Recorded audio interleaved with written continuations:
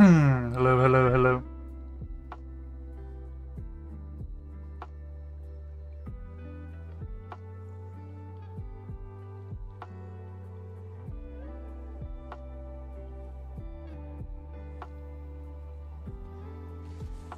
Probably need to turn the music down a touch.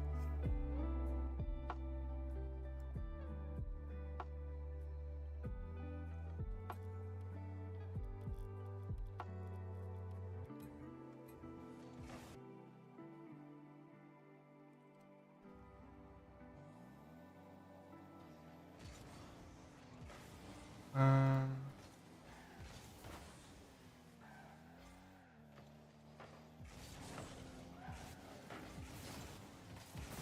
Let me know if there's like audio concerns, guys.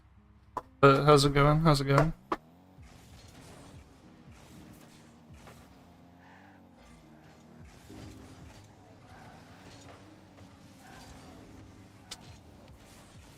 was a great recovery. Oh, that was a perfect fucking pass. Holy shit. Not something you want to see happen. Perfect pass from your opponent. Uh-oh. That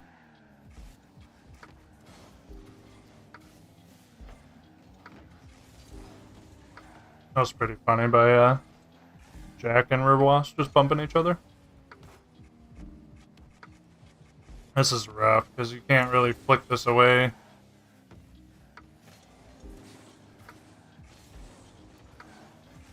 Uh-oh, out of position.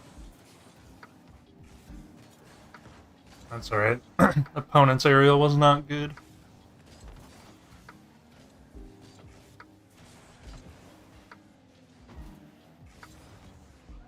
Just kind of watching some pro replays while I eat some food here.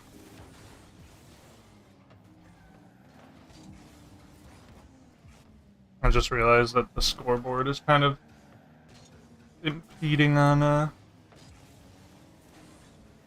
this text thing here, so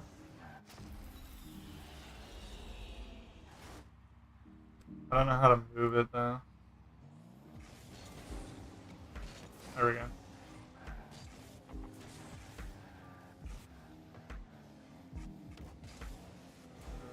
Put it right here.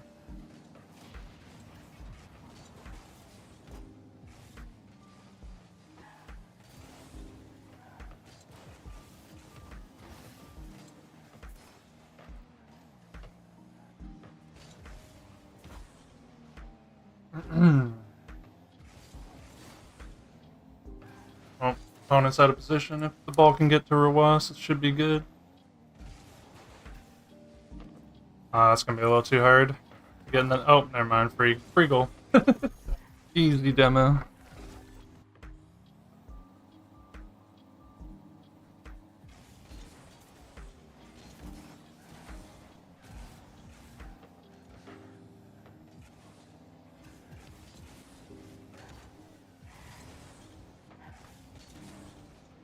I don't know whether the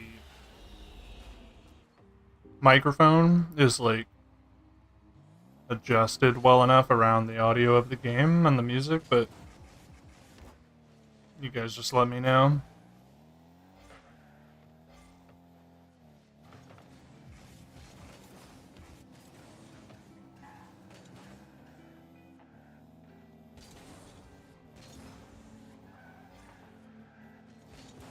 Big aerial here if you can get this around, Jack. Seems like these two guys can't really finish on their aerials, so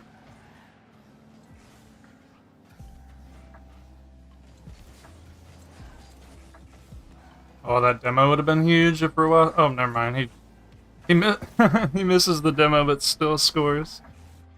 Pretty crazy. Probably bad positioning by the opponent there. Did not need to steal that corner boost. Yeah. They're just committing to the air with like their first touch and they can't follow it up. They need to do what Rawas just did, where his first touch can be used as like a non-committal first touch. Holy shit, if this works. Okay. Yeah, see, they just did it again.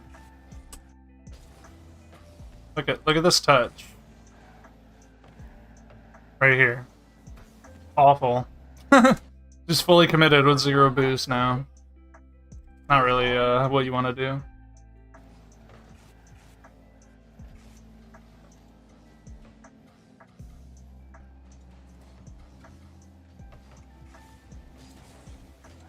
Jack needs to defend the net here. Lucky bounce, but should give Rawas time to get back. Hey, Killer, what's going on? How's your night going, buddy?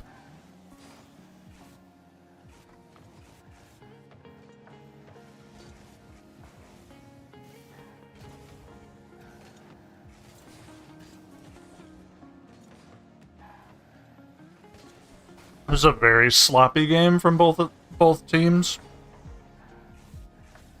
I feel like all these goals are just counter goals or demo goals, which doesn't necessarily mean that either team's playing well. This music just got like much louder. Let me turn it down a little.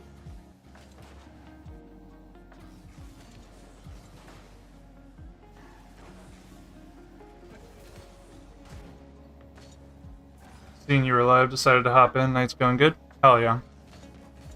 That's good. Yeah, I actually couldn't sleep last night, and I streamed for like 2 or 3 hours of me just playing. I was just playing free play, and I had some nice people like hop in and stuff. So it was really kind of chill. Didn't do much.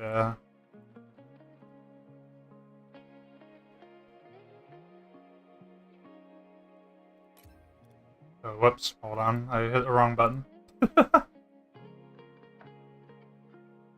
Spider-Man now available in the shop. Hell yeah. Anyway, I didn't really sleep well or a lot, so I was just playing free play and talking about Rocket League with some aspiring players who want to rank up and stuff. Zen, hi. Yo, what's going on? How are you doing, Zen? By the way, I'm just watching pro replays while I eat dinner, because that is literally what I do when I eat my dinner. Almost every night I watch esports, so.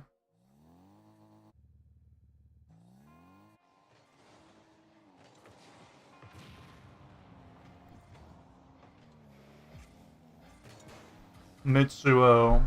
Yo, Eli. Oh, or Elijah. How's it going?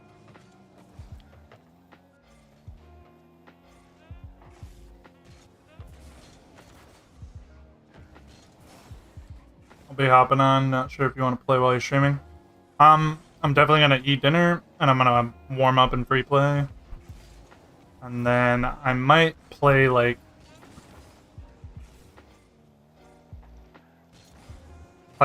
I'll mostly be doing free play and like talking with people and like teaching them stuff if they want help, and then I think I might play like 1 or 2 games with individual viewers if they want, or we can all run private matches if everyone wants to, but mostly I want to like just have discussions and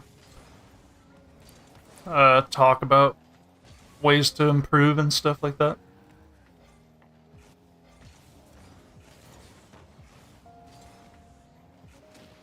Good demo there.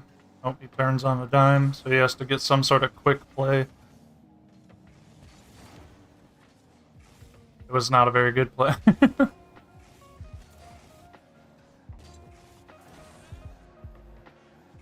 Yeah, this is poor positioning by both blue team members there. That was not very good. I'm eating green soup. Avocado, rice, cilantro, and chicken. It's bussin'. Okay. I'm glad you like your verde soup. Also, I'm doing good. Thanks for asking. Nice, nice. I'm doing well as well. I have dinner in front of me as well, but it's not anything to brag about. It's just some nutrients for the day. Kind of want soup now that you mentioned it. That sounds really good. I like homemade soup. But homemade has the word made in it, and I'm not good at making stuff. I know how to put ball in goal. That's about it.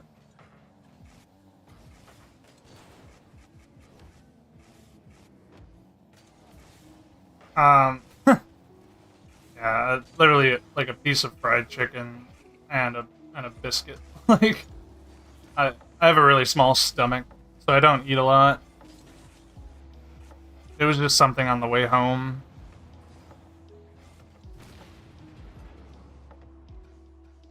Let me know if the volume sucks, guys. Like, I totally realized that I didn't have my audio settings very well aligned last night. Or this morning, I don't know when it's like fucking 6 in the morning. But anyway, I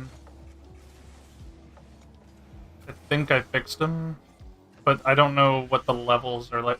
I'm not like a DJ, so I'm not very good at this stuff. Ball and goal is pretty important. Yeah, it's absolutely important. I think it's one of the most important parts of this game. I mean, I have 30-some thousand balls and goals, so I'm doing okay. Chicken Parmesan? Hell yeah. This is like... excuse me. This is a really sloppy game from these professional players. Like...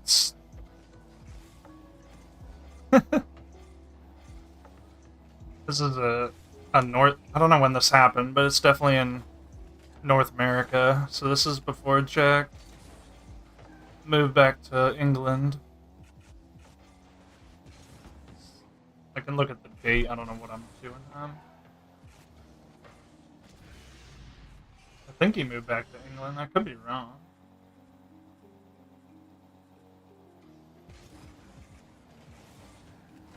Huh.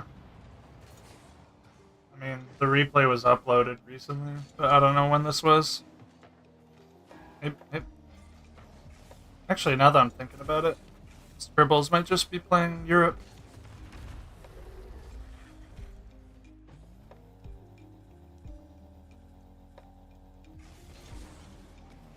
You make chicken parmesan homemade? Dude, that sounds amazing.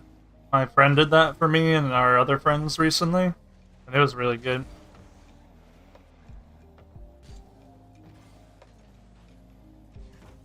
To win, you gotta get the ball a smack in the tush. Well, you heard it here first. Balls have tushes, and you gotta smack it.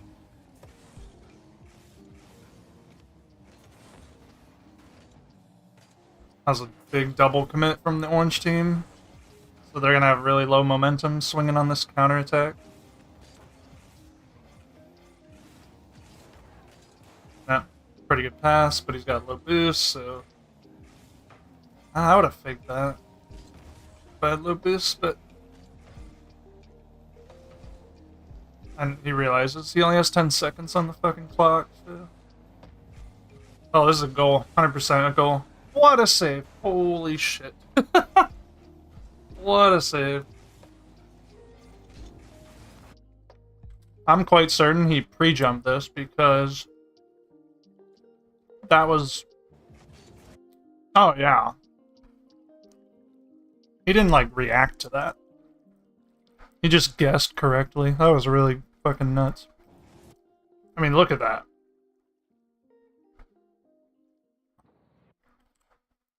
That is neat. And, by the way, guys, This is insane tech from professional players. So to get a fast aerial and use as little boost as possible, they obviously hold their first jump, but they'll turn their car like this, and then they neutral jump with the roof of their car pointed like toward the direction they want to go. So like this. And what that does is like launches his car toward his net right now, because that's anytime you neutral jump, it just goes towards the roof of your car, and it's very, very nice. Professional players have adopted this to basically be the only way they fast aerial now. So you won't really see a lot of pros jump like this anymore with the roof of their car pointing like back toward, you know, the camera. You'll see them do this, where they neutral jump like away from their camera. And I was like wondering why they did that for a while. And basically the only logical conclusion I have is it saves boost. Like 100% saves boost. And if you're a professional player, you don't want to waste boost, obviously, but you also want to get up in the air quick, but you also want to fall down from your aerial, right, with some boost left. You want probably like 30 boost would be ideal to recover with, but anywhere from like 10 to 30 is really good to save. So that was just a crazy save by Scribbles there.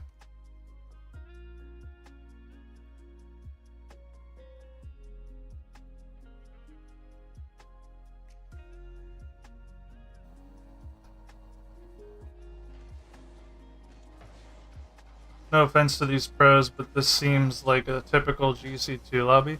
So the pros will play ranked much, much, much different than they play professional matches. This is where pros will experiment against each other and take risks, and also they were losing, so they have to take risks and have to play kind of aggressive at times. What a shot. That was, the pass was better than the shot, but at least the shot had a chance of going in.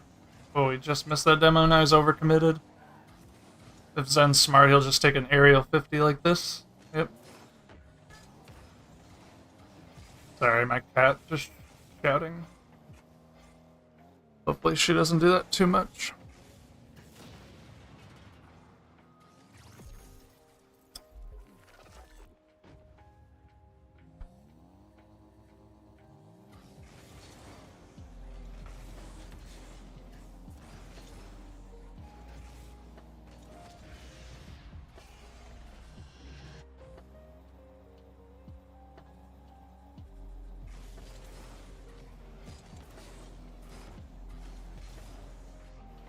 But yeah, ranked for a professional is their practice.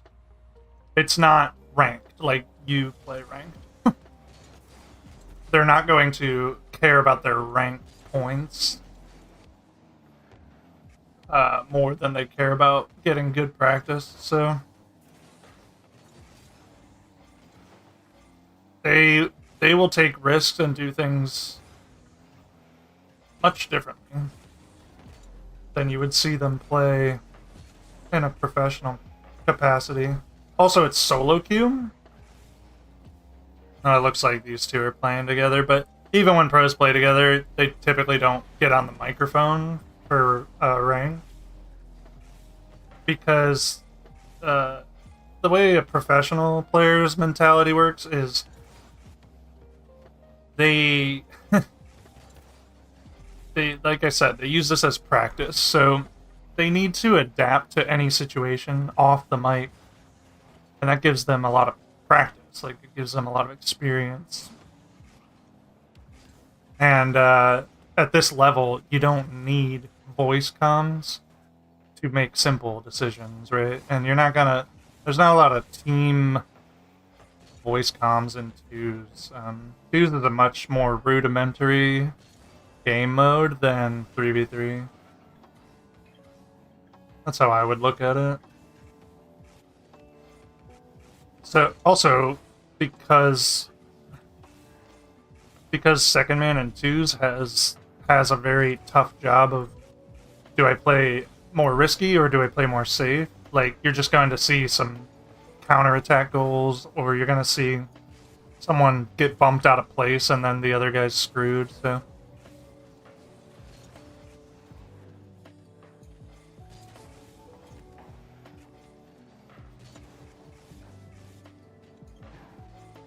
Good save by Rico. He has to wait for the touch here. Yep. Not very intelligent touch by Rico here. He keeps it low, but I see. He just didn't get in front of the 50. That would have been really good, actually, because Zen was to his right. It was intelligent. It just wasn't executed perfectly. I think Jack just beat him to the 50.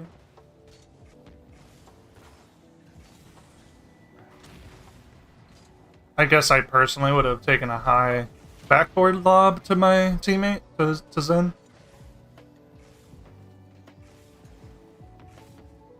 Oh, this is really uncomfortable. Yeah, he has to dodge a demo. Yeah, he does a really good job. Going against Zen is nerve-wracking. I can understand. I don't think pros are nervous. I think you would be nervous, but there's no way that they let nerves get into, you know, their games, even in their practice.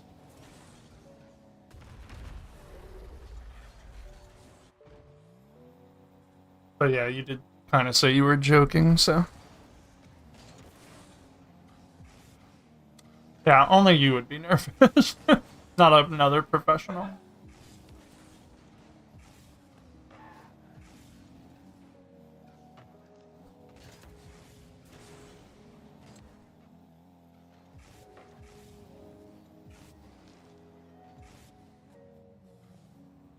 Which is like a really good lesson to take away from professional players. You guys should not attach your like emotion to someone's name or someone's rank. Doesn't make any sense. Everyone has the same goal, right? They're trying to win the Rocket League match. And everyone wins games and everyone loses games. I'm not really saying, like, you know, be emotionless. Like, that's not really what I'm trying to say, because obviously, like, I'll win a game and I'll be, like, really happy that I won that game, or I'll lose a game and I'm like, I knew I made, like, mistakes I shouldn't be making and stuff. But if you just, like, load into the lobby and see someone's rank and you're, like, already emotional about, like, whether or not you're gonna win or lose, like, that, I would just turn ranks off. Like, I don't have that shit on. But that's just me. I don't know if a lot of people are like me.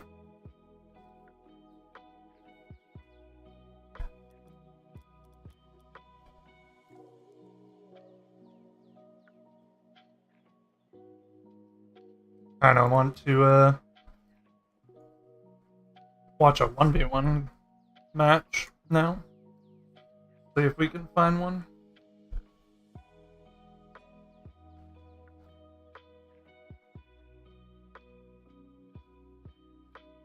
There we go.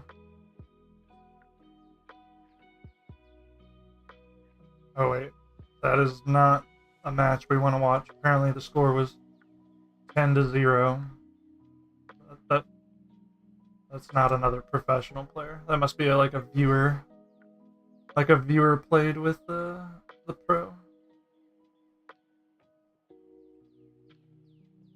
Seems like just a lot of 2v2s going on.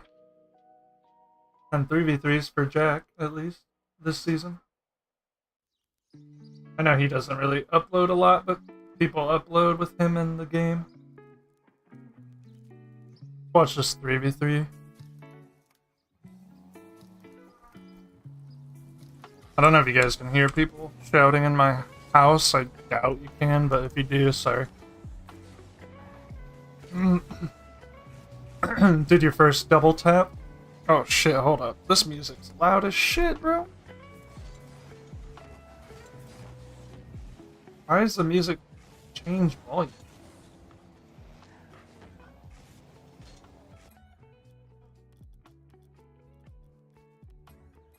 Okay. Did your first double tap? Nice. Hell yeah.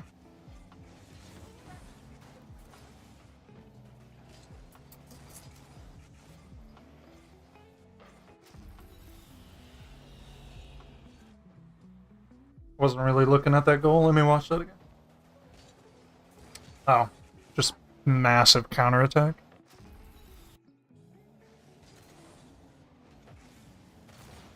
Big demo. Huge pass. What a save. Blue team did everything correct there, and they still got the ball saved. That's, unfortunate. Oh, great free jump.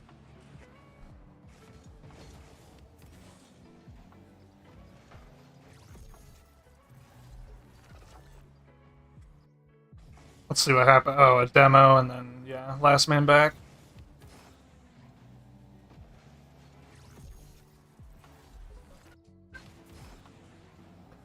Yeah, last man has no boost. That's really bad. This guy, Noosh. I don't know how he has 0 boost, but that's bad. 12, 12, 12. So he had 36, but just kind of put himself in a awkward position.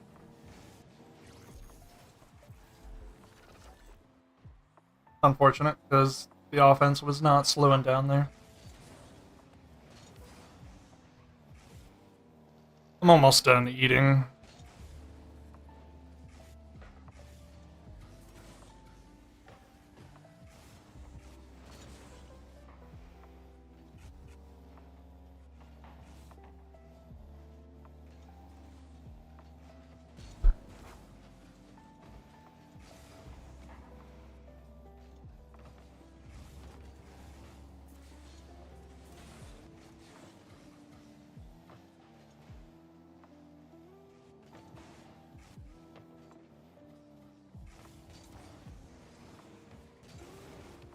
Double tap.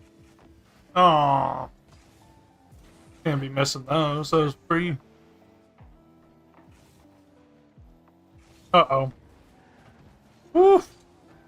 That was nearly impossible to save with how well that guy shot it, but I guess the crossbar did save it.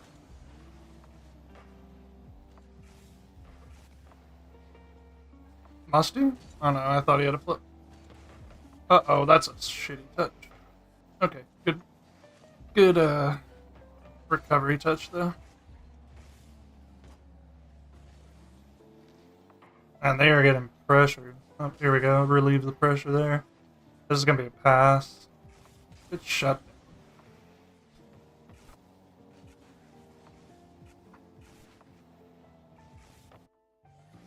Oops.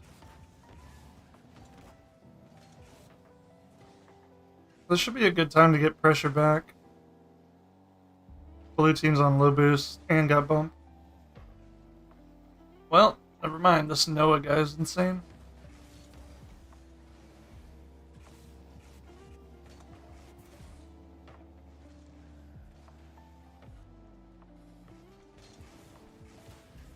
Good pass. Oh, never mind. Gotta improvise.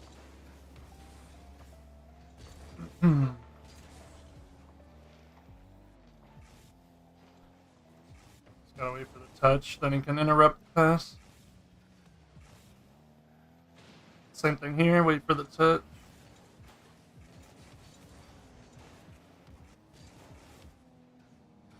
That could be good. Oh. Ooh, what a save.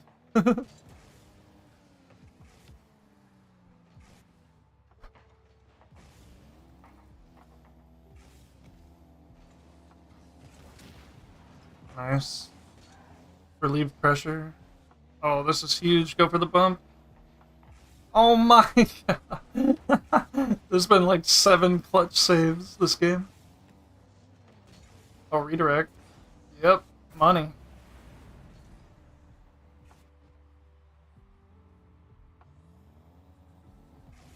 Any high ball in the opponent's half in 3v3 is guaranteed to cause mayhem for the defense.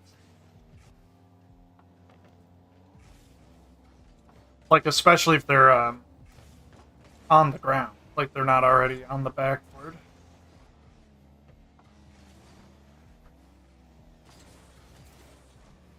I'll try to point it out the next time a high ball comes up. And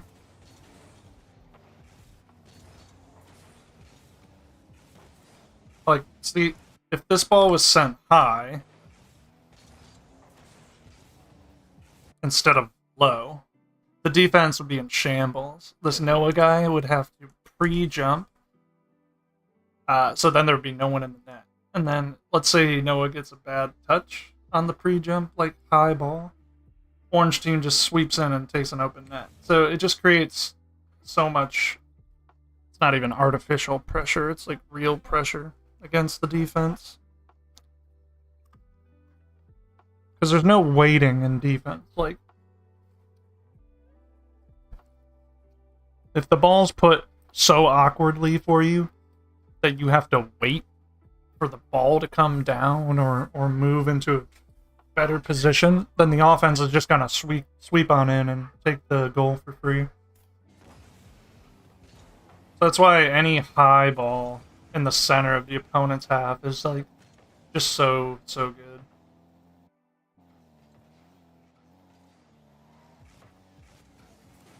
And then if you're low, like if the ball's low, you just take 50s.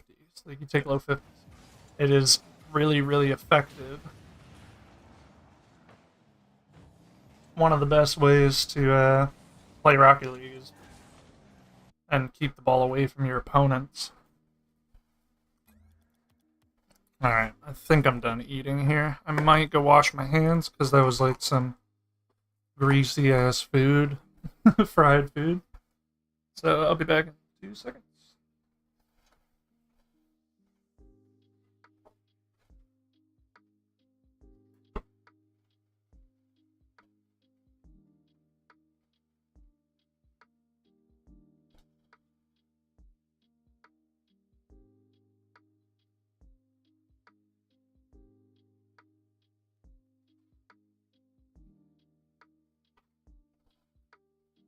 Alright.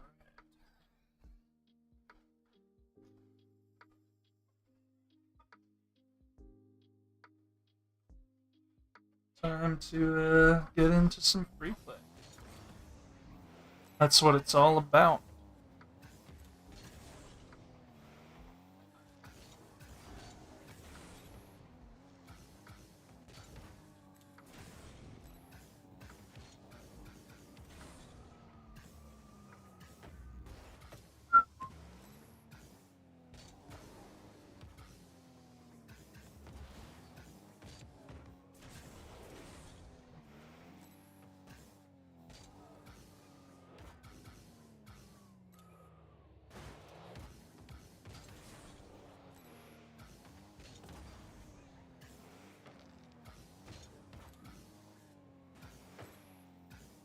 I'm sure there's a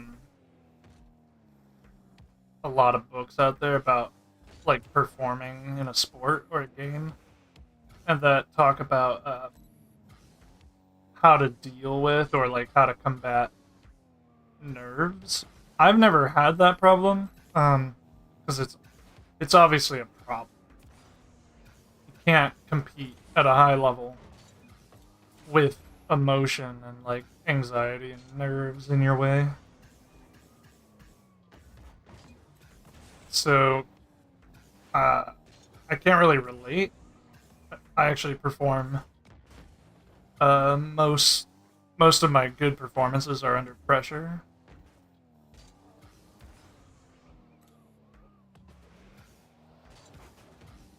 But I wonder what the strategies would be for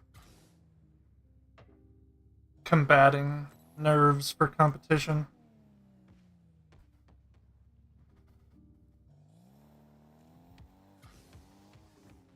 I mean, I think just a good practice regimen is gonna be like ideal.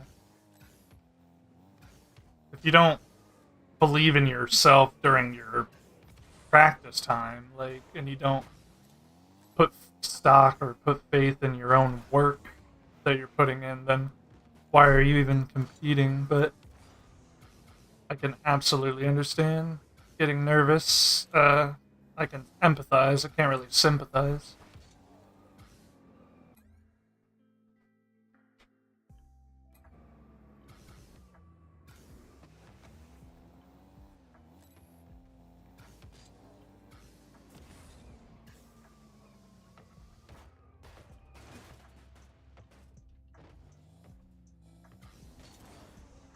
So now it seems like the music's all quiet. It's kind of weird. Whatever.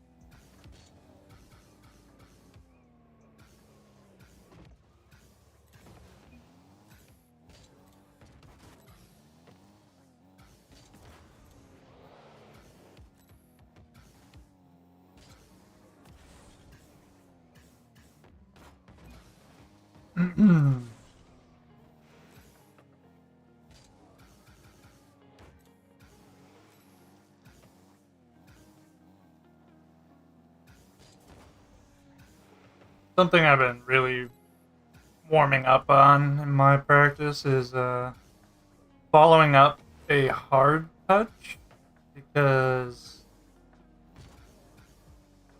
like it just seems beneficial to know how to like test my limits on which ball I can follow because it's obviously easier to follow a ball that you make a soft touch on. But when you get to a higher level, like people are going to give you less time to set up and less time to execute like a mechanic. So I've been trying to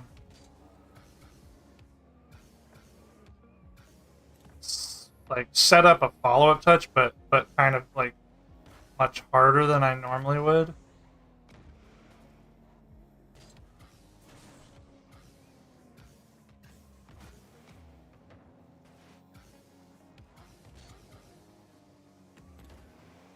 Which will probably lead to like more pinches and more double taps than anything, and redirects off of balls and stuff. They're not really gonna be, your casual like air dribble anymore. Like I feel like I rarely air dribble in my games. Like I'll set up something like this rather than an air dribble because it kind of gets to the opponent's goal quicker.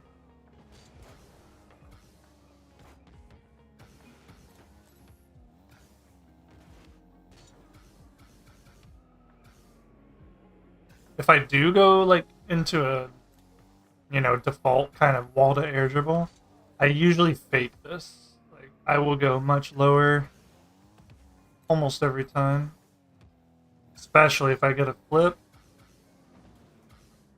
Like, I will never use it in a game unless someone already jumped at me and I have to flip it around them. I know most people, when they get a reset, they think you're supposed to, like, use it, like, immediately, but it's not really practical in a game. Like, I would fake this a lot of the time, probably 7 out of 10 times. I would fake a ceiling play. Everyone knows you have a jump, so you have the advantage to confuse them and throw them for a loop. Kind of rambling, but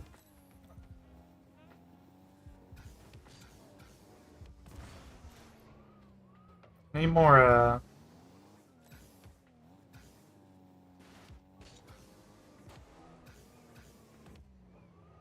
need more accuracy on my ceiling pinches too, because it's something I've actually been doing consistently. I don't really I didn't really think it would be a move that I could implement into my game, but I do it a lot, actually, more than I thought I would. Like, I'll take the ball back and, like, pinch it off the ceiling to get some extra mileage on my aerial. And the best is when you can, like, really just pinch it at their net. It puts a lot of pressure on them from really far away.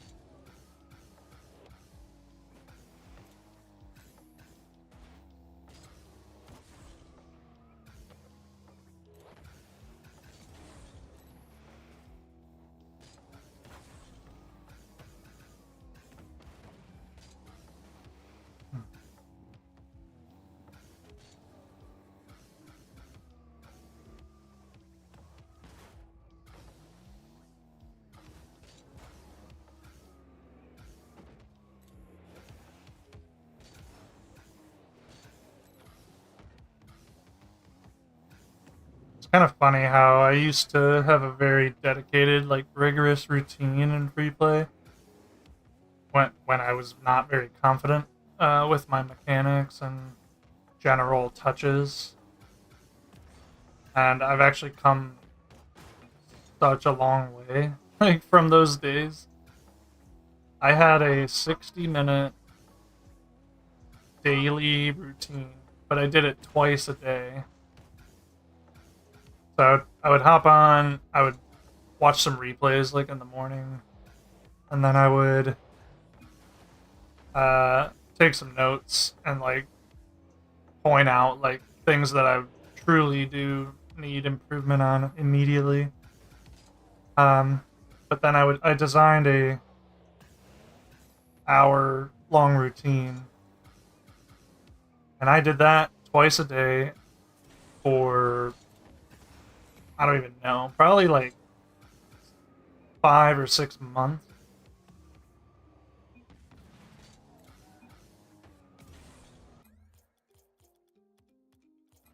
And it's kind of crazy how far my touches and mechanics have come, like, as a solo play kind of mechanic. Obviously, you can't really train too much defense like in training. Yeah, I it's just making contact on touches and getting specific, you know, recoveries.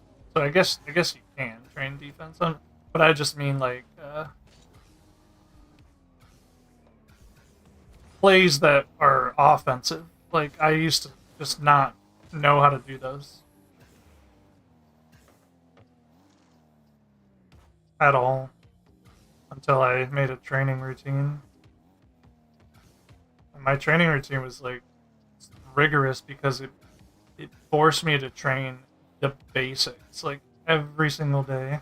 And now I can just combine any basic fundamental into any complex mechanic because I have so much training. And when I say basics, I really mean like speed flipping like 100 times. Um, I would I would fucking power slide practice. Like I would pick up boosts.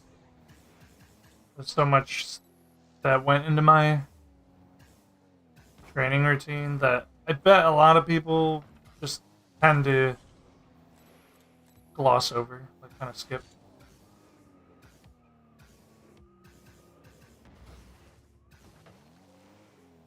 They don't really skip it, but they think like it doesn't require dedicated time because they've already quote unquote learned that fundamental. But that is not at all my experience with sports and games.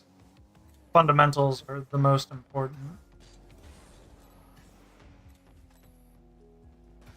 Way more important than mechanics and advanced techniques.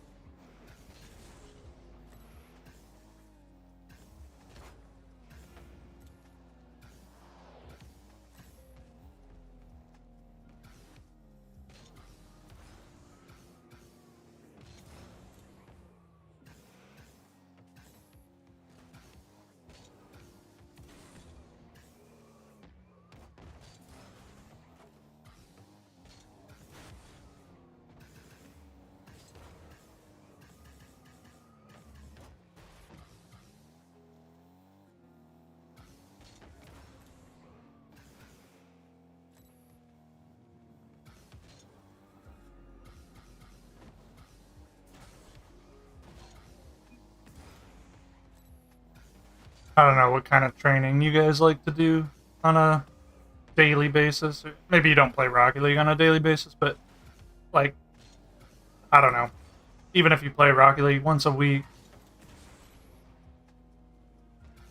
I don't know how much time you guys or what kind of drills and training you guys like to do. Seems like everyone's different, which makes sense.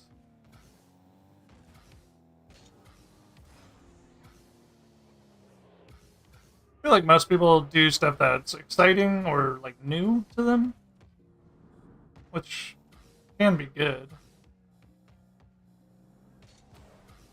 But even the old stuff deserves attention.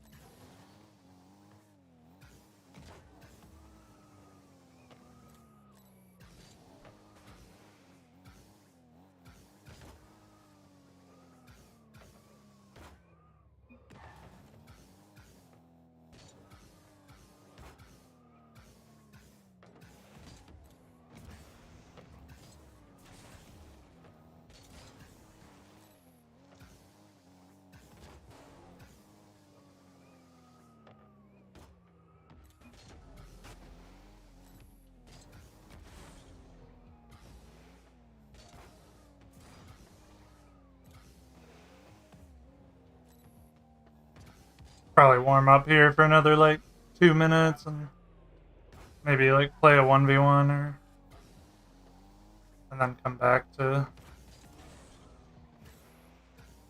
more training. I'll try to point out some mistakes that I make and then how I would work on them like in training.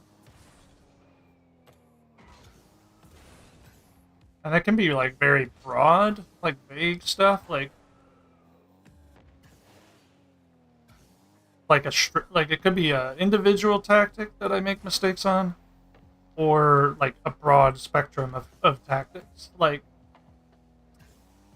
kickoffs are a pretty broad topic.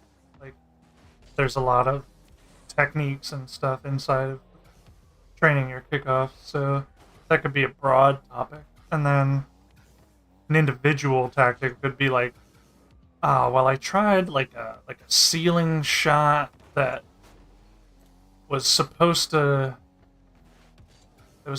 like get more power, and I need to like I need to get into practice and find the timing so I can get way more power on my shots.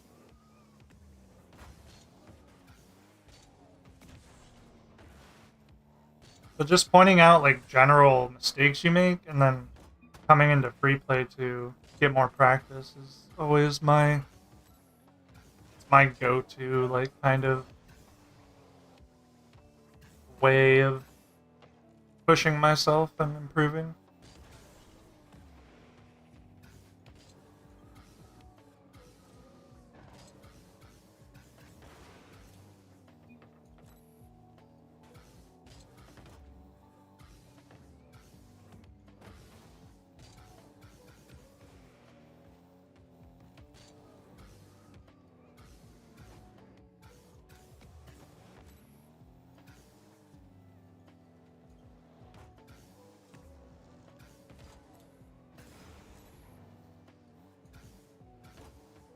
Do you guys know when this ranked season ends? Because if it's like I'm kind of gonna be busy like this November, or sorry, early December through January. So I'm not gonna really want to dedicate and play some ranked then. But I might do ranked like a ranked grind again. Like in February or something. I'm not sure. If I play ranked like throughout a season, like I really dedicate the season. Like I don't half-ass it, so it would take a lot of my time up. I've been playing casuals for like 2 months, 3 months almost. Like I don't really count ranked ones as like a seasonal grind. Like my ranked ones rank doesn't mean much to me. I use ones as like a practice, like a way to get some sparring, like some training with another opponent.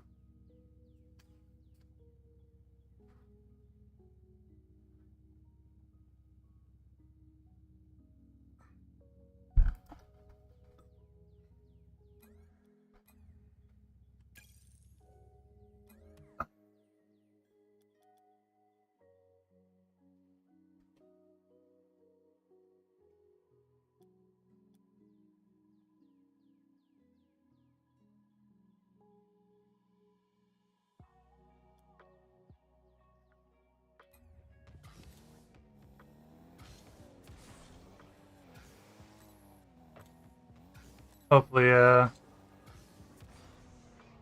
we get some good ones matches that'll actually like. I don't know. As like a competitor, I kind of don't like when I win. Oh, on 1v1 by like 10 goals, or you know what I mean. Like it doesn't feel like the opponent's trying his best, even though he is. It might just be like a wash. Like I had a guy last night when I was streaming, and I don't know, I got a demo goal on him, and then I won a 50-50 and I scored. And he like straight up screamed at me in the chat and he left. Like that's not that's not fun. It was kind of funny that he was mad, but kind of waste of our time.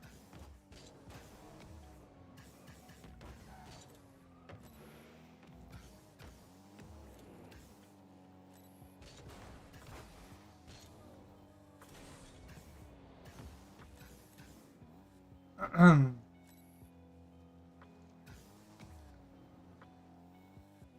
not sure if my chat is like frozen or if people just aren't chatting. I'm quite certain it's just people aren't chatting right now, but that's fine. Like I said, I'm like really newbie when it comes to streaming, so I have no clue how things operate, or like I don't even know how people interact with streams, because even back in the day when I watched streams, which I don't anymore, I never partook in the chat, like ever. I always had it minimized.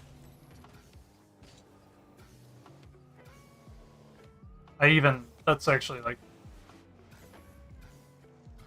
I like watching the streamer, but not the stream like environment. Like maybe that's just me. I just like watching.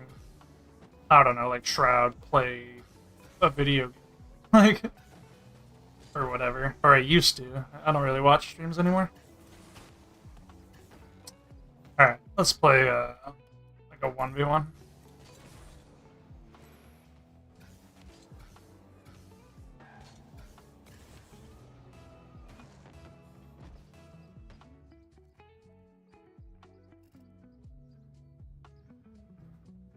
Sub-Zero.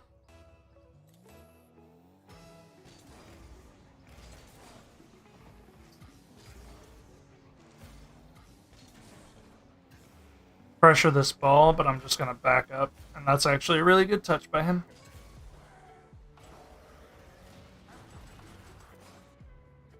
Most people would probably panic because of my fake challenge. Well, that was just a good shot by him. Just gonna put that in front of his net, but I did a really weak job at it, so. So I actually had a lot of time there. So something I can take note of is like when I have time, I don't need to influence the ball. Like I can take my time.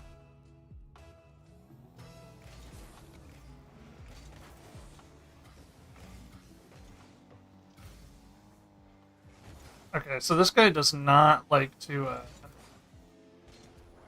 He does not like to respect a challenge. So we don't need to challenge him. He's gonna throw the ball away.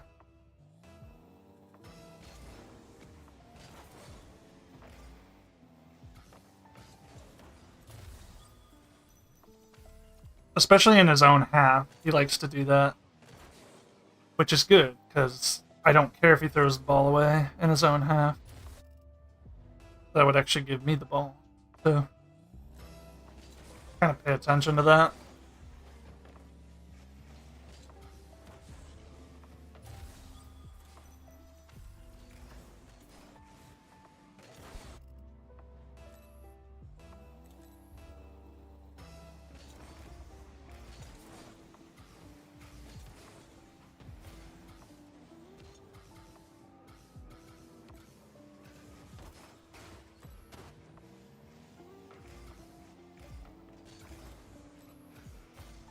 So here he goes.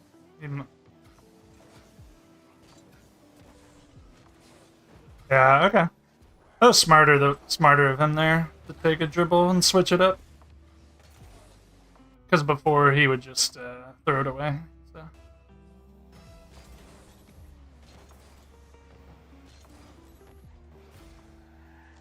He's not gonna respect me, I don't think. Okay.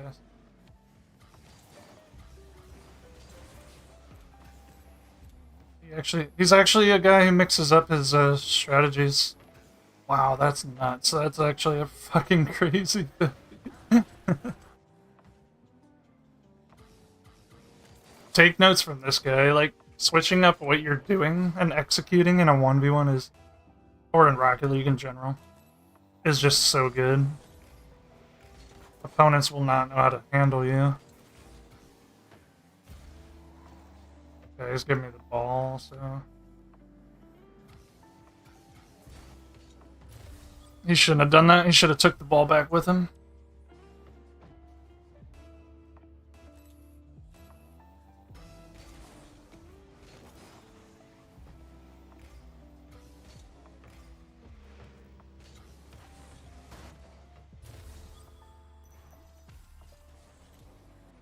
I knew that was fine, because if I missed, he would have been in his other corner, and I would have had time to get back. If he missed, then I scored. Like,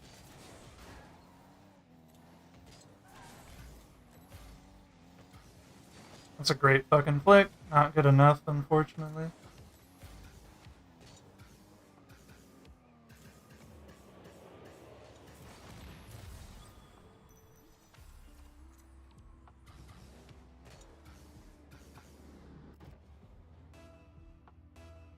Alright, 5-5.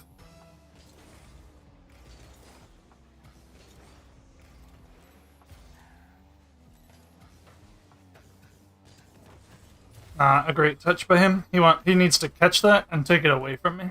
So catch it and take it to the right. I think he was thinking like a counter attack or something.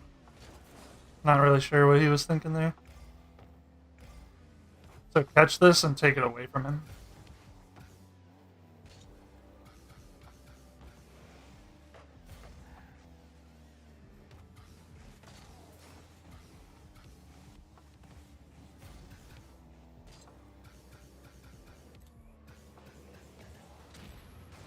Oh, I saved my own shot. That's ridiculous. That's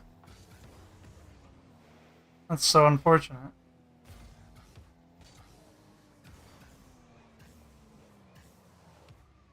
Oh, that's gonna be a counterattack. I should not have followed that up. I was thinking about flip resetting, but that was also ambitious. I should have just taken a 50. That would have been much more simple.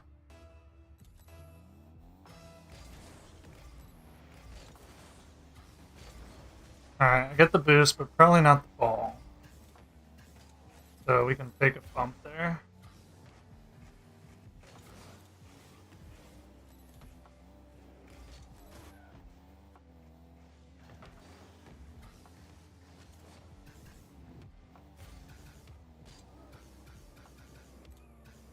I'm just gonna let him have this one, and then I'll follow it up.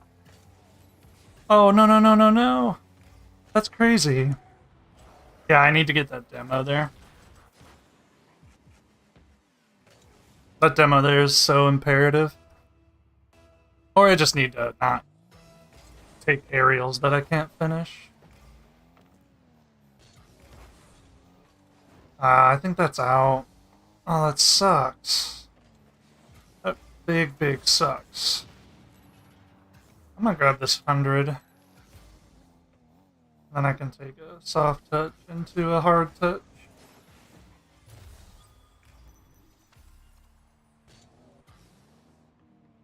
Now let me know if well, I don't know how you guys would tell me if my chat is frozen.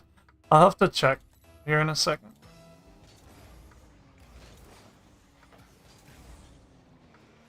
Is there a way to, like, I guess I could just hit refresh or something? I don't know.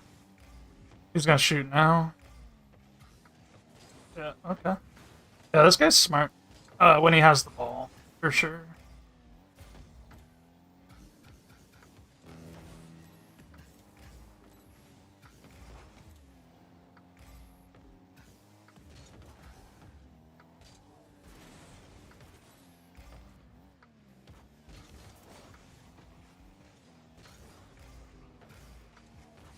Oh, that's a good touch. That's a great touch.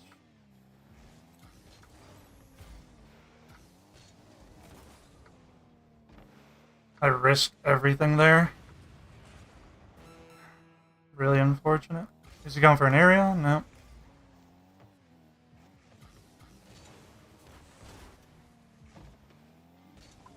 Yep, there's nothing I can do. Absolutely nothing. That 50 into taking my boost is just so perfect. This guy's playing out of his mind right now.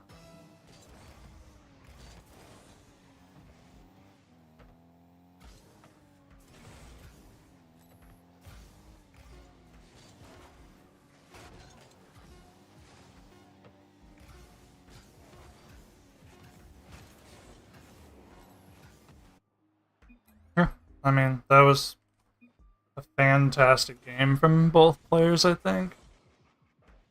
I mean, the biggest mistakes I made was committing to probably 2 or 3 aerials that I could have just played on the floor. And they led to immediate goals for him because the aerials sucked. But I also had like 4 or 5 aerial goals that game that were really good. So I was kind of feeling myself. That's why I took off the wall a lot. But yeah, I could definitely take more grounded plays.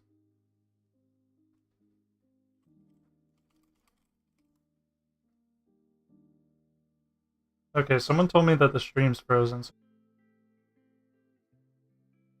Okay. Hello? Hello, hello, hello? Let me know if you guys can hear me because my chat was frozen and I was just streaming for about a half hour.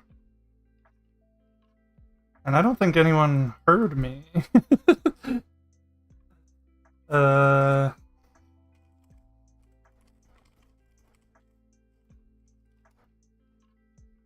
Can you guys tell me if my stream is not frozen?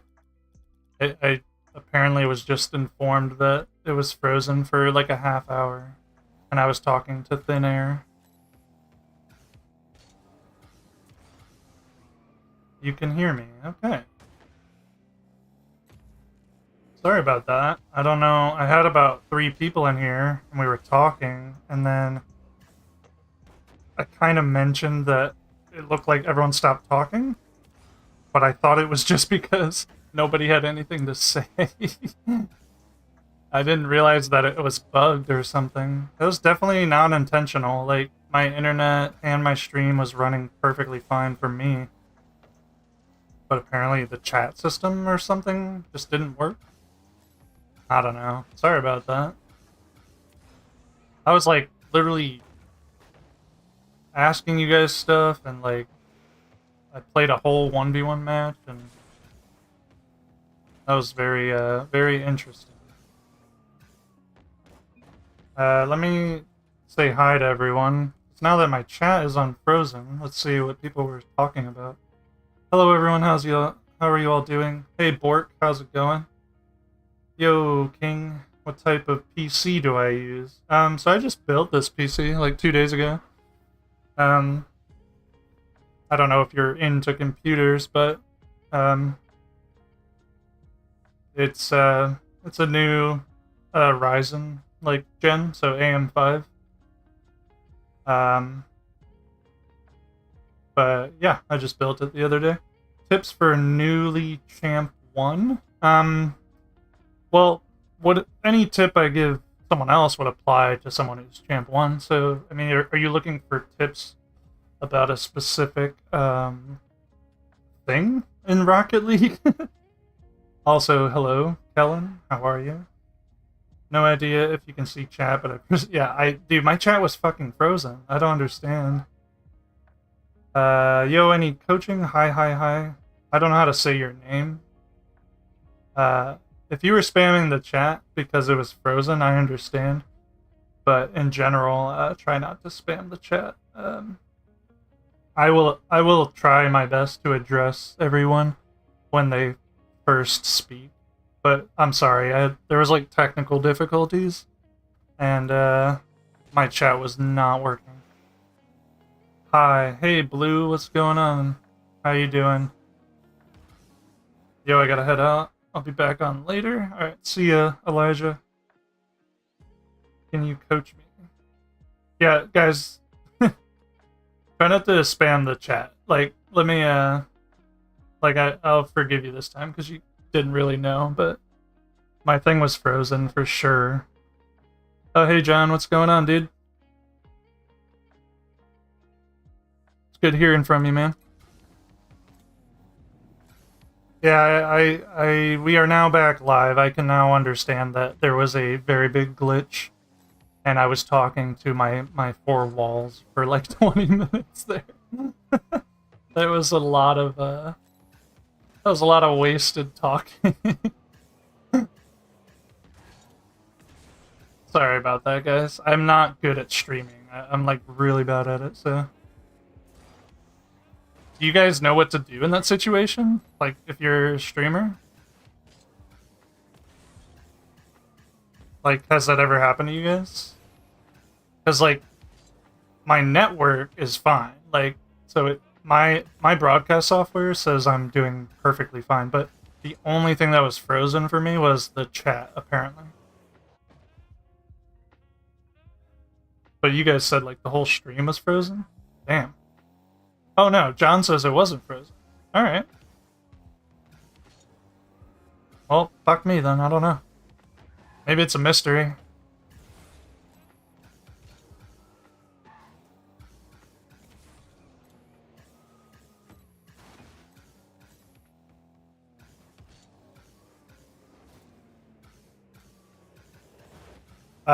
Okay, so the people who are like, can you coach me? Yeah, so it would be best to bring up like and open up like a line of discussion about what you need help with. That way I can help you. Because like that's kind of the premise of me streaming right now is I'm willing to help you, but I need to know what we're supposed to talk about. You've gotten good at this game. Thank you. Thank you. I've gotten much better, yes. I wish I was good, but I've definitely gotten much better.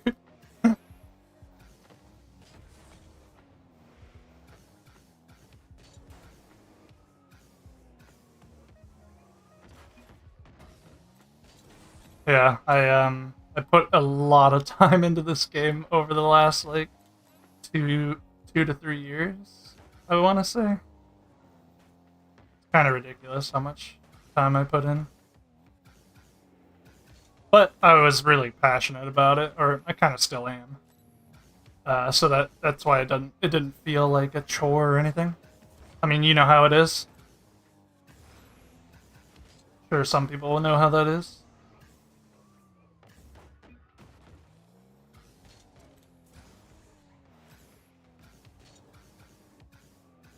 Anyway, I was trying to ask you guys, do you know when the ranked season like starts, like the new one? Or when I guess when this one ends, I guess. Because I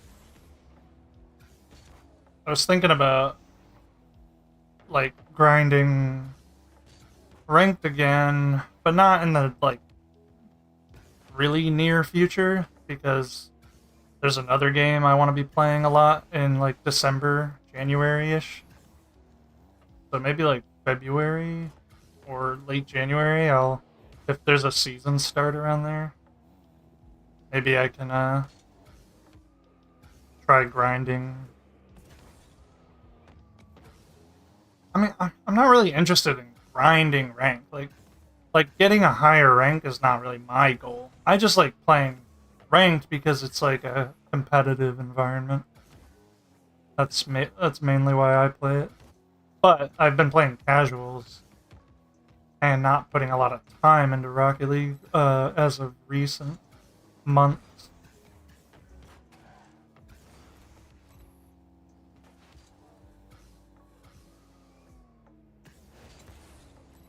I don't know if the stream was frozen for most people during that 1v1, so let's pretend like it didn't count, and then we'll do one here while you guys come up with some topics for us to discuss.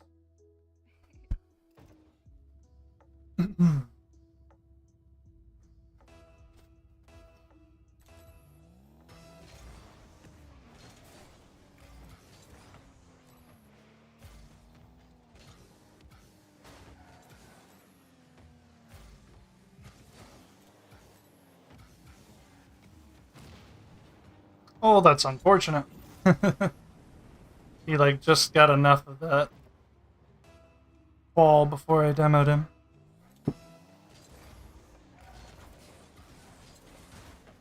Got a really good bump there. He's gonna be so awkward. Yep.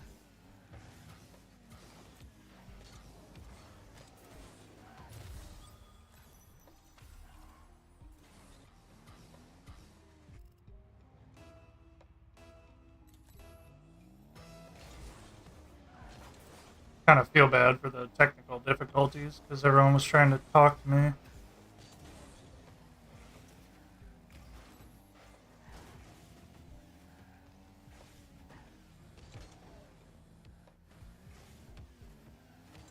That's crazy. I don't think there was much I can do. I was kind of getting manhandled there.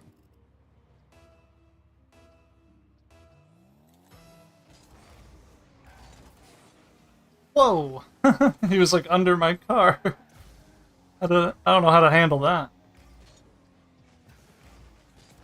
Alright, he's in the air. We're good. No way he's scoring that.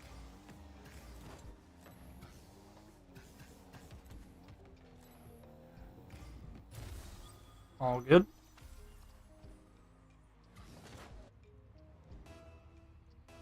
The reason I didn't jump into his challenge there is he's challenging me side on, so no matter what, I win the challenge. Best case scenario, I demo him.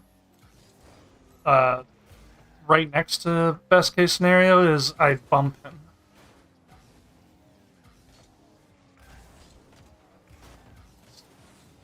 So side-on challenges are really bad in Rocket League.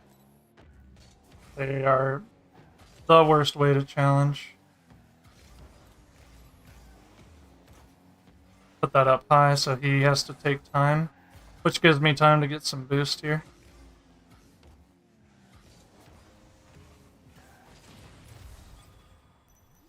Chat disconnected. Please wait while we try to reconnect you.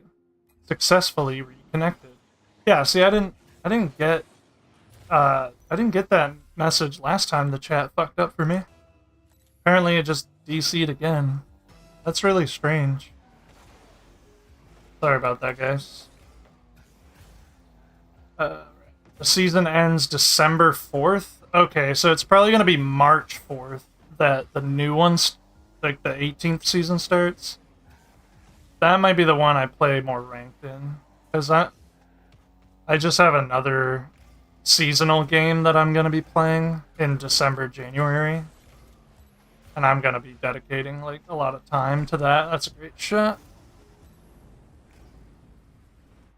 So I'll probably stick with the casual streams, casual 1v1 kind of vibe for a while when I'm on RL. Well, that's really bad for me.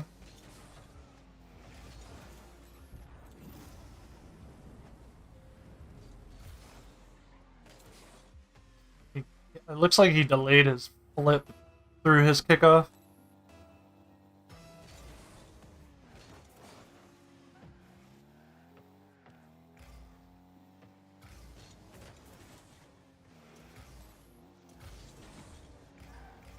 So he's gonna go to the air with like 30 boost. So I'm not threatened by this at all. That's fine too, because... Oh, okay. I was gonna say because the demo is free.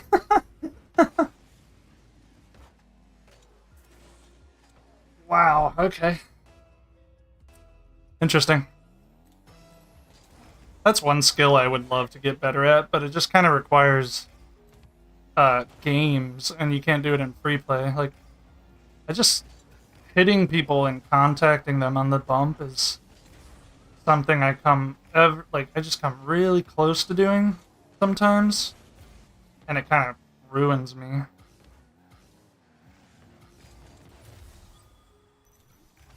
It ends December 4th. Okay, yeah, I already read that. Hopefully the chat's not frozen again. What the fuck? I have no clue what to do if that happens. Do you guys know what to do? Should I have, like, YouTube pulled up or this overlay chat pulled up? Like, on the... Because, I don't know. Again, I'm really bad at streaming. I don't know what to do. Live chat. Yeah, okay.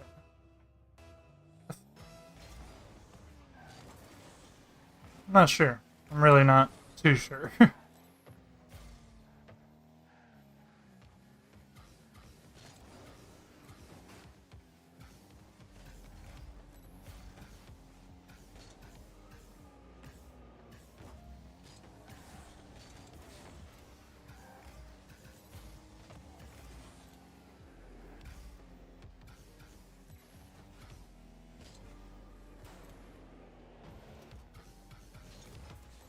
That is crazy. That's such a high pressure play, and he actually saved it. Very good job by him. Oh, he's coming in for the kill. Oh my god. Oh, that's so unfortunate. Okay, we're good. Alright,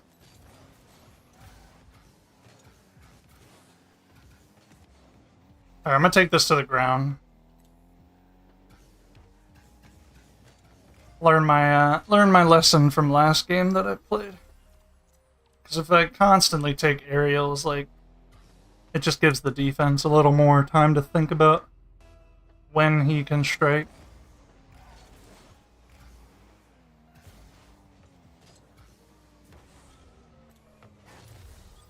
Alright. Got a 2-goal lead, that's pretty good.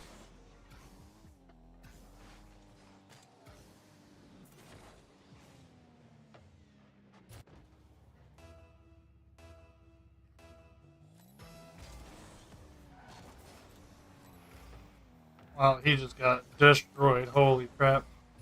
2 kickoff goals in a row. Yeah, that's unfortunate.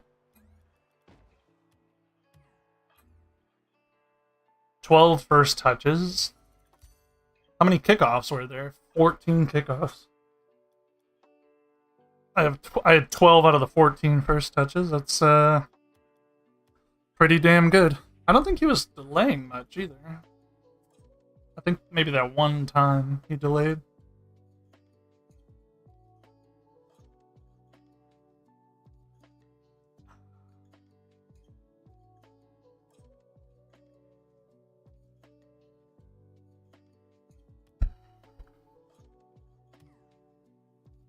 Well, since no one's bringing up, like, topics to discuss for learning and training, I'm just gonna continue playing and await people's questions. But I'll try to talk about what I'm learning through my games, so you guys can try to adopt, like, what I'm doing mentally to like get better. I'm gonna go back because he'll have a shot, but that's fine because I'll have position, which is not ideal, but it's better than chasing a ball with 0 boost.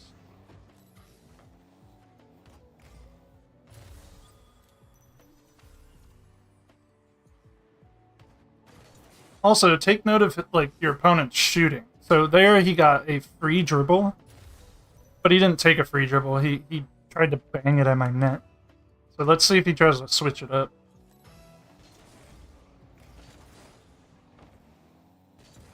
Missed the ball, that's okay. Probably go for an aerial here. Nope.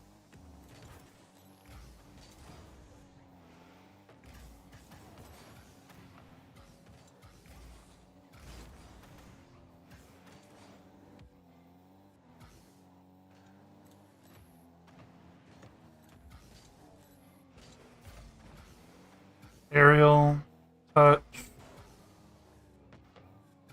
Hmm.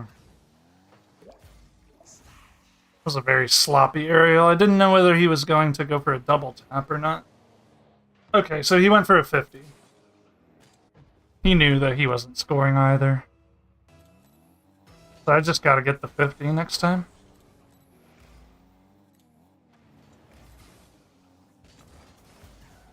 Okay, he's committed with 0 boost. He still has low boost, but I don't know if I can get back to this. Ah, he did a good job. He shielded his net. I think he did this. Yeah, single jump. Yep. I should have mocked him. I should have single jump. That would have been an ideal way to recover. Okay. So we got some time here. Oh shit, I just owned gold. Oh no. Alright, well, let's not do that again. Delayed kickoff. Jumps sideways into the wall. Not very ideal for him. So if we take one touch, and then we go for the kill. Okay, nope. That did not work.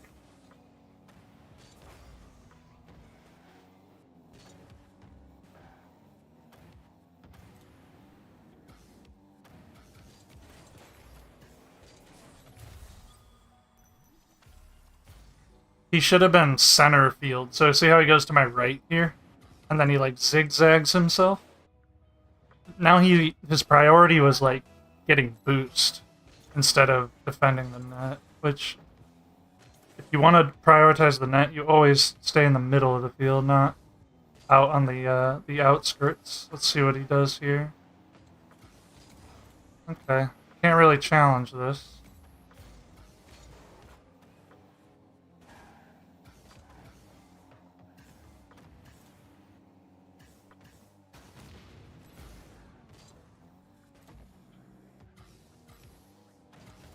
There's the single jump that he did to us earlier.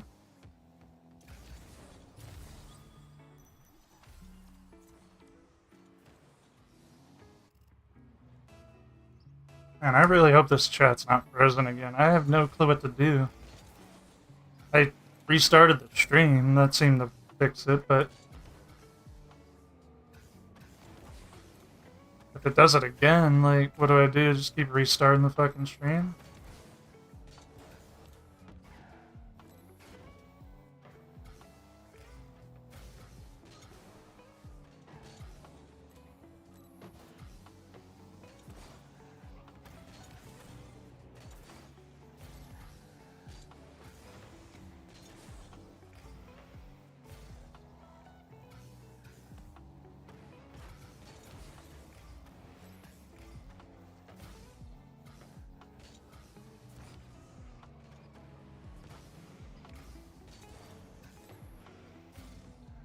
Wait for him to come down. He's gonna pop it up.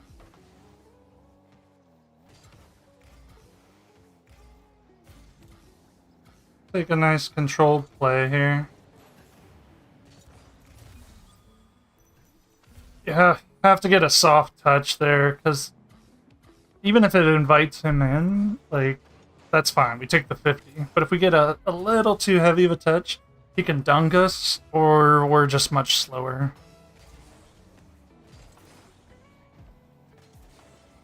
Okay, so he's gonna get the boost, but he won't be able to get the ball.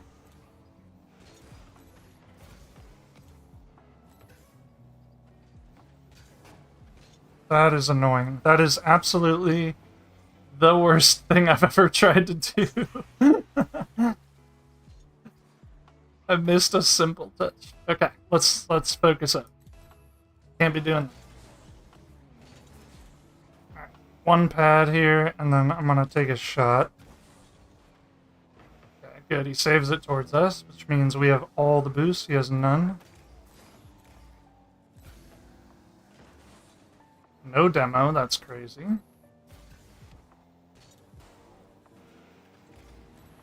We let him jump there because it's in our corner. We don't give a shit about our corner. Let him jump here so we can steal his boost. Soft touch. Hard shot. Too hard, apparently.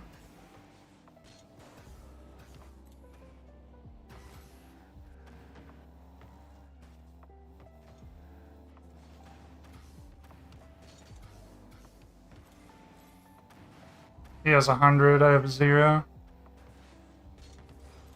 Okay. He has 100, I have 0. Wow, why would he risk the entire game like that? That's unfortunate. For him.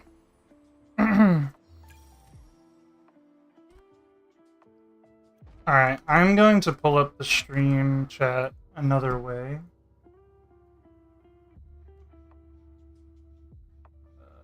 Let me see here.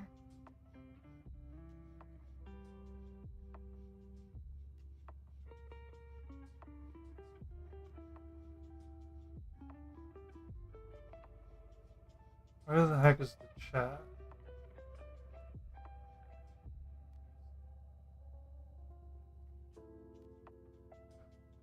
Alright, seems like chat's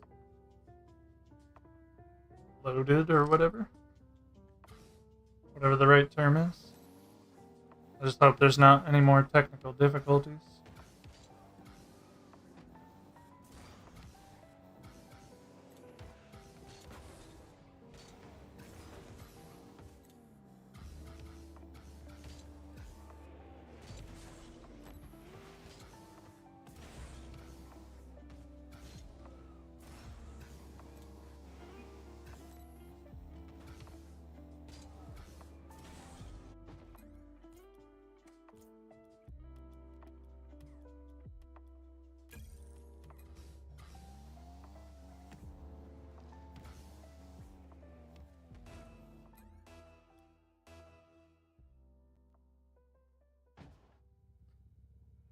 Alright, got Ben.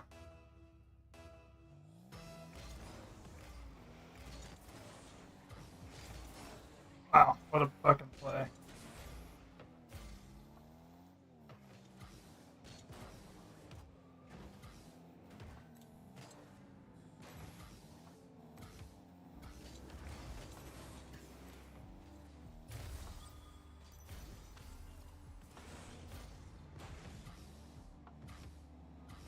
Alright, we baited him into our corner. He made a really lousy jump, so all it takes is a little patience there. Okay, so he does go for the boost. I'm gonna get demoed here any second. So I put myself on the wall there because like when you're on a wall and someone comes up that like curve to demo you, it actually doesn't work very well.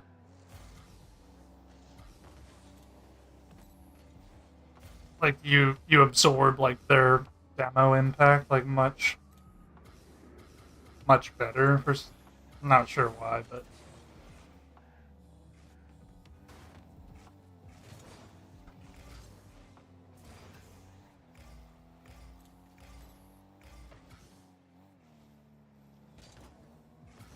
oh, grab this boost here.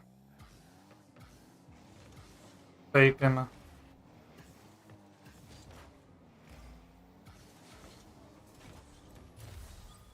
I do a lot of single jumping in 1v1. So right here, even I single jump here because if he gets some sort of good 50 on me, like I need to recover.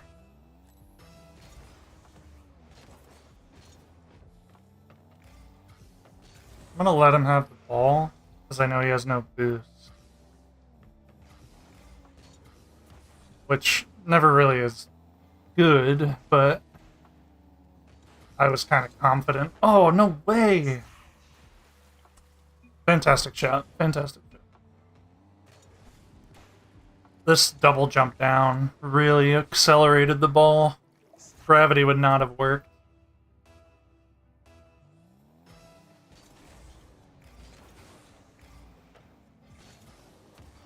That's a really poor shot by me. It's gonna be a goal.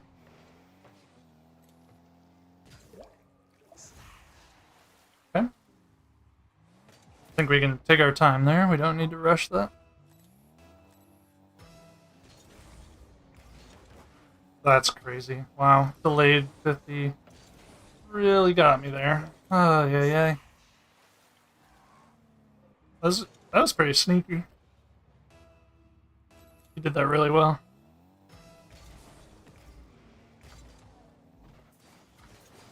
Bullshit. There's no way. Oh my god, and look at that recovery I gave him.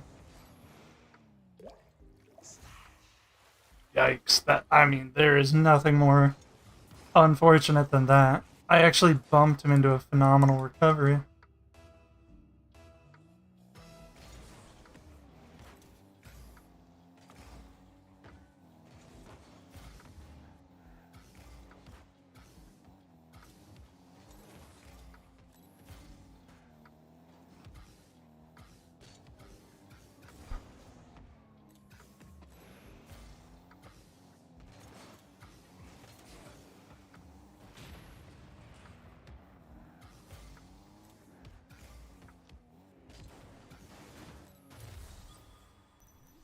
Alright, we got it back.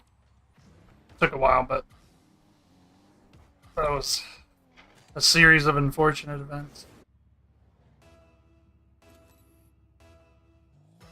Let's fake a kickoff here.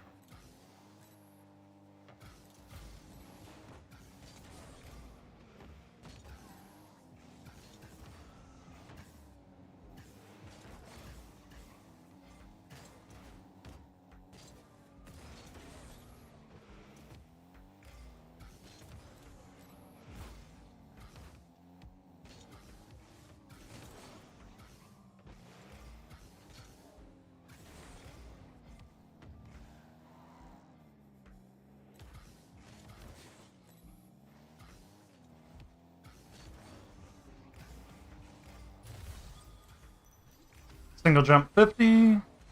Nice and easy.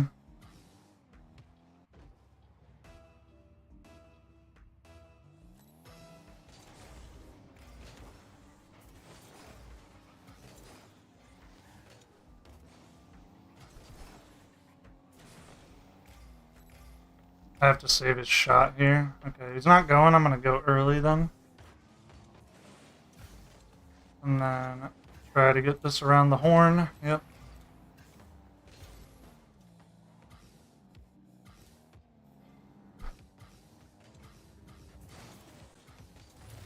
As soon as he went on that wall, I was like, that's bad for him. Yeah.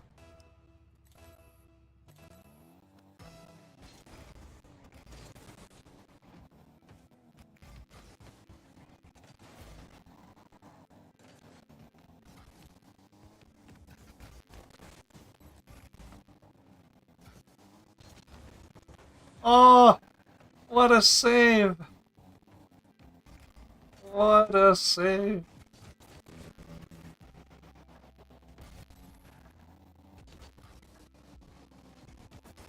Oh no! Okay. I need to wave dash here.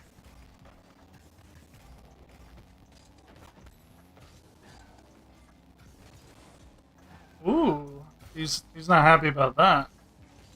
Oh my god! I got real cocky, didn't I? Damn. Yep, I should single jump here, because it's less committal.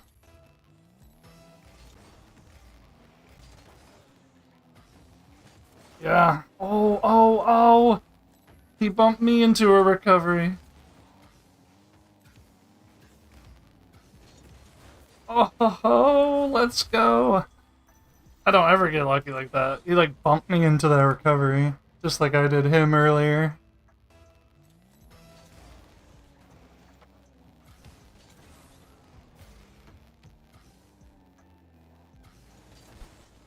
Oh, that almost went in my net.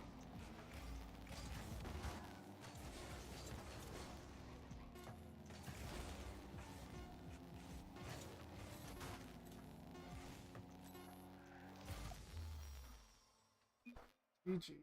Come on, give me a GG, dude. That was a good game. You're really not gonna give me a GG?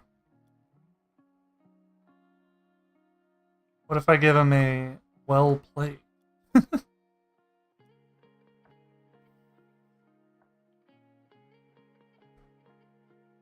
Ugh.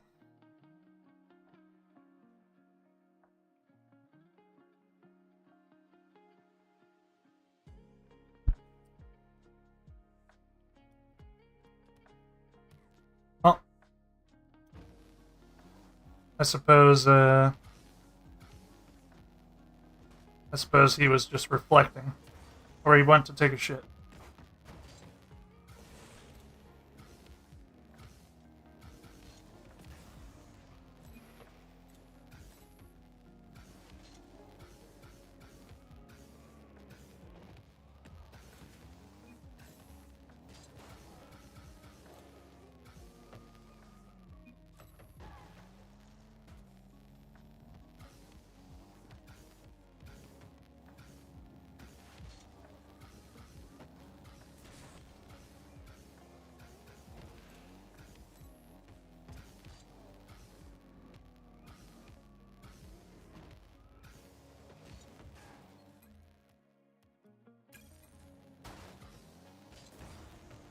Do do do do do do.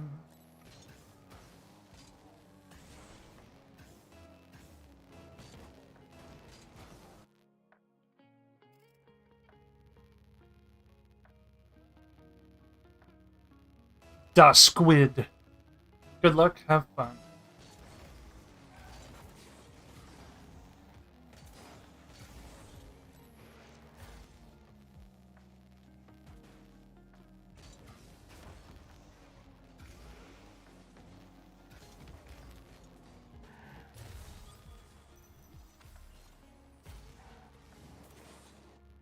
That's a really rough position for me. Luckily, I did pretty much the best outcome possible. Uh oh, he's gonna have a power shot. Okay.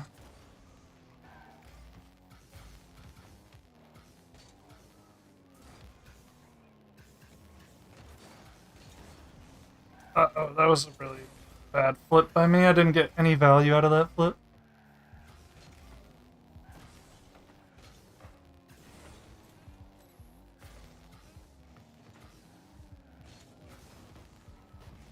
Okay. Thank you.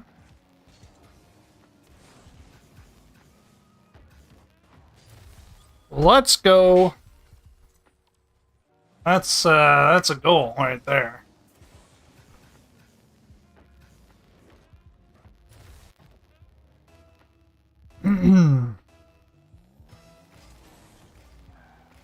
Now he knows who he's dealing with early.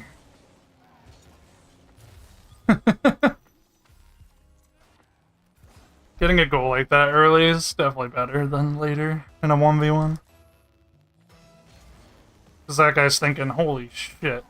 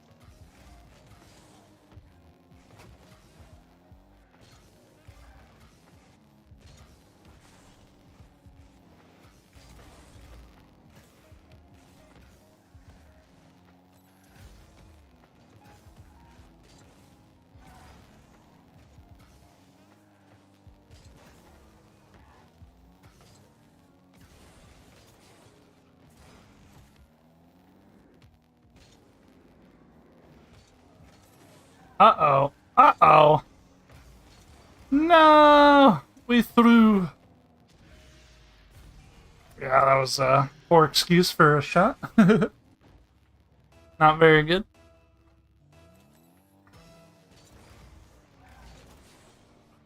Probably gonna get bumped here. No, he backs up. I grab. Oh no. Okay. Very good flick by him.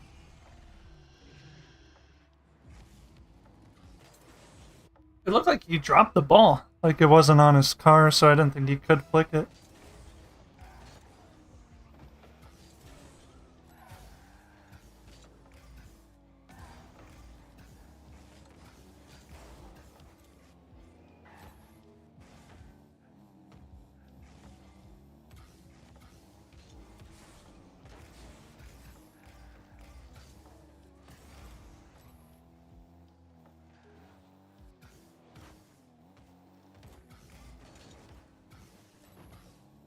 That's unfortunate. Ugh.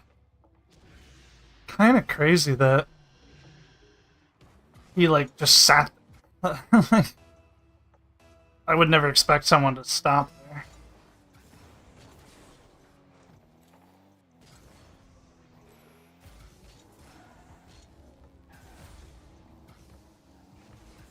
Oh my god, I'm just letting him back in the fucking game. Can't be doing that, bro.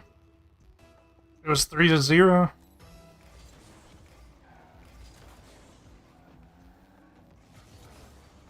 Fucking 5 goals already. Interesting. I'm just not winning any of these exchanges. Giving him like shot after shot after shot.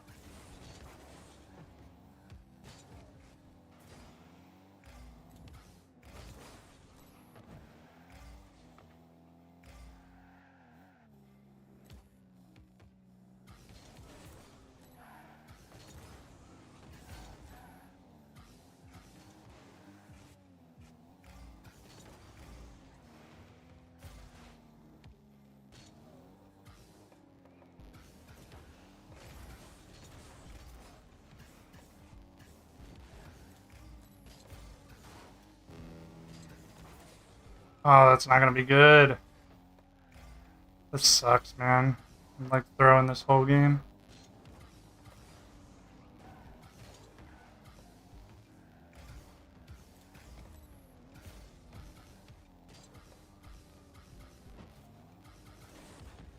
Okay.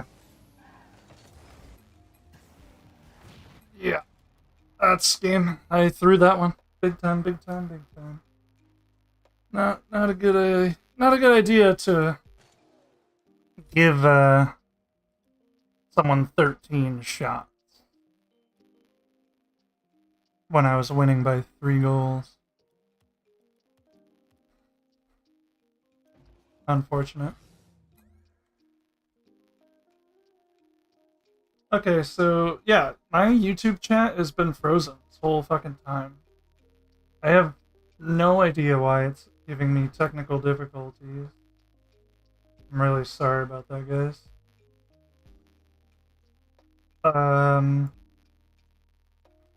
Hey, how are you? Hey, Addy. I'm doing really well. Thank you so much for asking. How are you doing? Trying to coach me? I'm stuck. What do you need help with? Also, good to meet you. Nice. Thanks for stopping by. Tech. Kinda new to the game. How do people do that side flip power shot or diagonal? So most by the way, hi. Welcome. Most people shoot in Rocket League with the front corners of their car or the front like grill surface of their car. And the reason for that is because the mass of your car is extremely heavy is the wrong word, but we'll just say heavy. It's much heavier in the front and in the back. You have and the reason for that is because the front and the back of the car are the farthest away from the center of mass of your car. So it just gives you the most power. So that's why everyone shoots with the front of their car, and they usually use an angled dodge forward. So diagonal and to the left or diagonal and to the right. You can shoot with a front flip, like just straight up, but it's less effective because you can't aim it. It's only going to go forward and or up. So if you ever want to aim a shot to your right, like this, you would need to give your dodge an angle, so diagonally to the right.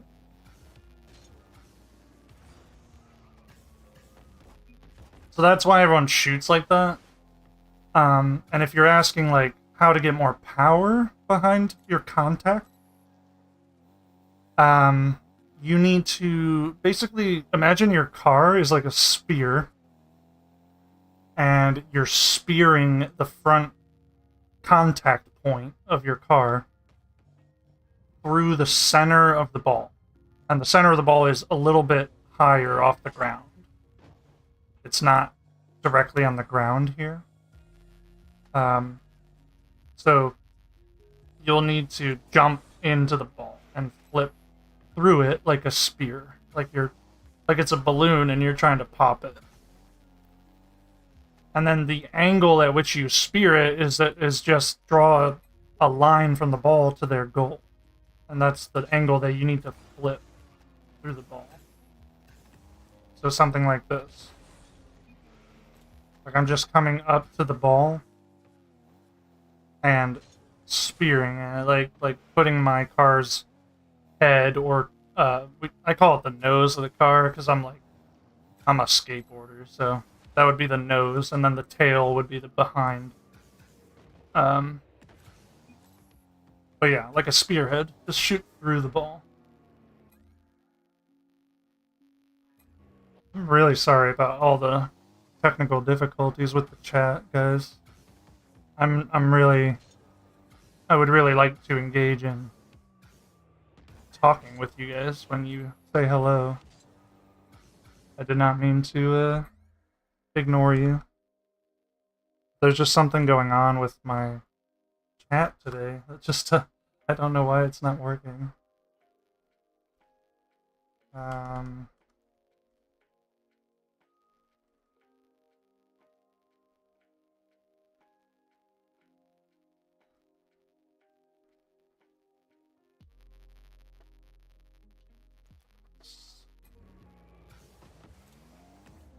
I should be able to see your guys' chats now, because I actually I'm not using an overlay chat in my broadcast software.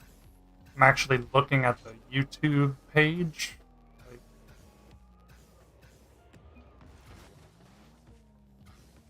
Alright, thanks for the help. Absolutely. Yeah, not a problem. It's a very common question on how do people shoot with more power. It's actually the second thing that I would ever teach someone in Rocket League. If they were brand new to the game.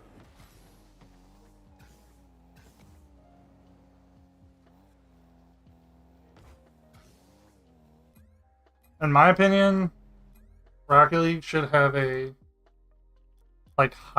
hierarchy of training that you that you should delve deeper and deeper into.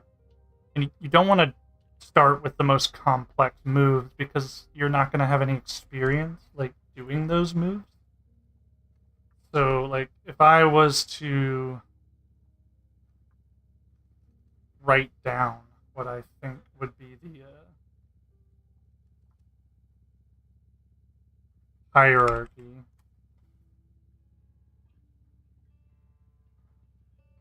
it would be, let me just pull up a little notepad or something.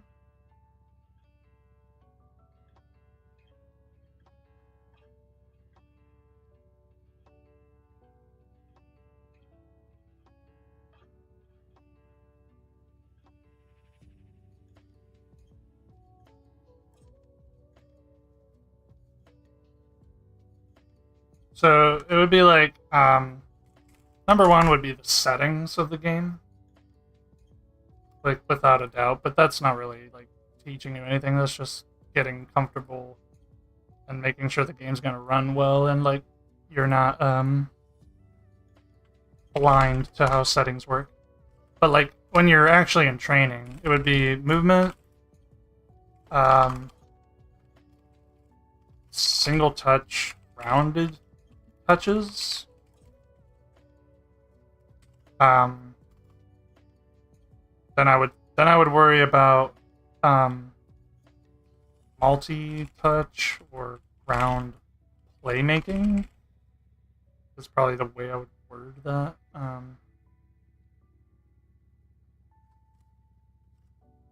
Then I would worry about how to get in the air, single touch aerials,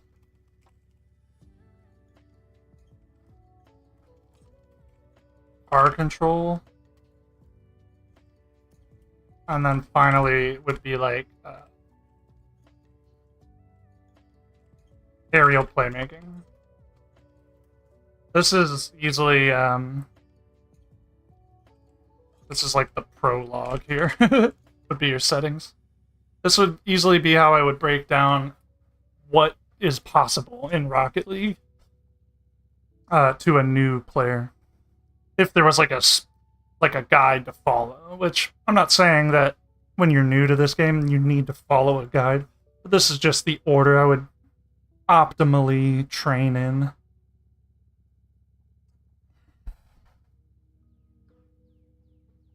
And what this order really focuses on is not not making you blind to a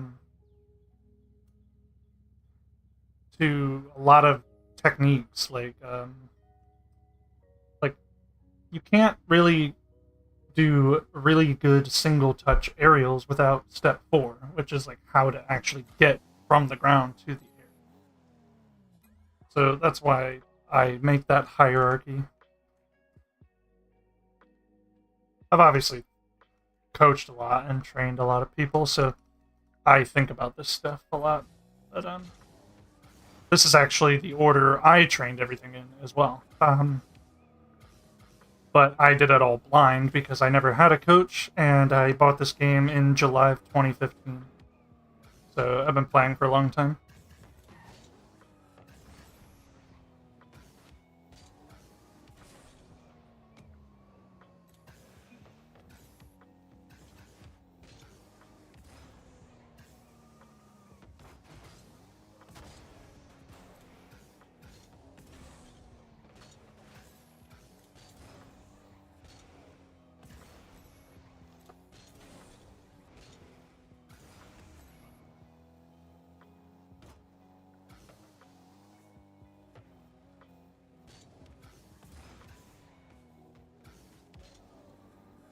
There's a lot of obviously complex techniques in this game, but none of those come before knowing like how they break down into parts, like fundamentals.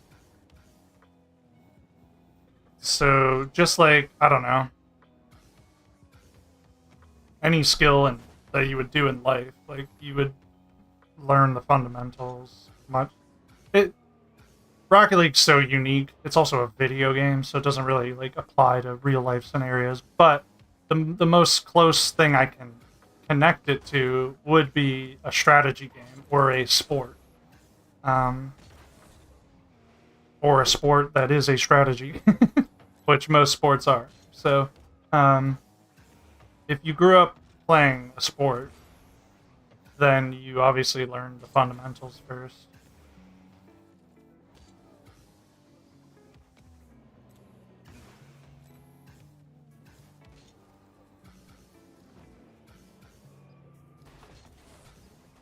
Um, let me kind of shrink this down.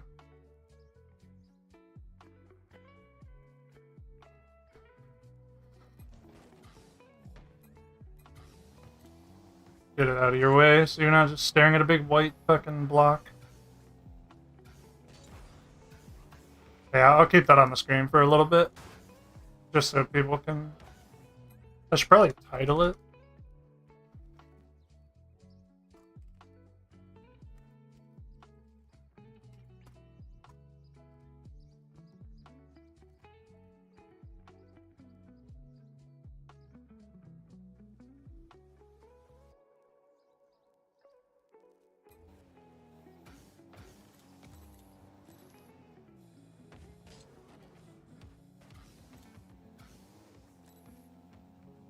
What's up? Infamous Car Edits. That's a great name. Do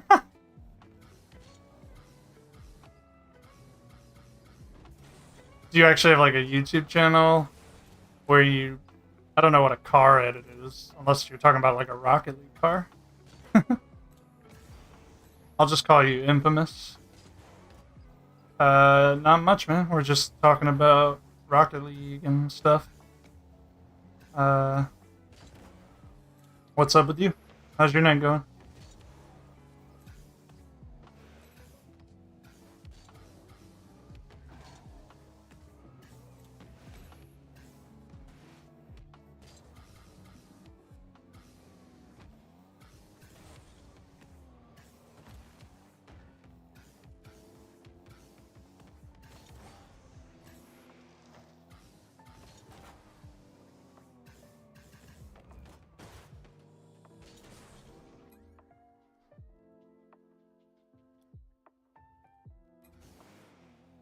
Yeah, now I'm confused. Like, YouTube chat does not seem to be functioning well for me, and I'm like the host, so that doesn't seem good. I'm gonna just be refreshing it like every 5 minutes, like, because I don't know whether it's my fault or YouTube's fault or...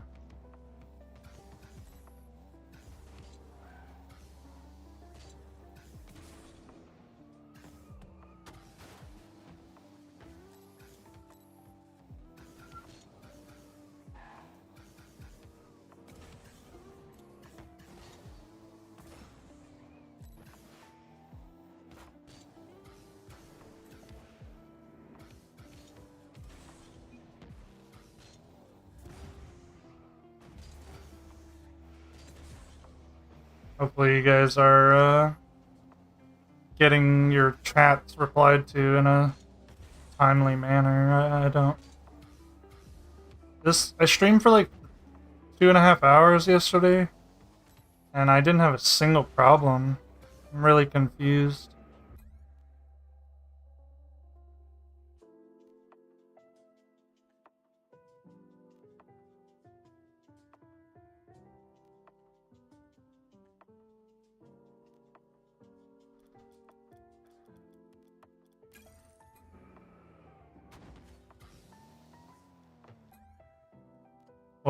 We'll take this off here.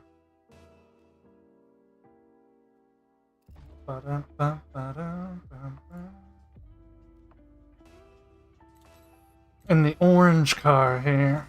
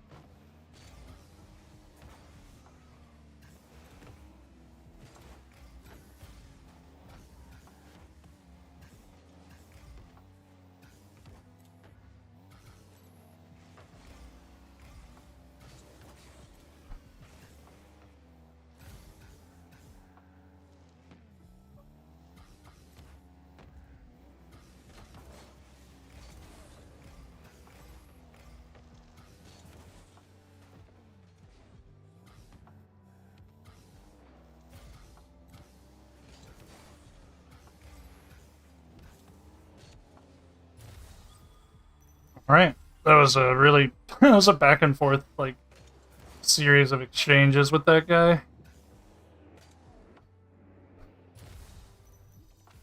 Like, we had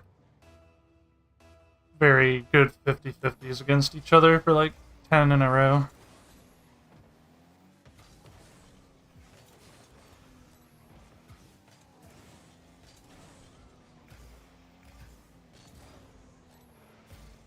Just going for another aerial.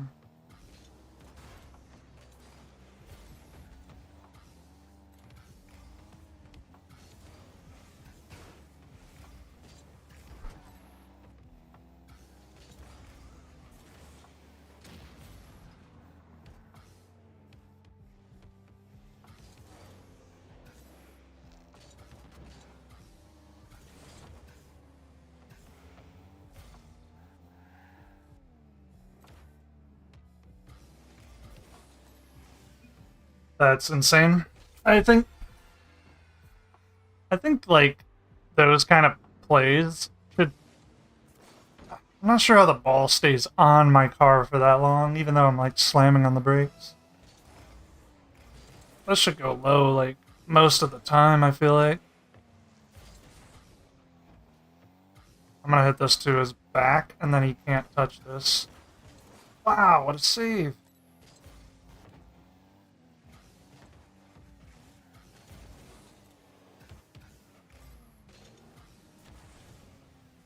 Alright, we're good. Just take a single jump 50. If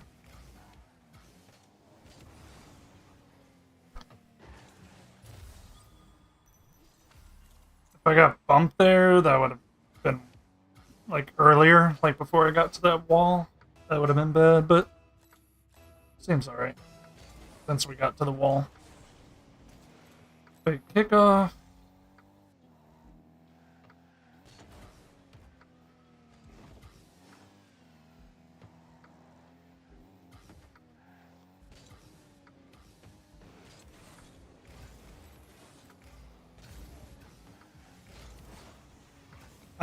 That's crazy. I'm like there for that, I believe. I'm just a touch too slow, unfortunately. Ah. Unfortunate. It's all good though. I can try to single jump more in his corner rather than double jump.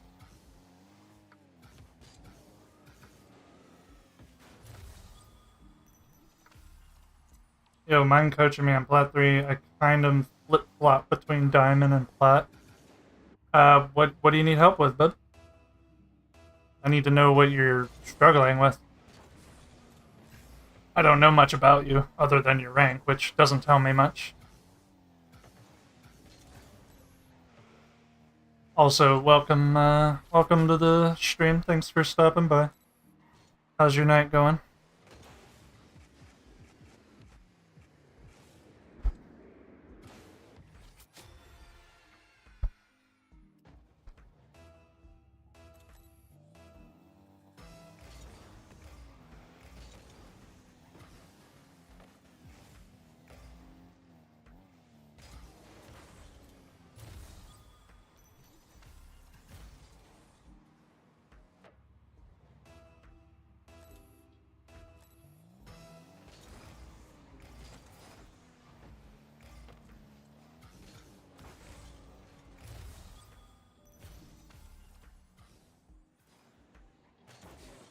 Speed flips. And your night's going good, thanks for asking. Hell yeah. My night's going well too. Just kind of chilling. Yeah, I'll talk about a speed flip here after this game.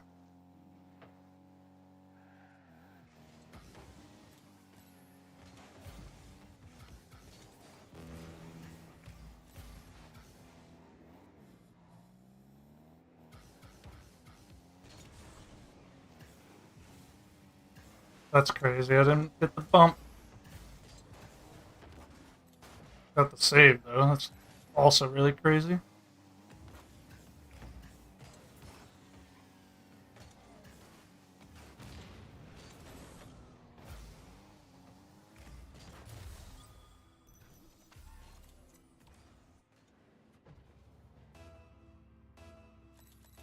Can't wait to see you blow up one day.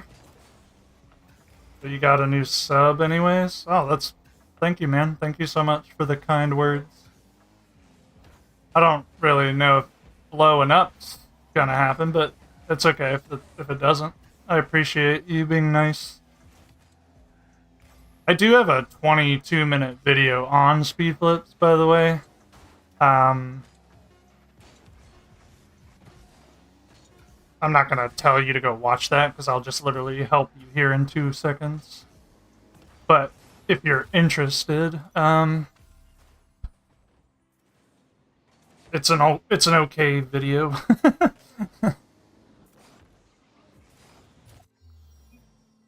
GG. That was a good game. Okay, so speed flips. Number one, I can't help you unless I know what input you use. So, are you a controller player or a keyboard player? Because with keyboard, I'm only going to infer, as in like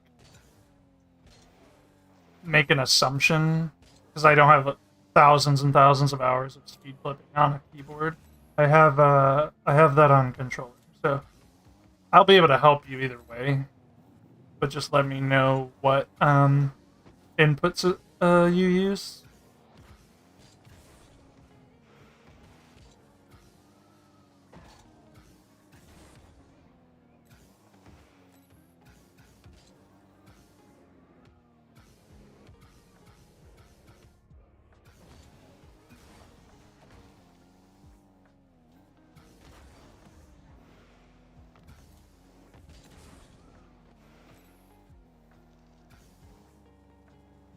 Or I wonder if it's like chilly outside.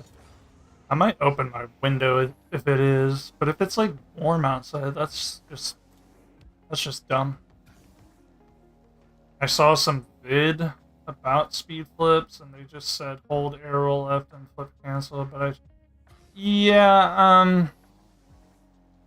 all right. Let me get this out of the way. Rocket League is full of millions of misconceptions, which are just things that people believe are true, but they have no evidence backing up why people suggest to do that. So I will let you know that unless it was my speed flip video or like my coaching, I'm not going to agree or necessarily disagree with someone else's coaching or video. So just take that with a grain of salt, because if I say something and it's not what other people have said, you're not going to know who to believe. Uh, but what you can believe is like I can speed flip perfectly, like, and I just don't do it the way that I guess some people do it. There is no directional air rolling while flipping in my Rocket League game. I would never hold air roll right and like use a flip because it just side flips you. So I just wanted to say that because you might be like, well, some other video told me something else. Yeah, I don't know what the other video. I don't know who they are or why they said what they said, so I'm not gonna know that. But here's what you need to know about a speed flip. It is a forward diagonal dodge, and when I say forward, I mean as far forward as you can get, not sideways. It has nothing to do with flipping to the side.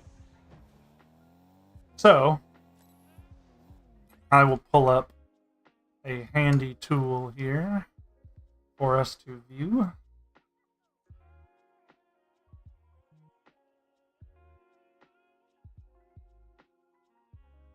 And it will help us demonstrate what a speed flip is and why keyboard and controller are different, and also why the methods that the people who do it with air roll are different from the way I do it.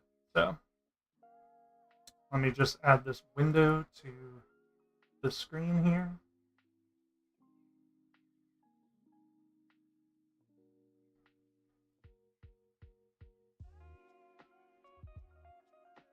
Okay. Number one, you need to go to this website. I'll put it in the description or chat. I don't know what the fuck it's called. And you need to input your settings.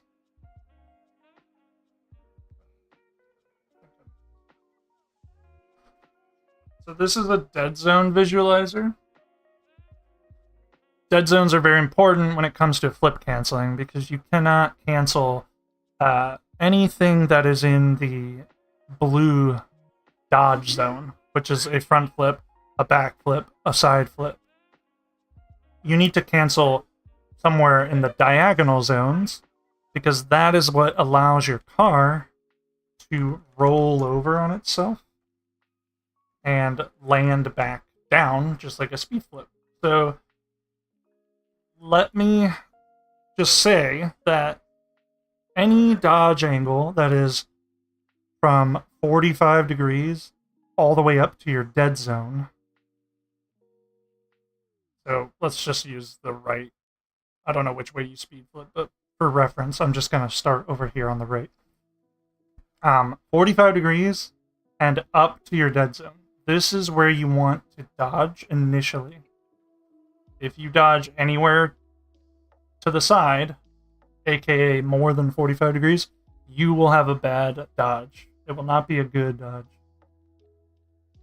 Secondly, you're going to want to instantly cancel. And that just means pulling down immediately and as fast as possible after your dodge happens. So it just looks like this.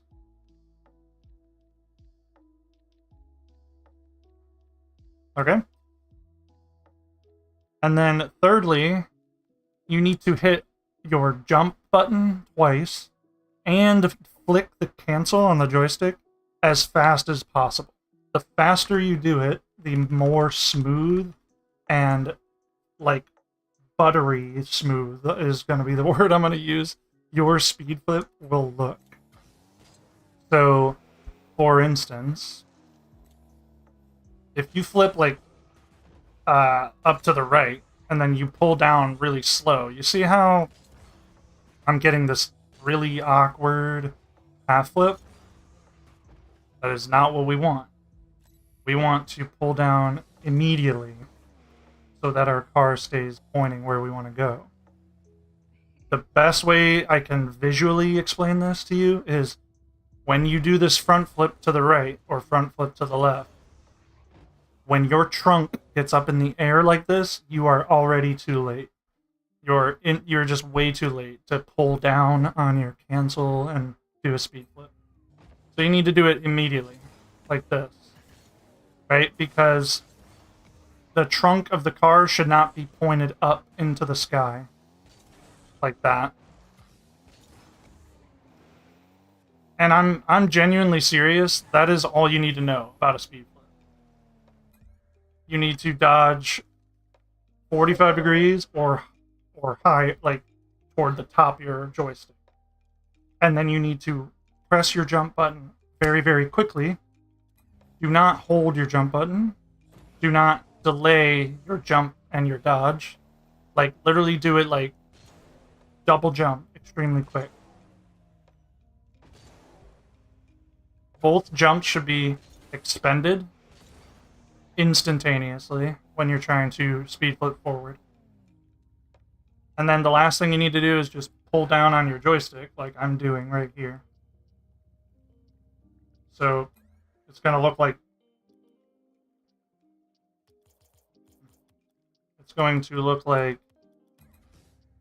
jump jump, like I'm pressing my jump extremely quick.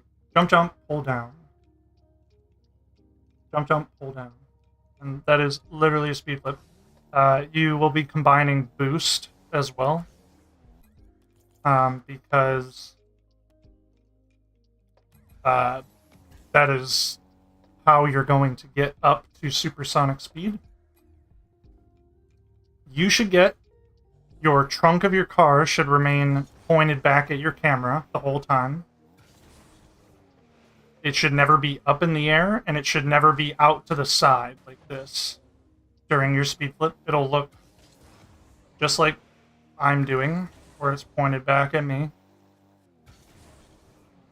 If so that's what you should look for, and then you should look for supersonic speed when that happens. And if you already don't know, you can just see what these lines like flying at your car and your camera when you go supersonic speed. You can just tell because your camera scoots back because your stiffness setting. If your stiffness is low, it'll scoot back immensely. So when you get to supersonic, my camera is all the way back here. So pay attention to basically where your car's pointed, like where the trunk of the car is, mid-speed flip. It should never be up. It should never be out to the side. It needs to be just the same orientation, like the whole time. If it's not, then you're not pressing your buttons quick enough. You need to just press them way faster. And when I say buttons, I mean boost, it should be held down. Jump, jump, pull down on the cancel. Jump, jump, pull down on the cancel. Like that is, if you do not get a very smooth speed flip, like I just did, that is the reason. Because it's not a hard mechanic on paper. It's literally like point up to the right, jump, jump, pull down. That is it. But in practice, people have trouble executing it because of their timing. Like their timing is just wrong.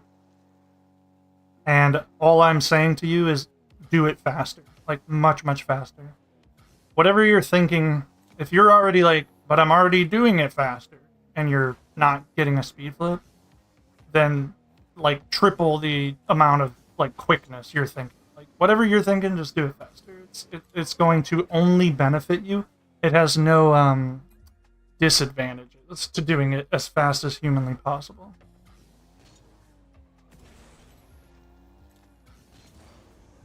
In fact, it only has advantageous consequences. Like it rewards you for pushing the buttons really, really fast, which is good.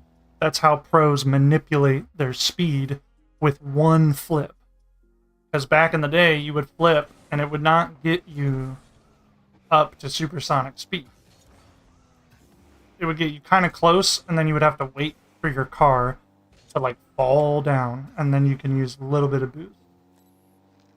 But now you can just use boost mid-flip, and you're already supersonic.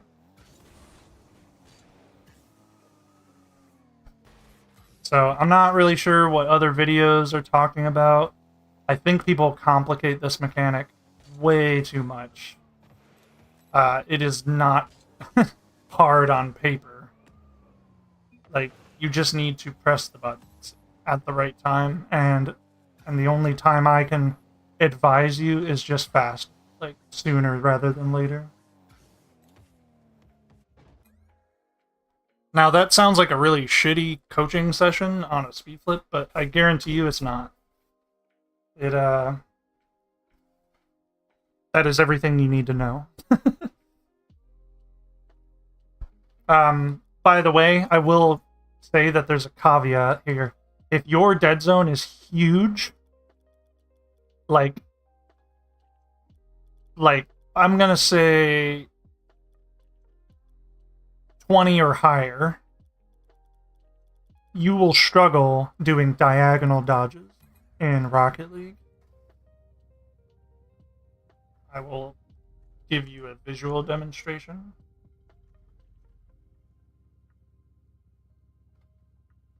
When your dead zone is huge, this green area is harder to reach.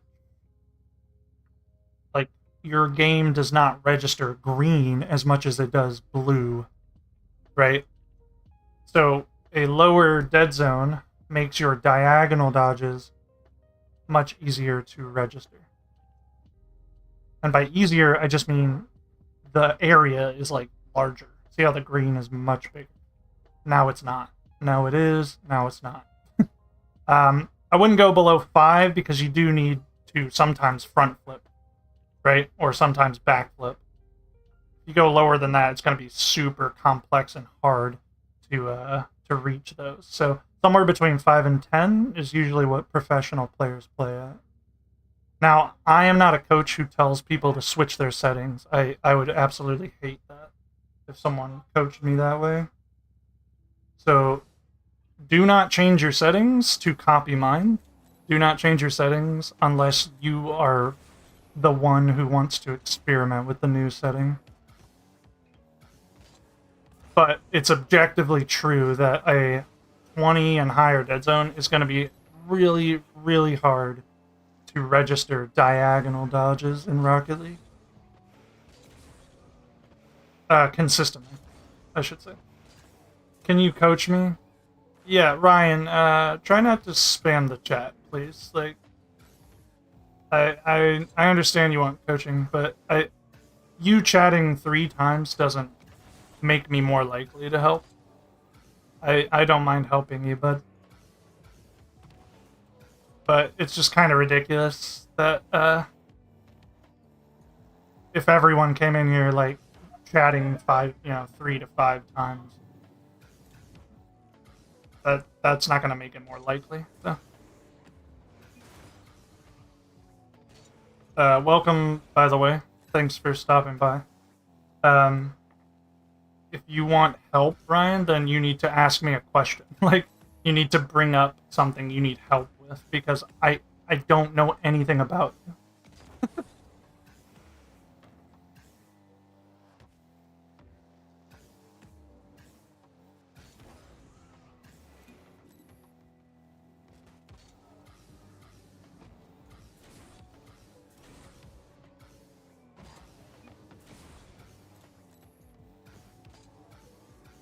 But yeah, I hope that gives you some comfort, the advice I just gave you on a speed flip. It's the only advice you need. There's nothing else. There's no complex, like, bonus technique that I didn't share with you. Like, you will figure it out just with the advice that I gave you and a bit of practice. Like,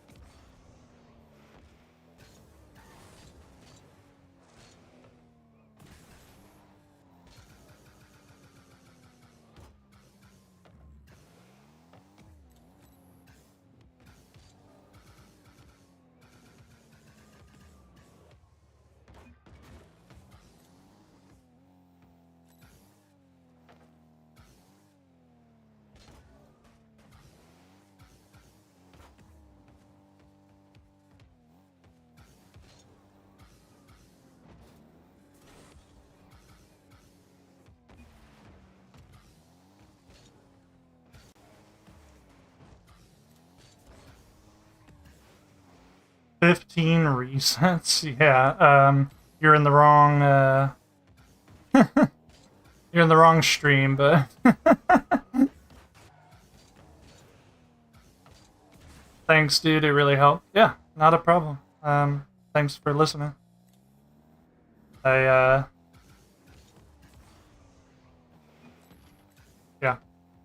I have a habit of over-explaining stuff, so I don't know when to I don't know when the coaching ends, so I just end up like rambling on and on. So sorry about that. Um.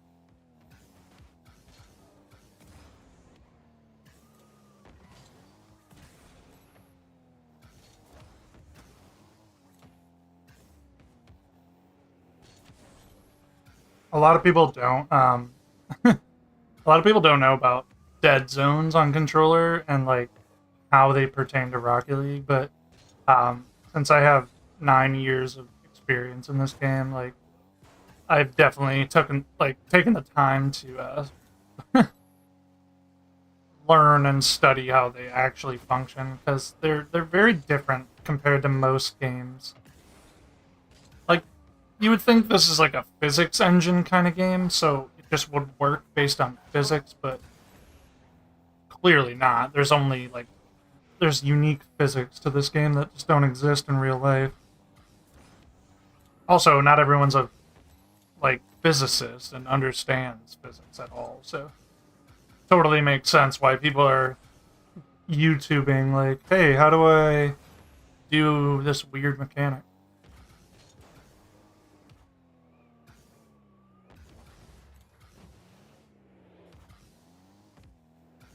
The way I learned Rocket League was trial and error. Like, I did not have a plethora of YouTube guides or coaches or really anyone um, to help me with the mechanical parts of the game. I literally this is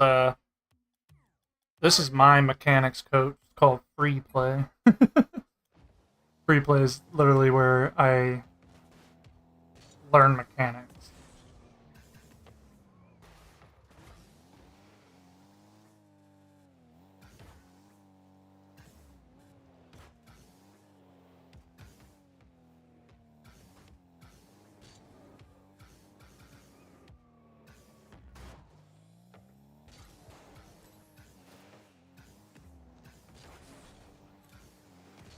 By the way, I always have to mention this because you wouldn't really know it because you guys don't know me that well. But I am a competitive coach. I do not care or coach freestyle. Like I don't do that stuff.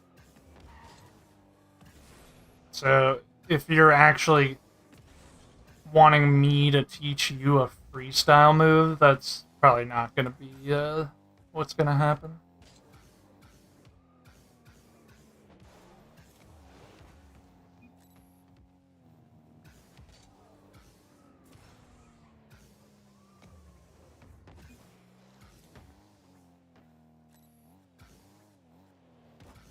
I just don't have any interest in freestyle.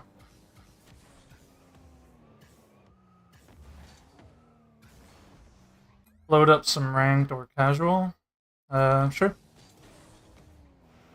What do I do when my random teammates ball chases too much? Sometimes I let them do whatever, but sometimes I get annoyed and stop playing until the match is over.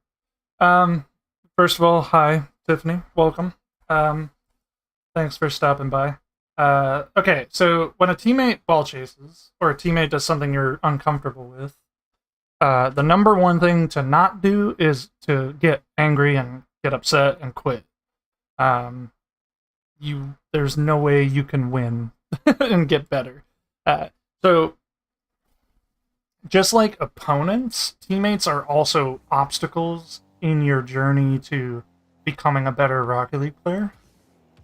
And you should use interactions and encounters with teammates as experiences that you're going to learn from, just like you're going to learn from interactions with your opponents. So, uh, you play a lot of 1v1s and you do a lot of kickoffs against an opponent, right? You're probably going to take some notes or understand kickoffs better over time, right?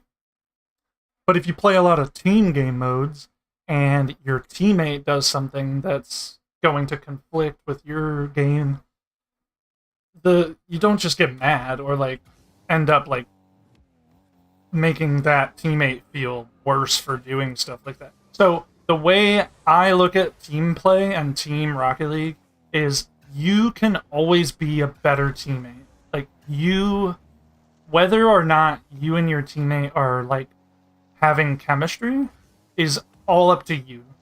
Even if the teammate is ball chasing and you don't like that, uh, to be blunt, I think you should just kind of take the ball chasing teammate and accept it, and then work around it.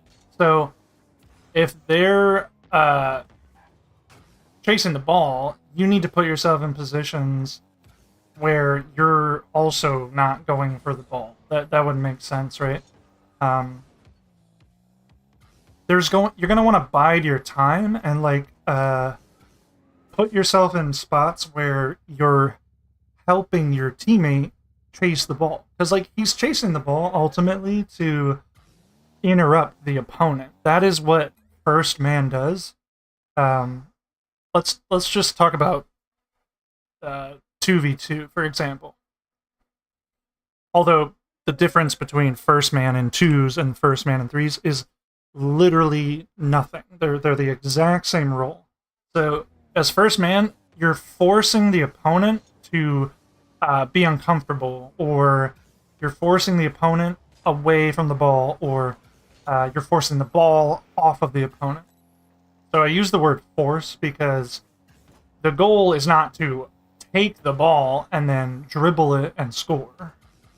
That is not the goal. The goal is to like make sure the opponent never has a good time on offense or with possession. So ball chasing seems like a very, very good tactic to force your opponent to be uncomfortable on the ball. That is actually quite a very normal thing to do in professional 2v2 and professional 3v3. But it is up to the last man or the second man in 2v2s to pay attention to that. So I think it is annoying sometimes because you feel like you're not participating, right? Because, well, my teammate touched the ball 4 times in a row and I feel like I can never play the game. That, I wouldn't look at it that way. The way a professional player would look at it is, well, my teammate's chasing the ball, so I'm doing the best thing I can for them, just in case, I don't know, they miss, or they overcommit, or they get demoed, or the opponent just straight up beats them, right? So it is your job as the second man in 2v2 or the third man in 3v3 to allow your teammates who are much farther forward than you and much closer to the ball than you to chase the ball. Like, that is a very normal strategy.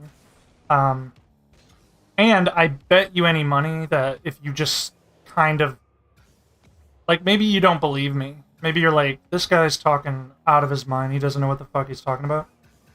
I guarantee you, if you go into solo queue and you notice that your teammate is one of those players who loves to interrupt the opponents more than he loves to rotate behind you, if you just allow him to do that, you guys will actually win more than if you were to, like, double commit or be angry or whatever.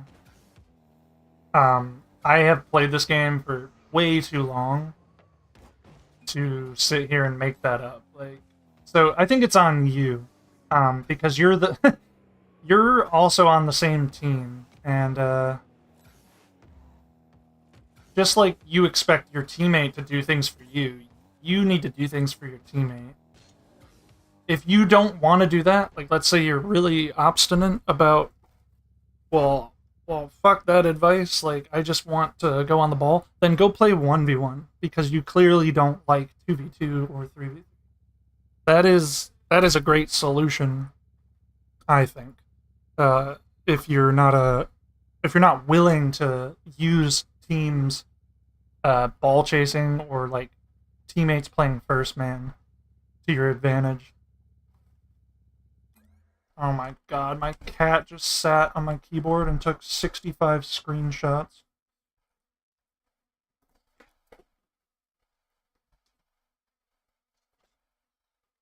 That was really weird. So, not to blame you, but almost to show you that there's another perspective of playing team game modes. Ball chasing is an effective strategy. whether I don't care who's crying and complaining and disagreeing with me. Go watch any professional player play Rocket League in 2s or 3s and tell me that they don't ball chase, because you're lying. It's only uncomfortable for you because you haven't learned how to adapt to it. But that's fine, because you're allowed to not know how to do something, because you haven't had the experience to handle that situation, and that's why you're here and asking questions. So it's just actually a learning opportunity.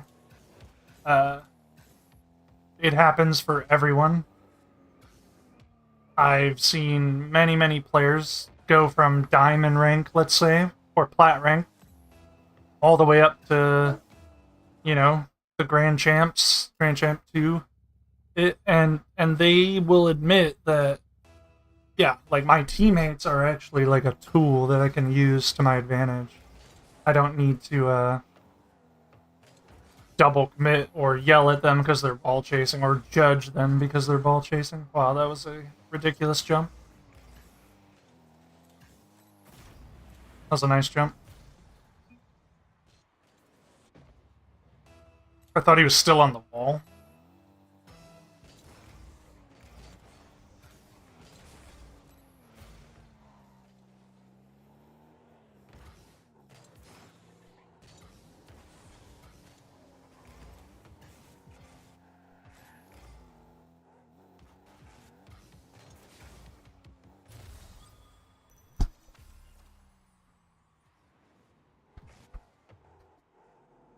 I think it's just a case of you're more judgmental. You're more willing to judge your teammates harshly, and you're not willing to give yourself that same harsh judgment. And I don't know you very well, so I'm not trying to attack you personally, but I'm just saying, as a Rocket League player, you getting upset for them doing that is, there's a better way to handle it. There's way better solutions, I think.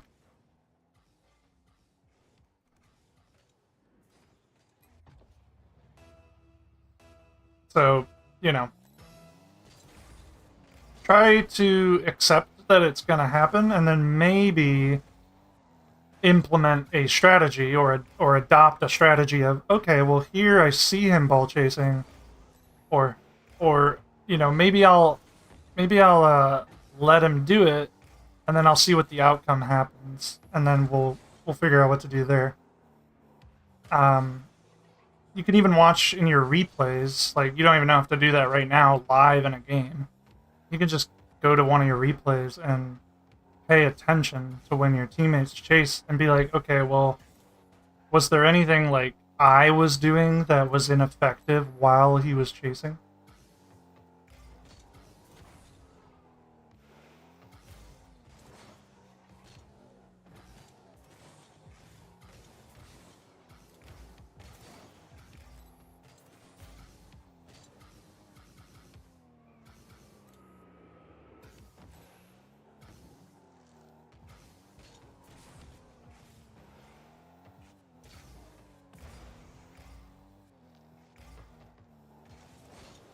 What a monster flick.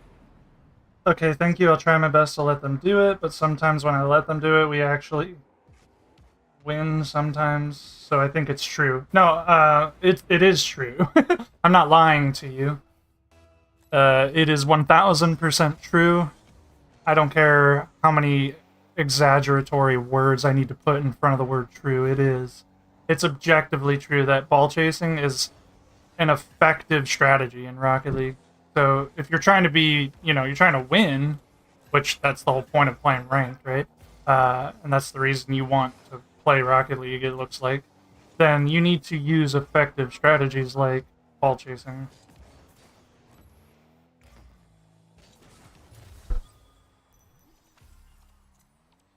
I just feel super useless. Yeah, but you're not. That's the thing. Like, you are actually the most important part of your team as last man in 2v2s when your teammate is playing first man. You are the centerpiece like of your defense. You are everything. Like, your teammate will not score a lot ball chasing, but guess what? He will assist you in getting goals while he ball chases for you and you cover him, because that is how teamwork works. Like, so you are not useless at all in a strategic sense, like in a tactical way. That would be like saying, oh, well, in a war, like the soldiers who are on the front lines are the most useful, and the people who are back at headquarters, like, you know, running the communication systems and like giving them backup, oh, they're fucking useless. It's like, no. That's called teamwork. Like, that's backup. Like, you need teamwork in a team environment, otherwise you will lose.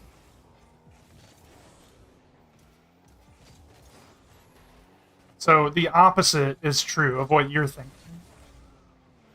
Whether you feel useless or not, it's not true. Objectively. So it's just a perspective thing, I think. Clearly, Rocket League is a very unique game, and you're not sure how to handle this situation, but that's totally fine. Because I used to be you as well. I used to not understand what to do in that situation.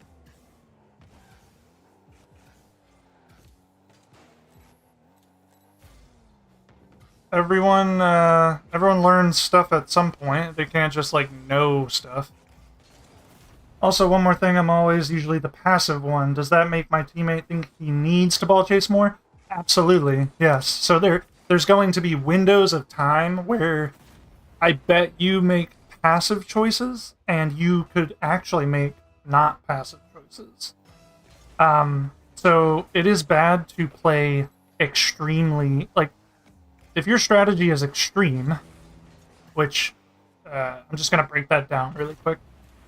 When I say extreme, I mean you are leaning one side or the other. You don't have a mix of strategy.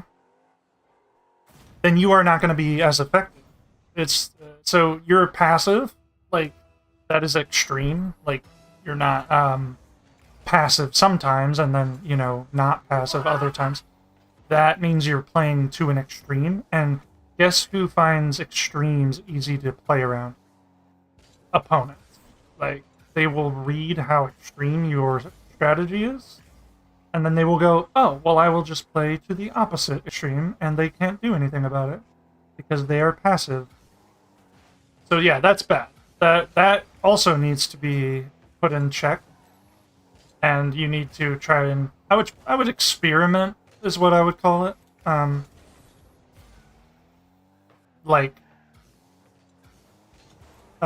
Most people who play to one extreme, they're usually reluctant to even try the other extreme. So they're not willing to get the perspective of, for you, playing more aggressive. So no wonder you're going to feel uncomfortable, incompetent when you're playing aggressive, because you've never done it before. But I encourage you to, like, experiment with it, because you need to know what it feels like to not just play only passive.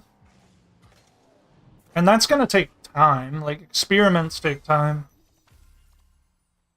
Yes, you need to mix it up. A mixed strategy is always going to lead to less losing. Because your opponents are not only using their strategies, but they're strategizing against you. And if they can easily read that you're a passive player, or you don't understand how to play faster, or you don't take opportunities like when you need them, or when you have them, sorry, then they're gonna see that, and they're gonna go, oh, well, guess whose strategy just got 10 times better.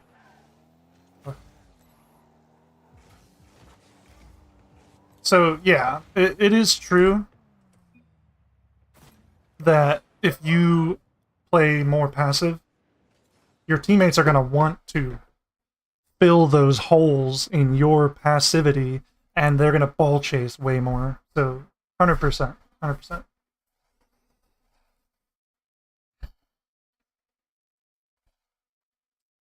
That guy had a really good shot there at the end of that match.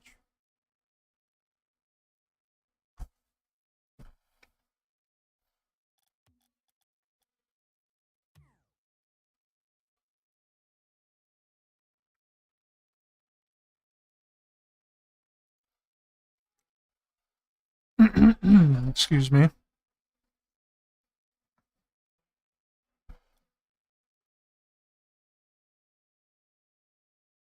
Do you know how to efficiently pinch? I kind of suck at pinching.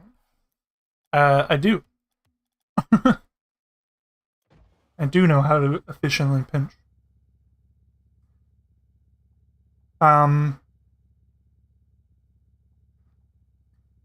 So pinching is mostly going to be about contact on the ball, like your contact point. And what part of the car you make contact with. It has almost nothing to do with like your dodge. Like you don't really dodge into pinches. You actually just kind of jump and then you fall into them.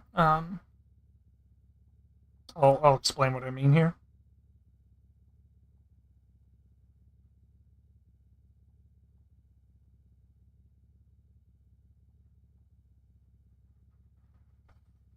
So, if you visualize the ball like this,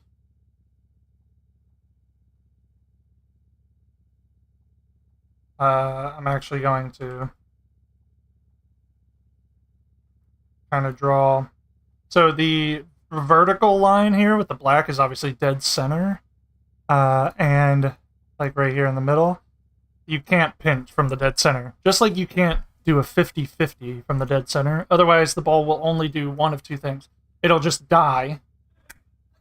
Like when you and a 50-50 happen right in the dead center, it'll die. Or it'll go up because your car actually sits down here, like under the center of the ball. So that's why sometimes on a kickoff, if you pinch the ball with the opponent or you get a 50 with the opponent, the ball goes above you when you hit the center. So you always want to aim your pinches or your 50s off center. For pinches, I would recommend the extreme part of the ball. So the extreme right, if you want it to go left, or opposite, the extreme left if you want it to go right. Or you can do down here, the extreme, and it'll actually send the ball high and left. And then when you're doing 50-50s, since we're talking about it, you want to go off center. So here or here. That'll send the ball like this way and this way. And it'll have like a range, actually. Right? So it'll send it way to the left, forward, or behind you, or just directly to the left, or way to the right, depending on which off-center touch you get. And then, finally, to like wrap that up, you want to, you don't want your contact to be through a dodge. That is not how you get good 50s or pinches. So if you're dodging, it actually doesn't do a good job of giving you power behind the pinch. So what you want to do is just fall into the ball. Right? Fall into the ball and make contact with one of two parts of the car. Either the top of the hood and the front part of your car, the top of the hood, or the underneath part. And when I say underneath, try not to hit it with the underside of your car. You want that edge. So I'll just try to do it here. You want like this edge part of the grill or the front hood or what have you to make contact. And then the more extreme to the right, the more likely you're gonna get distance between you and the ball and the wall, right? So all I'm doing is falling into the pinch. No air roll when you get to the ball. Because if you ever make contact on a ball while spinning, it actually it dampens the blow. It doesn't actually do a hard contact. It softens the blow. So just aim your car a little. I like to aim it my roof of my car away from their net, so I can hit it with the, I guess, I don't know what to call that, but it's like the top edge of my hood.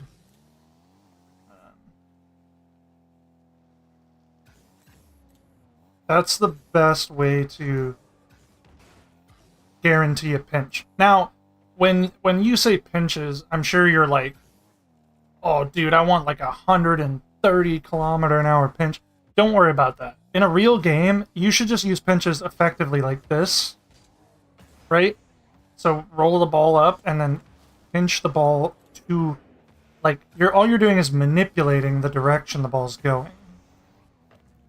Right? So here I can pinch it to the right by getting on the left extreme of the ball. Another common one that you'll see really good players do is pinch it up like this. And the way they do that is they jump underneath and they hit the bottom extreme of the ball. But it's the same premise. Just like that. Hit the extreme of the ball. Do not dodge into the thing.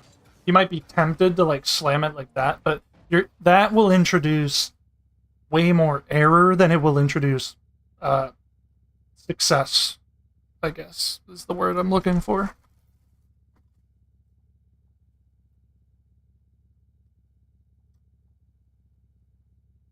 It's also why when you redirect a ball in Rocket League, you just want to remain stiff. Like let the ball and you just kind of reflect off of each other. You don't want to be like flipping into a redirect, like, because you're going to introduce too much error, and it's just better for you to be a sort of a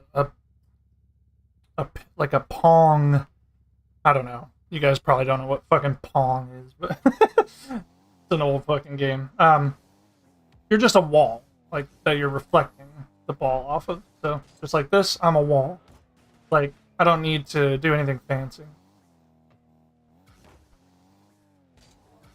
And if you can get your wall, like the extreme part of your car, to touch the extreme part of the ball, that is when the redirect or pinch is most effective. Also, you don't need boost. Like, you don't see me boosting at this ball either, because that also introduces way too much error. It fucks up all the timing. All you want to do is let gravity, like, let you fall into the ball. Just like here, if you're, like, trying to do way too much with boost and flips, it's just not going to be as effective as letting gravity squeeze the ball between you and the wall or you and the floor. But yeah, anyway, that's my little pinch dialogue. I just realized that our music stopped, and that made me uncomfortable.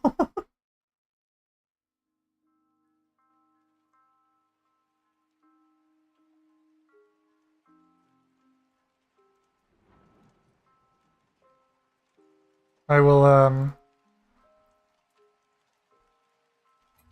actually be right back. I have to use the restroom. So.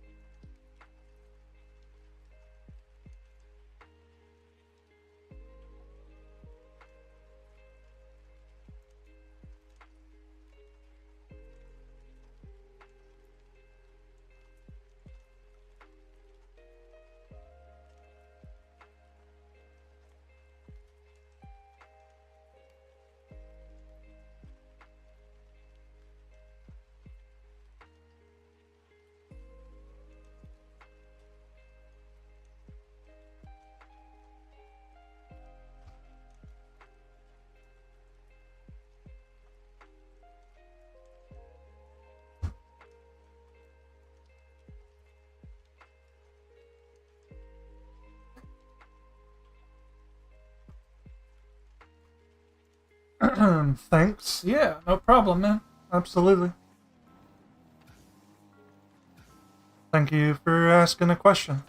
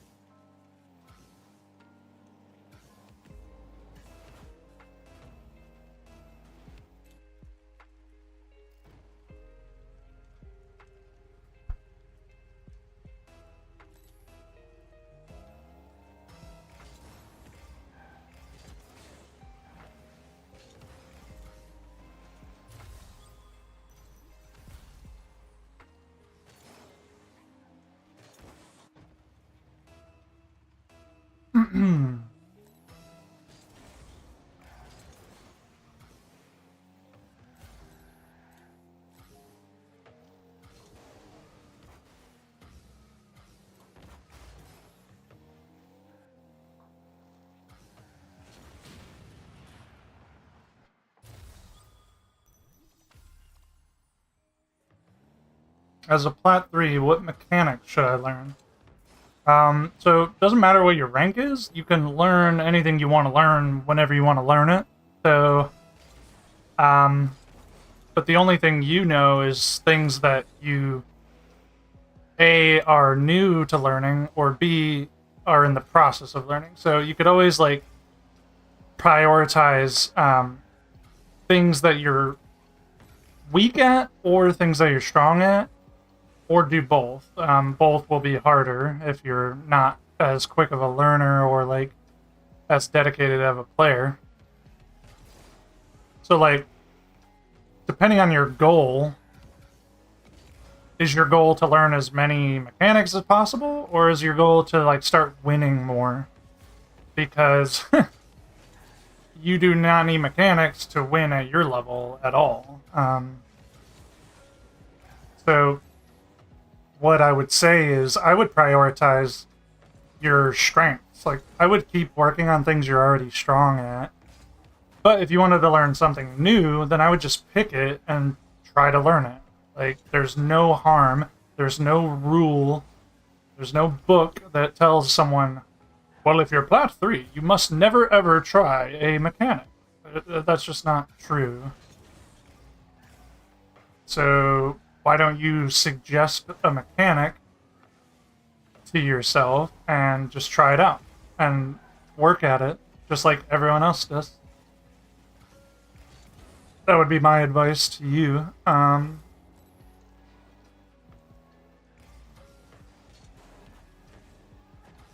If you're wanting to learn how to win more games, then you should prioritize fundamentals and things you're already good at, because that'll just make you a stronger player.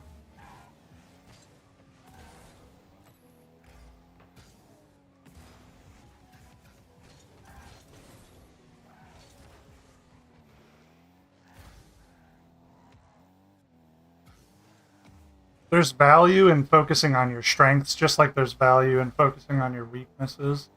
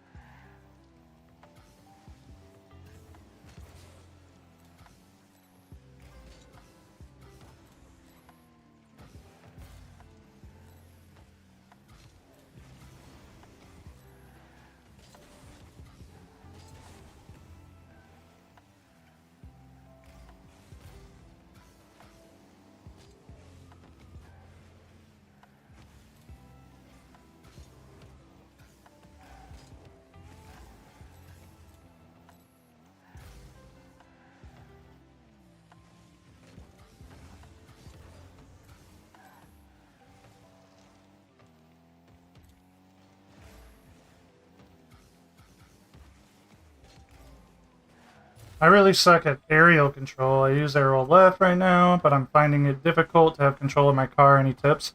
Yeah, absolutely. I will go over how to understand not only how to do arrow, directional arrow, but I will show you why it's good and when it's effective and how you can train it. I'll do it right after this game.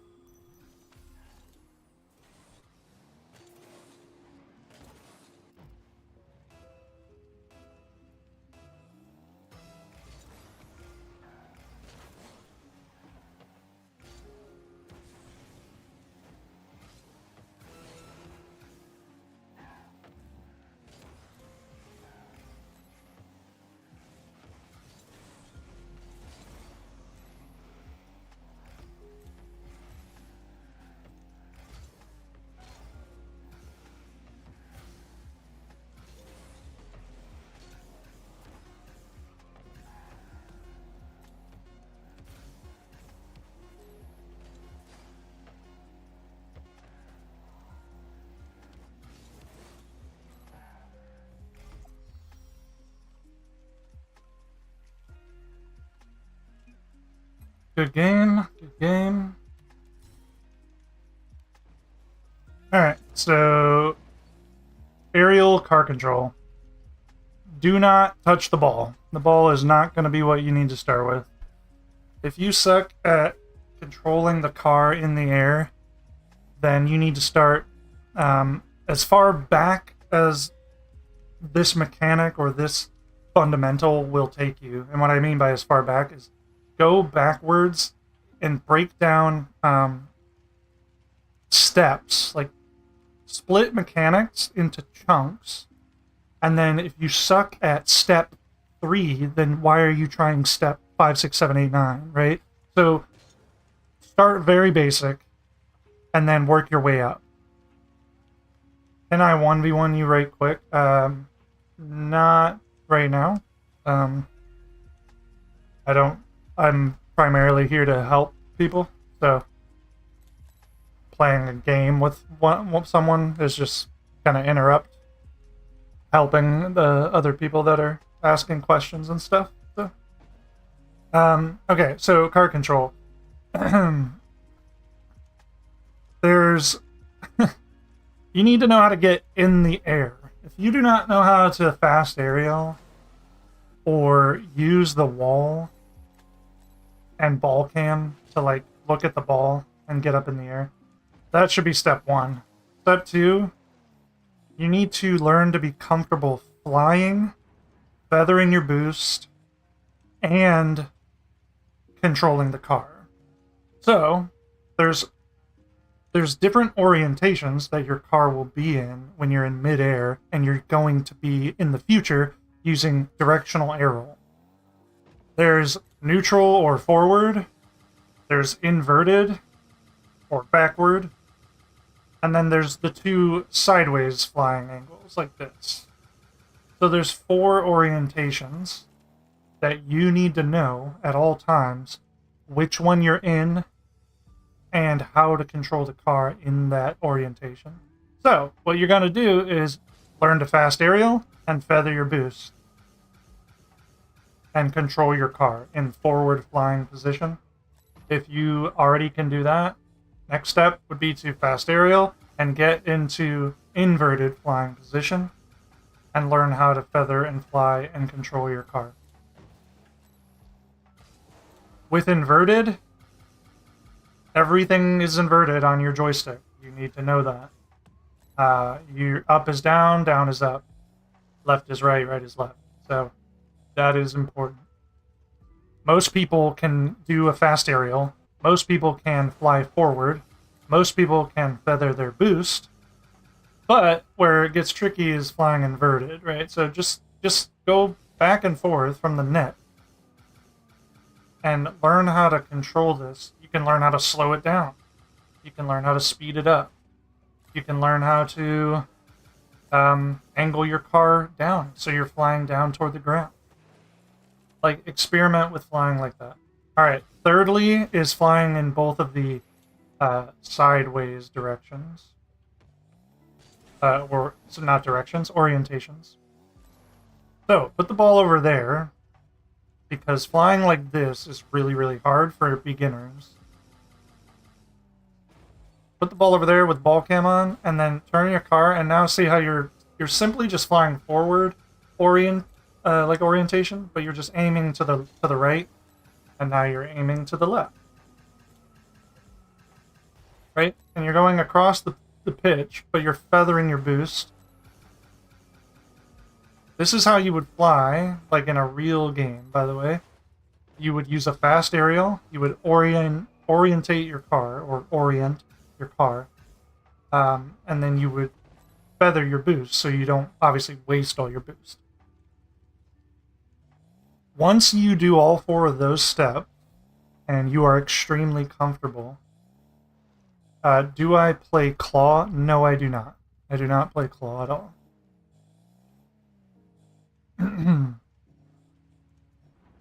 Once you are, oh man, my chat keeps disconnecting, sorry. It's like, successfully connected, and then it's like, we've disconnected you. I don't know what's going on. Okay, next thing you need to know is you're going to start implementing directional arrow. Now, the most important thing with directional arrow is that it does not require any joystick action at all. It does the roll for you, and it only rotates along this axis. And if you're not familiar with axis, just basically draw a line from your butt all the way through your front of your car. So this line, like straight back and forth. It rolls you along that axis. Now, what you need to practice or get efficient at is, just like you were flying back and forth with forward, inverted, and side on flying, now you need to just hold your directional arrow button and do the same thing. Literally, you should be able to fast aerial, you should be able to get up here and feather your boost, you should be able to consistently fly across the whole map, because this is busted. This position right here, guys, where I am putting my boost down to the floor and my nose of my car up to the ceiling, is absolutely busted. It is so broken and efficient for aerial play that you must use it. It is just too good. It would be like if your goal was to make $1 million and then someone was like, do you want a free $500,000? And then you're like, no, I'll just earn it myself. It's like, why wouldn't you take the free? It's a tool you can use to your advantage. You're going to achieve your goals much better with having a directional arrow on your controller or keyboard.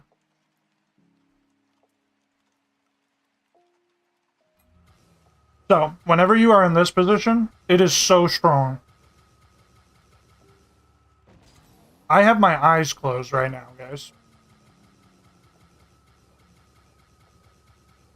See how consistent this is? Literally not even looking at my screen until I get close to the back wall here, which should be now. I've just done this drill a billion times, so.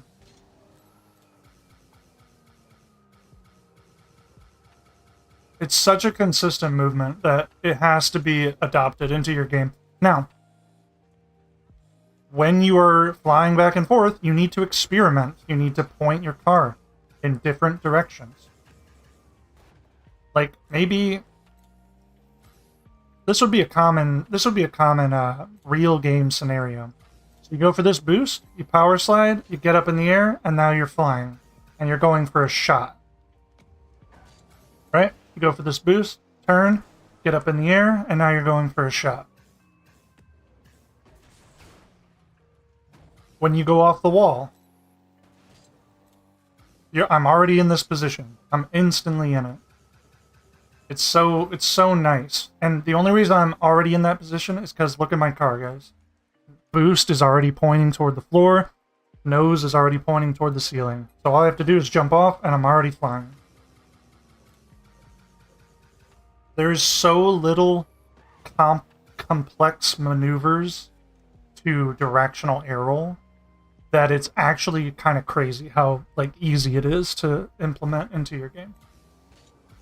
That is how I would get started with directional air roll. Then you're going to move on to doing it with the ball. And then I'm going to get to Mike's question about flicks. But then you're going to try and do it with the ball. So what I would highly recommend is a training pack like this one, aerial off wall, because there's a floating ball here. I'll just show you.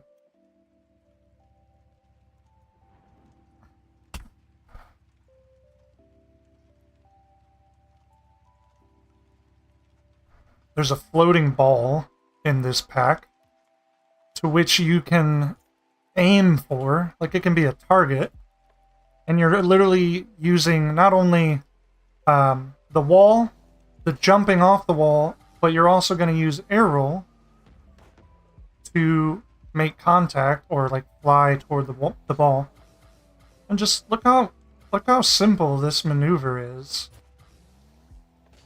off the wall. Like it's so seamless, you don't even know that it's a hard concept or like a new button. It just kind of looks like that's how you should fly normally in Rocket League. Right? And then you have high shots like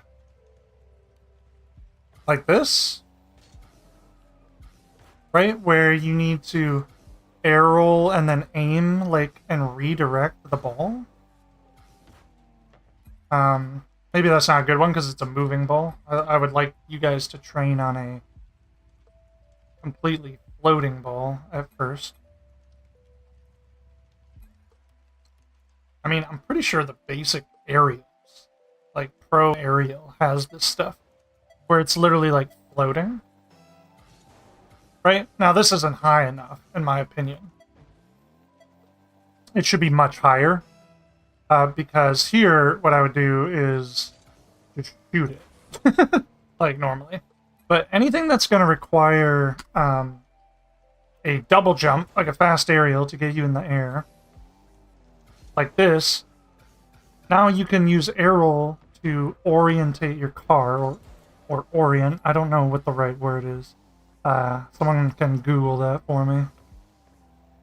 And then you can make contact, like at the end, and shoot it.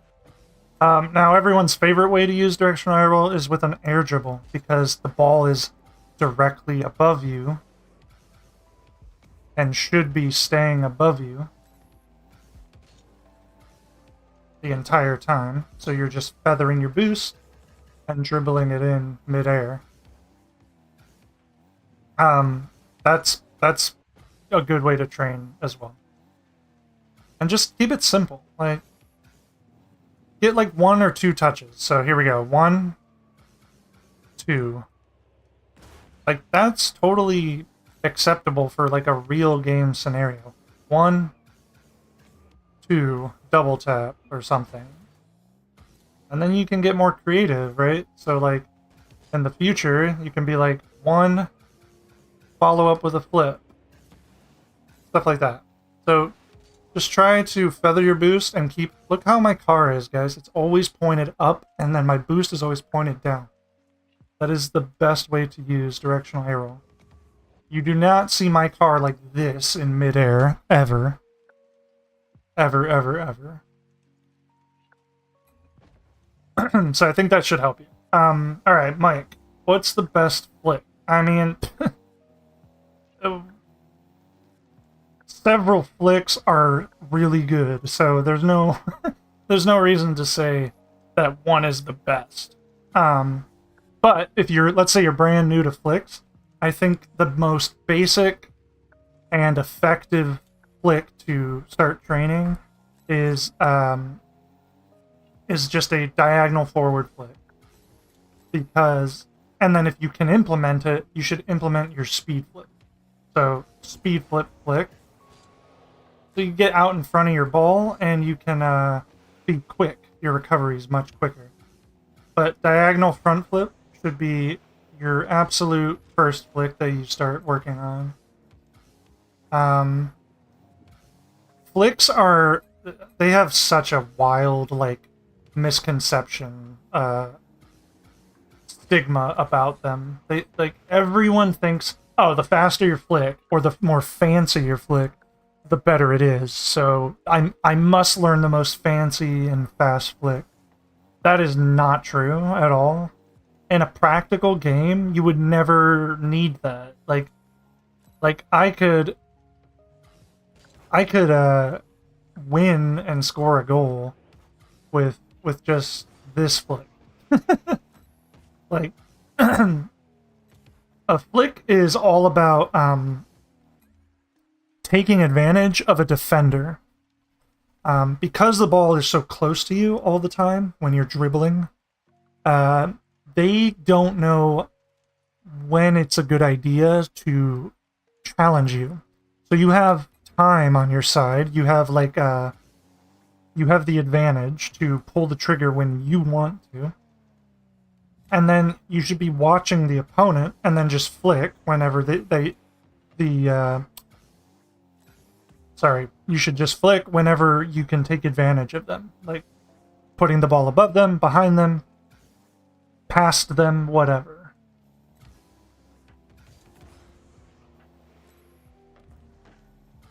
That is the way flicks are used in a real game. They're also not at a high level. They're not used to score a lot.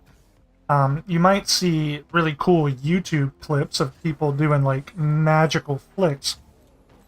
But those are just like those are just uncommon like situations. The reason you'll see a pro player use a flick is to just make the defense, like, put the defense out of position, is what I'm trying to say. Or capitalize on a poor position already. So they're not like, oh, I have a dribble. What I shall do now is try to score. I shall score this ball. That's not really what a pro player thinks. A pro player would think, okay, I'm going to take a dribble, but I'm going to watch the opponent, and then, oh, they're coming at me, I'm going to use a flick to get it around them, and now I have their net wide open.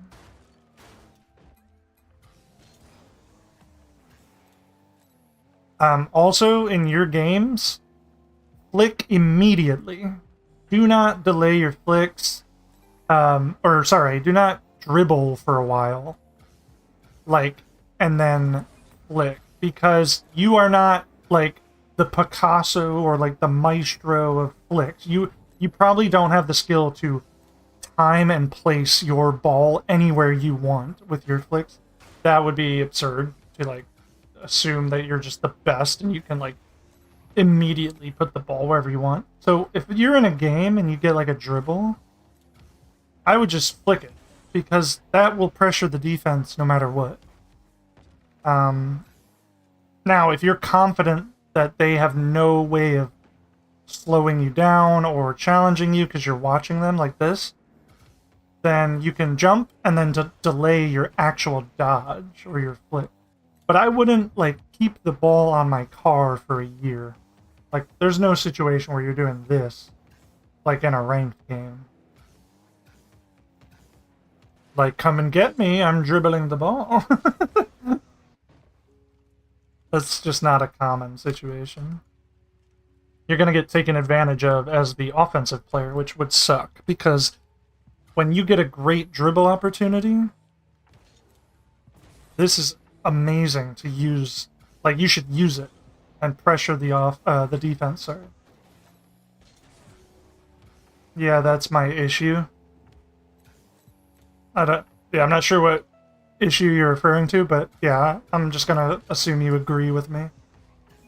Um,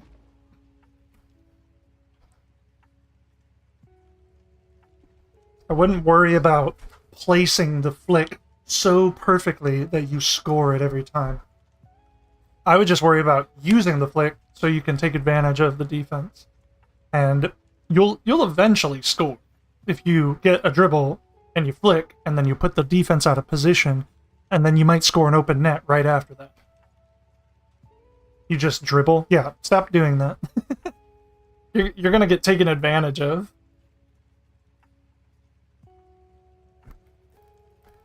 Now, it's true that you can get into training and you can become a maestro at flicks. Like, you can put, a lot of time into dedicating, like, great flicks.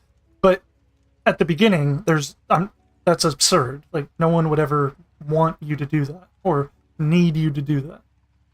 So, just take advantage of the situation and be like, hello, I have a dribble, now I'm going to launch it, and I'm going to watch the defense, and they're going to be out of position, and now I'm going to take advantage of them even further.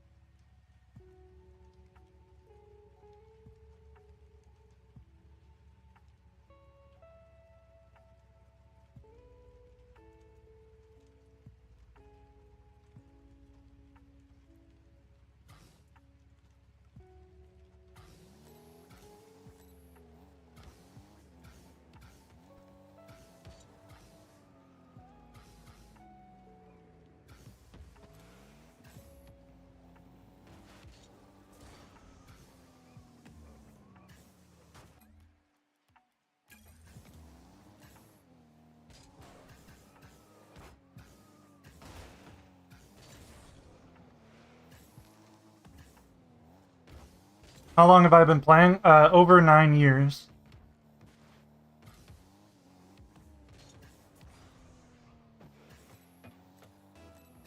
How long have you guys been playing?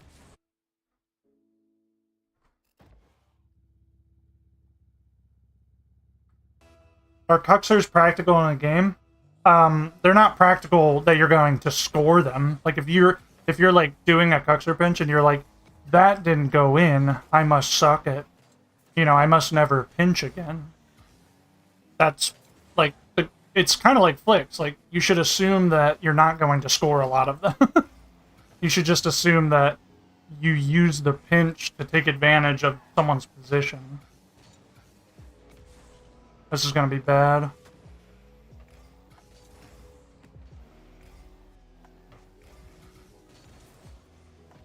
Should be able to get this boost.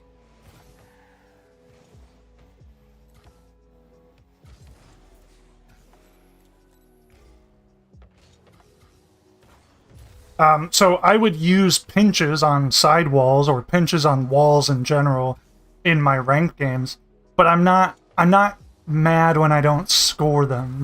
That's really ridiculous. That's absurd. I'm just using the pinch to manipulate where the ball can go. Now, if, like, there's 0 seconds left and the cuxer's your only option and you fucking miss it, then yeah, that would kind of suck, but that's not a common situation.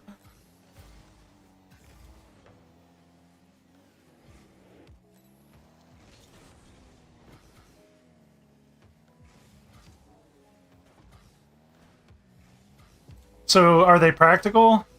Yes, but not in the way you probably think.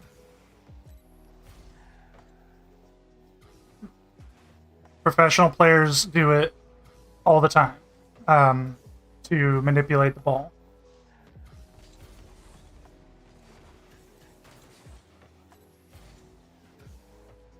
I think he had a wall dash there.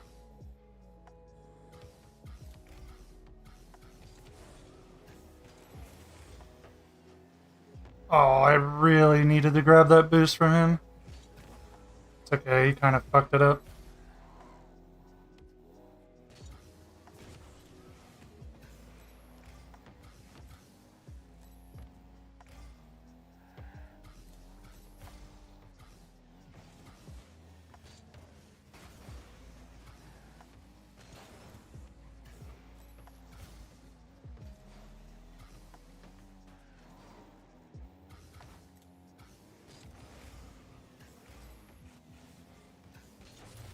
I've been on and off the game, but I started when it became free.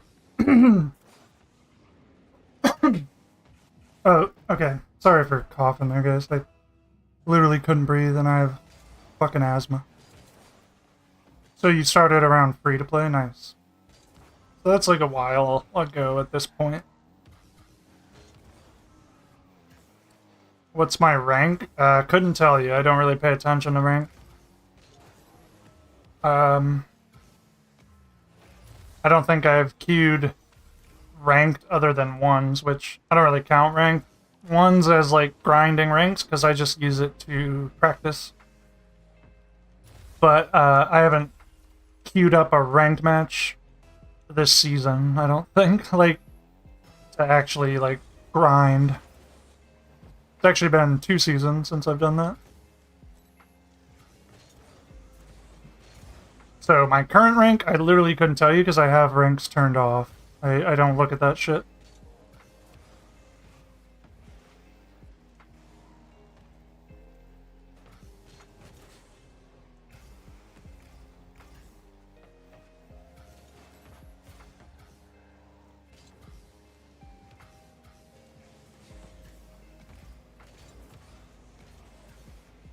Have you ever played against a pro slash YouTuber? Yes, I played against a pro back in the day.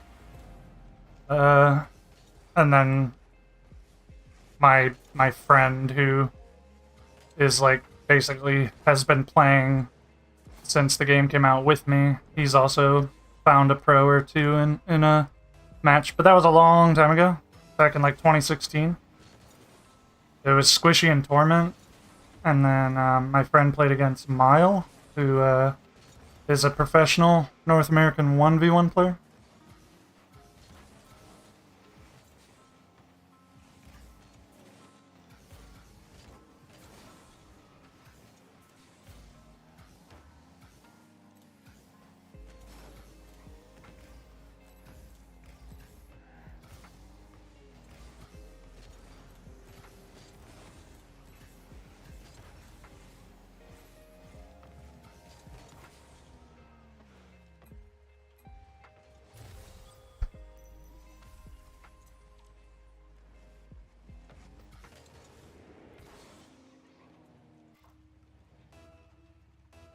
But I was not good back then, so I'm not really sure how we found them. Like in retrospect, I have no clue.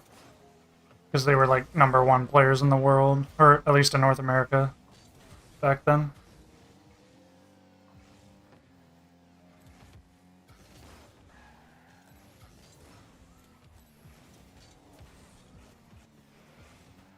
What's the highest rank I've gotten to? I just touched GC3 at one point. Oh god, that's a great shot.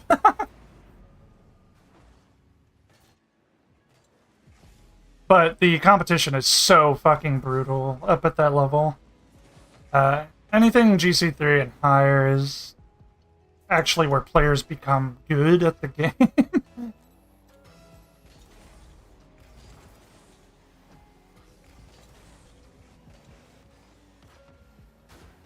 Like, I wouldn't ever claim to be as good as them right now. That's for sure. I definitely I did a lot of my ranked journey, right, and like teaching myself the game. But then I did a huge like coaching journey where I didn't focus on my game much at all. I helped other people. So I also don't care about rank. I don't care about getting SSL. I don't care about getting higher than my peak rank. That's not something I care about at all. So that's why I have them turned off. It literally does not matter to me whatsoever. I like winning and I like getting better, but your rank is out of your control. It has nothing to do with your actual ability. So to me, it's just a distraction slash something I don't give a shit about.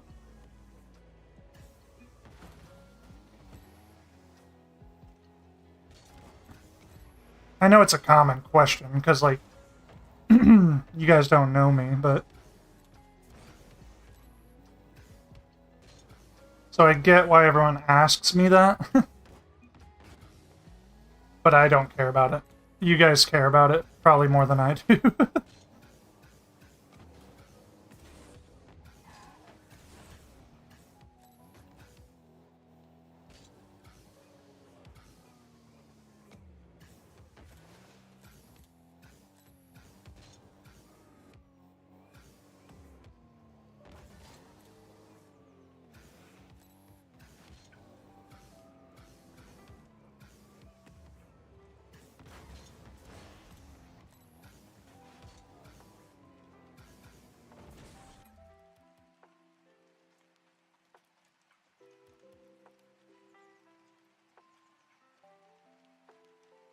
Let's see. So this was a really tough loss. The first game of the day. That guy was really good.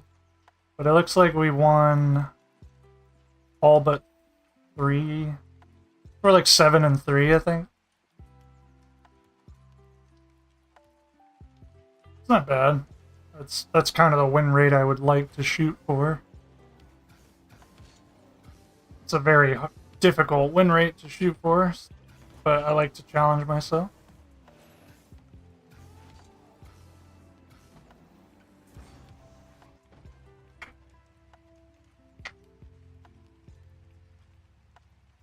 Da-da-da.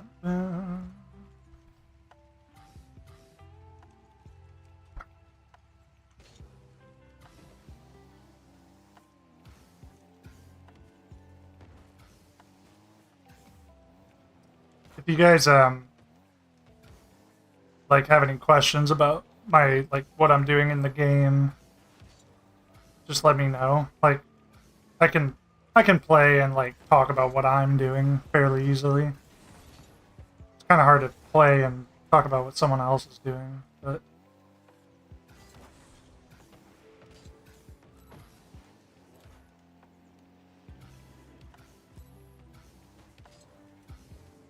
I know I've been playing 1v1s mostly, but that's just because I thoroughly like 1v1. I think it's a really good practice. But if you want me to try like a team game mode game, just to see what it's like, let me know. Or you have like a topic you want me to cover like during my next match. I don't mind going over like anything you need help with.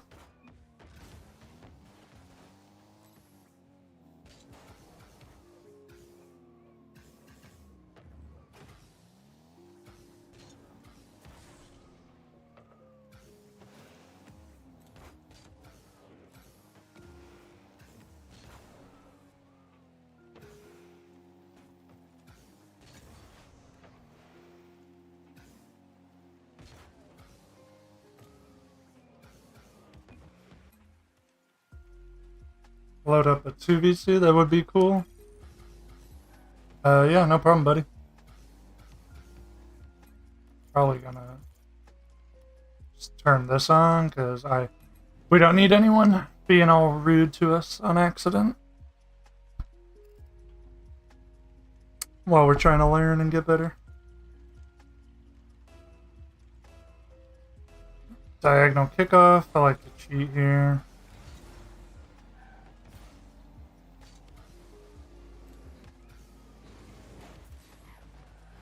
So I'm overcommitted, so I'm going to take a straight line back to my net.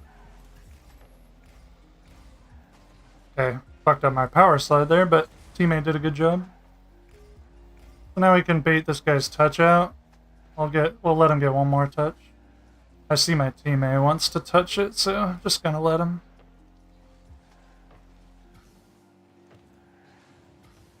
That's just a good touch.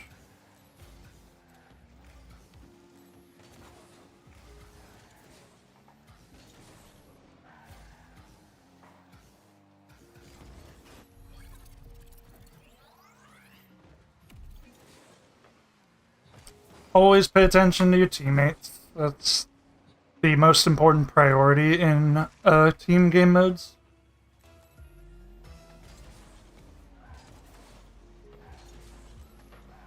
Teammate's shadowing, so I'll cover his back in case he gets beat.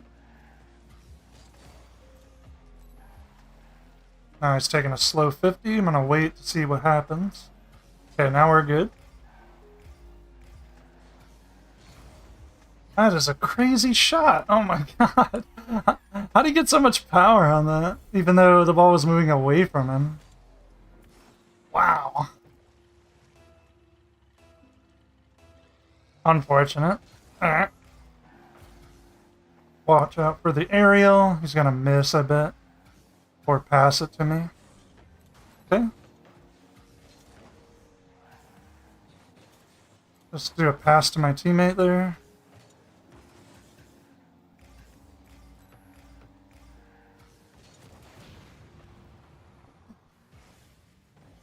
Grab some 12s because there's no hundreds around. Soft high touch so my teammate has time to recover. Let's see what teammate wants to do here. He was going forward, so I was going backwards.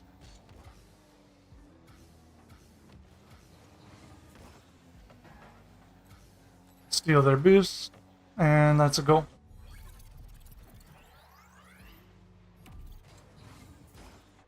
Wherever my teammates pointed, by the way, or where even the opponent, that tells me what their like next plan is. There's no way in Rocket League people don't point in the direction they want to make a an action toward. So that's how you read people's car language or body language.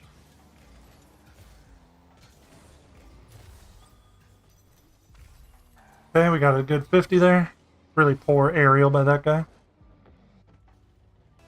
Alright. Don't know if teammate's cheating up or not, but I'm going to send this to the right because the opponent went left. You see this guy? The second man opponent? He went to the left, which tells me that there's a bit, like, a lot more space on the right. Okay.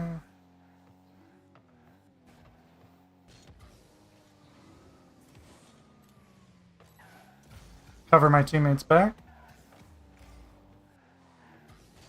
Yeah. Okay, so whenever a teammate's first man, he does this thing where he commits sideways. Like, he's challenging the ball sideways, and then he fully commits. So it leaves me in a 1v1 quite simply for the opponent.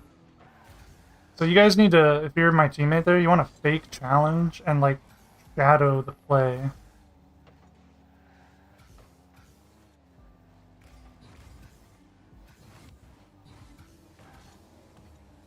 Okay, so he corners it, so that gives me time to get this boost. Cover the net here.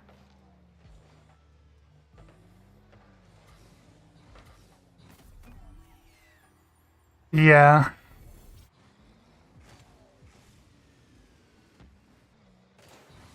Teammate should jump for that for me. Or use the backboard. That way we have 2 layers of defense. We have a high defender and a low defender.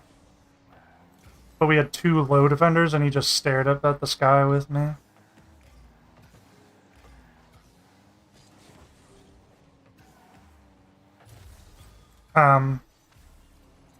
So if you ever see your teammate like back in net, he probably can't leave the net. That's probably not a good idea. So you can challenge the ball or use the backboard to defend high shots, or even just jump for the ball like midair. Let your teammates still guard the net while you help them like with a challenge.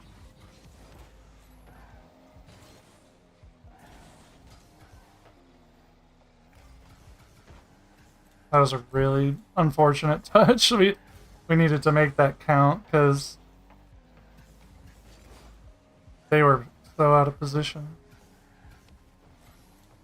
Okay, no boost, so I need 12s.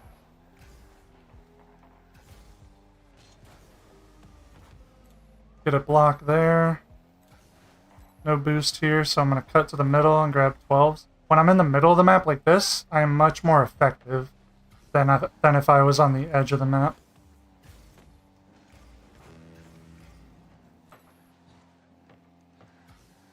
Okay, I'm going to fake all this.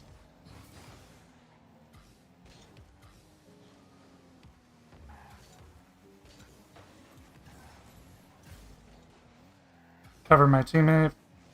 Might get a pass to me, which he did. Okay, now I need to play first man, because I saw my teammate out in the middle of the field there.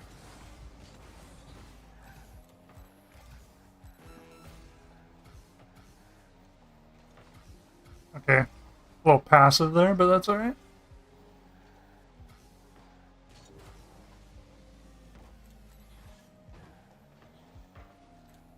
Okay, teammate is kind of low boost, so let's see what kind of challenge he wants to make. Good fake challenge. And we don't need to score, so I'm not going to jump. Okay, teammate. Oh my god. Oh, that's so cringe. All you had to do is not miss that.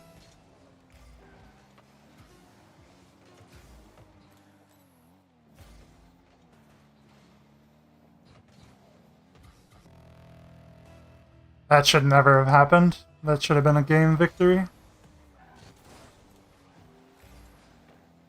Oh my god, you see how he commits to the side corner? Or the side boost like that? That is uncomfortable for me.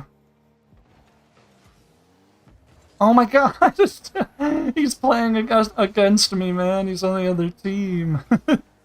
What is he? Okay.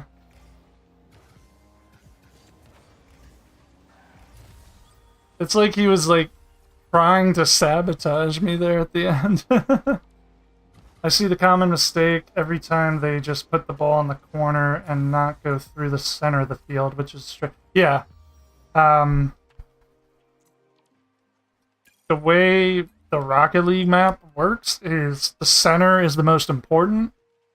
Not for two reasons. Number one, both teams' goals are in the center. They are not on the outside, so why the fuck are you defending or attacking from the outside?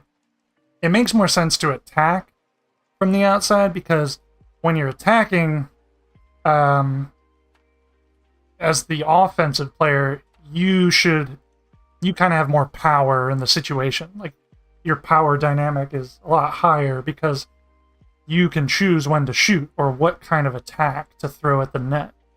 But if you're defending, it makes zero sense to defend outside back to the inside.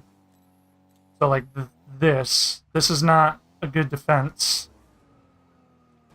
because you are as far away from your net at the beginning of your defensive rotation as possible. So good luck playing defense that way. Also, the second reason why the middle of the map is the most important to prioritize is if I am dead center here, I am equidistant or as close to any ball at all, no matter what. Doesn't matter where it goes.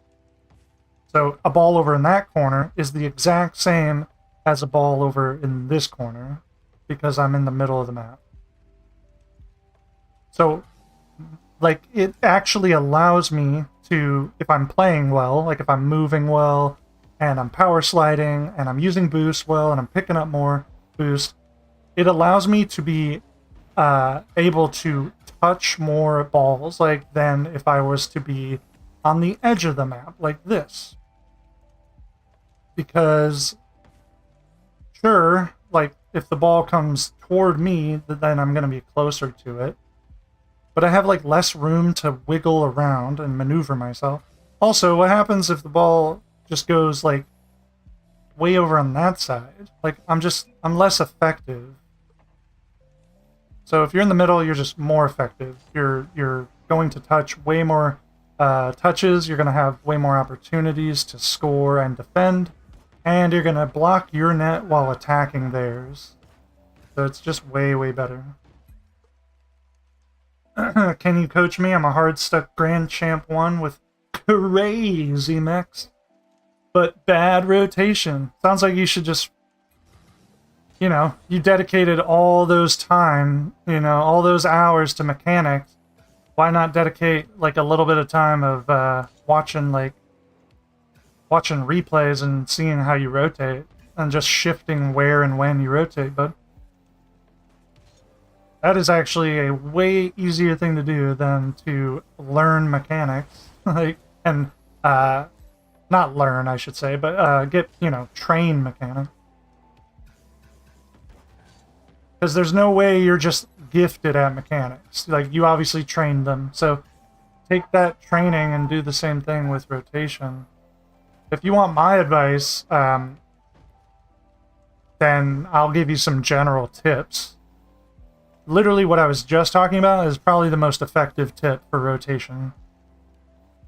Playing on the outside of the map, the outskirts, aka where all the 100 pads are, is fucking ineffective. It's so inefficient. Especially on defense. But also on offense. So, put your car in the middle, grab more 12s, power slide more effectively, and defend your net while attacking theirs from the center. You are much more threatening on offense if you're attacking from the center. You are much more threatening as a defender if you're defending from the center.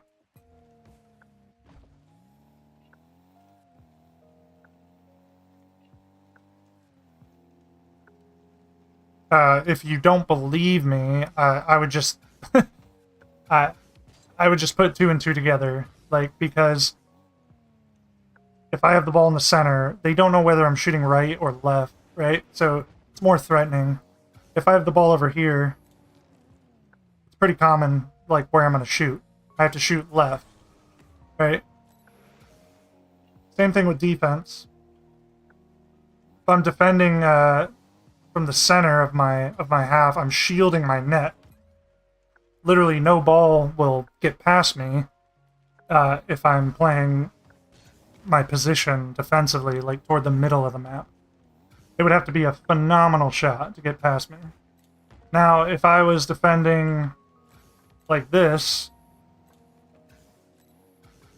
you see how I can't shield my entire net? There's no way for me to reach the entire net. It's awful. So get way more comfortable picking up and using 12 pads, and stop relying on the sides of the map, the outskirts of the map. That is a very good tip for movement around the Rocket League pitch, or rotation, as people call it.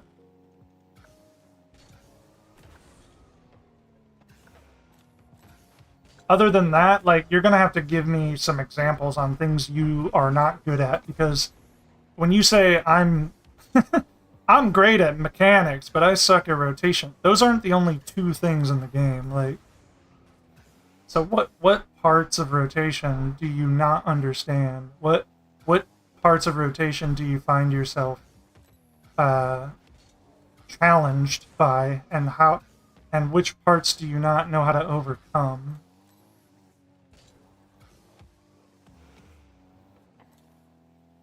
It's better shadowing from the middle so that you can funnel the ball to the side. Absolutely. Yeah, 1000%. The ball is less of a threat on your net if it's not in the center. So where do you want to put your car? The center. Where do you want to put the ball? Away from the center.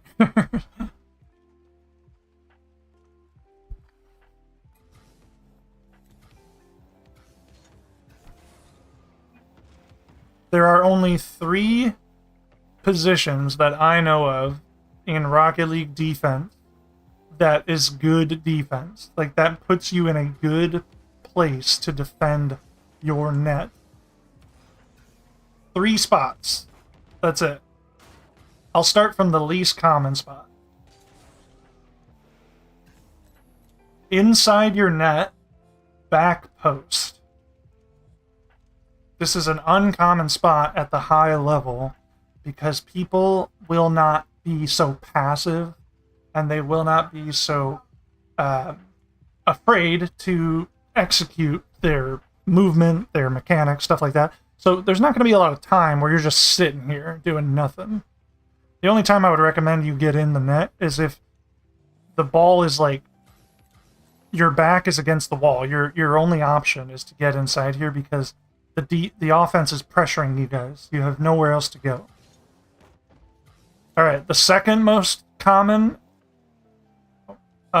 place for good defense is on the backboard. 100%. Backboard is a great place to shut down a lot of options for the offense when the ball's in the air. You wouldn't use the backboard when they have a ground dribble. So you wouldn't do this. This is not good defense when they have a ground dribble. This is actually very poor decision. If they have a ground dribble, you would just shadow your net. And once you get here, you will just cover the goal line because there's no aerial threat. If you're arriving back at your half and you're not sure whether they're going in the air, then you can slow down right here because now I have the option of defending the ground or defending the backboard, like defending the aerial play. So those are two spots. Now, the most common and the best way to play defense is shadowing the middle of your half. 1000%. Like, this is the best way to play defense because you are momentous, you have speed, you have the ability to not only gain height really quickly because of your speed, but manipulate the save itself to a safe location, so like this, right? And you're shielding your net the whole time. So just any form of shadow defense, because you're moving and you're facing away from the opponent, if they ever try to shoot the ball at your net, you are in their way. You are an obstacle. So that is why it's the most effective in terms of like on paper. You're like literally an obstacle, a moving obstacle for the opponents to shoot around. The reason it's effective in practice or in game is because you're actually moving. When you have momentum, it's easier to touch a lot more balls, like more touches. If you have no momentum, look how hard that was for me to. Like, you're just sitting here like, I don't know, you're like this. You don't want to have no momentum. That is the worst way to play defense. Those are the only 3 spots I know of that are great places to play defense. And when I say spots I know of, I'm literally telling you there's no other better spots. Like, those are the best positions possible. And go watch any professional player play defense. That is where they will be. They will be in the center of their half, hopefully with a lot of momentum or enough momentum to match the play, shadow the play. And then they will use the backboard if it goes high. They will stay low and maybe get in their net if they are under pressure, like and the ball is still on the ground. Also, the greatest advantage of playing in the center of the pitch is there's way more boost in the middle of the map. You guys probably don't believe me, but these hundreds are actually not as much boost because you're capped at 100 in Rocket League. It does not matter whether you have 20 or 100 boost. If you need to make a clutch save, you don't need to go out of your way to go get 100 because 20 is definitely fine. Also, there are 11 pads, small pads, on both halves. So there's 22 small pads on the pitch. Like, there's plenty of boost for you to grab. You don't ever need to rely on the 100 pads.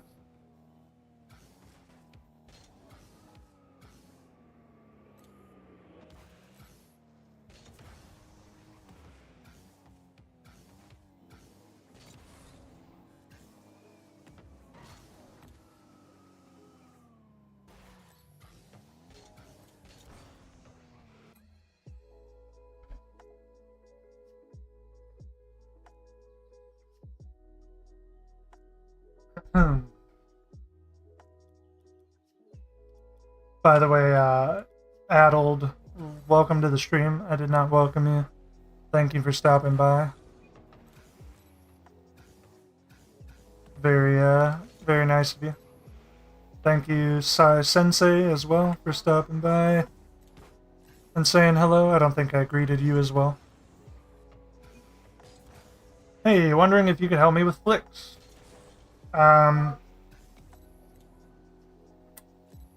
What about them? What is there to be overcome when it comes to flicks for you? Also, welcome to the stream. Thanks for stopping by. Appreciate it.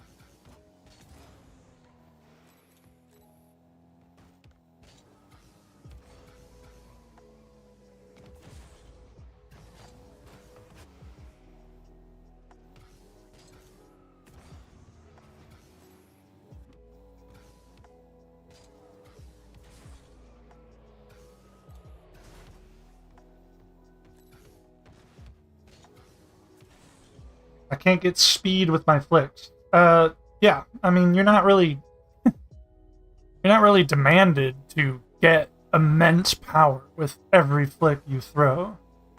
I don't think that's like a thing that someone would assume, you know, that you need to do, like to play Rocket League. But if you're just wanting to just get great at flicks, I mean, it's just gonna take repetition, I think, because it sounds like you're not brand new to them, right? So, but you just like you want to like throw them farther, I guess is what you're trying to say. We talked about flicks like 30 minutes ago, and how you're not expected to score every flick you flick in Rocket League. So just get that idea like out of your head. You should use flicks to just take advantage of the opponent. And if you happen to get a powerful one, that's pretty cool. But I mean, I can score a very slow flick, just like someone else can score a really fast flick, you know? So clearly it's like the way you're controlling the ball. The number one tip for controlling a ball better in Rocket League, doesn't matter whether it's a ground dribble, doesn't matter whether it's a bounce dribble, doesn't matter whether it's an air dribble. Everything is about your velocity or speed plus direction. So you need to match the ball's velocity, aka where it's going and how fast it's going, which you can do. Anyone can do it with their drive button or their boost button. You just need to match the ball's velocity. So if you don't believe me, I'll just, try and demonstrate. You see how me and the ball are like, we're in sync. We're like one unit. That is how a good ground dribble or controlled play happens. That is how you can flick better. So that is up to you, the guy with the controller, to match the ball's velocity. And that's actually not that hard to do. Just takes a little repetition. Same thing with aerials, right? Match the ball's velocity. Look at me and the ball. Literally one unit.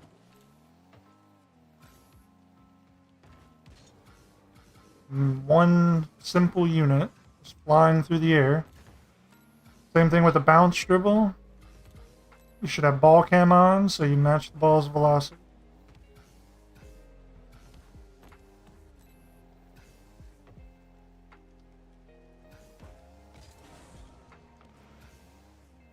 Everything with mechanics, like controlled mechanics, will be easier if you learn to match the ball's velocity, like 1000%, because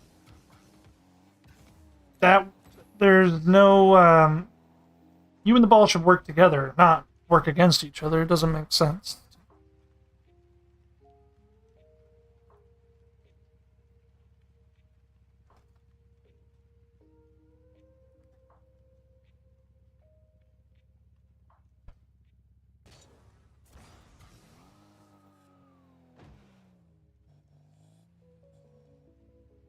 Well, I've been playing for years and never thought of it that way. Thanks a lot. Yep. You're welcome. I'm happy that helped. I've played this game for a very, very, very long time, and I've definitely thought a lot about this, so you're welcome.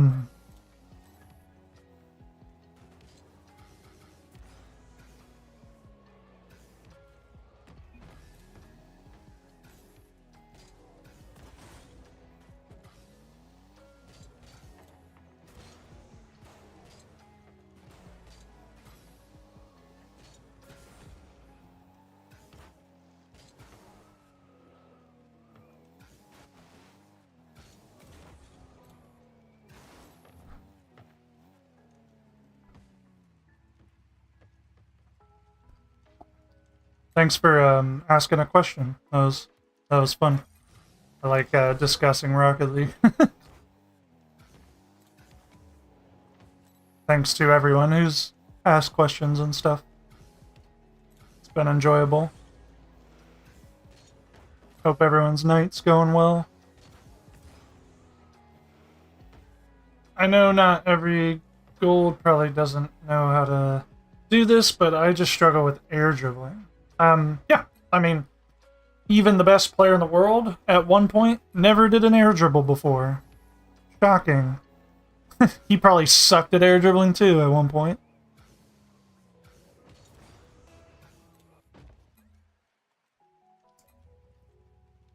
Air dribbles are very,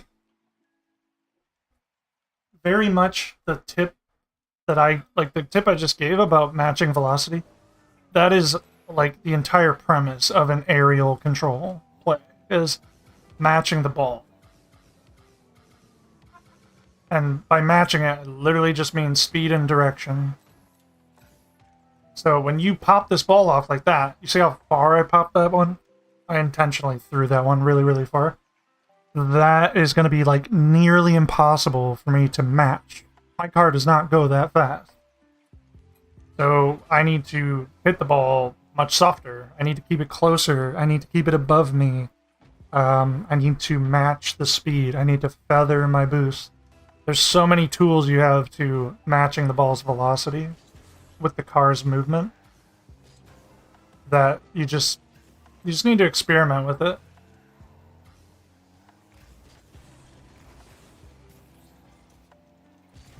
Okay, teammate's playing passive, but okay, now he's jumping. That's a great shot, and that's my fault. I was not a fan of the passive play there from my teammate, but I got caught out of position.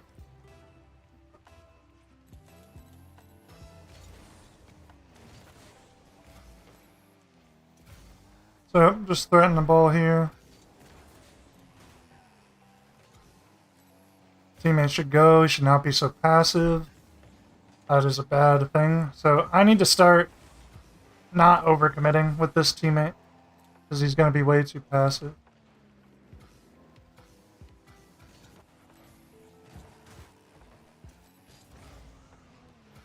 The problem with passive players is they end up overcompensating by being way too aggressive later in the match.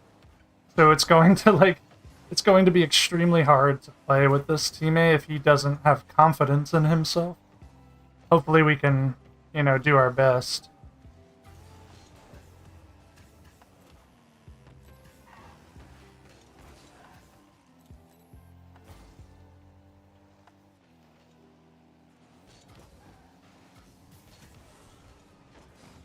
That should have been a goal.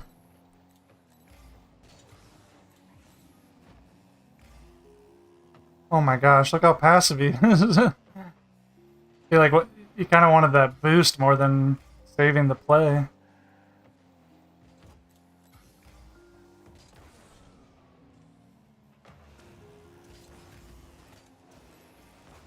Okay, good. That was a little better. Also, any tips on getting through Champ 1? Um, all the tips that I would give would apply to an Champ 1 or an SSL. So, like, I wouldn't give you tips just because you're a Champ 1. That's a really stupid way to coach people. Because then I'm playing, like, favorites, right? And I'm giving bad advice to one rank and, like, good advice to the other. All the advice I would ever give would apply to anybody. Because, like, we all have the same goal. We want to get better at the game. So I'm sure there's a lot of tips that would help you, but you need to come to the table with, you know, some issues you're having or challenges in the game that you're not understanding how to overcome, you know, stuff like that. You're being a champ 1 does not mean anything to me or anyone else. It doesn't mean you're bad, doesn't mean you're good, doesn't mean you're blah blah blah blah blah.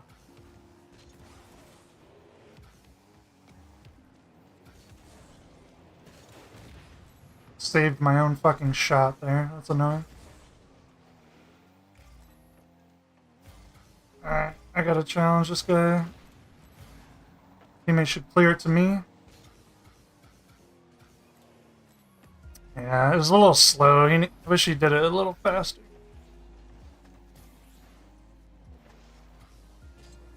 It was a pretty good pass, it just wasn't ideal. Like, that's why I went for it. It was pretty good.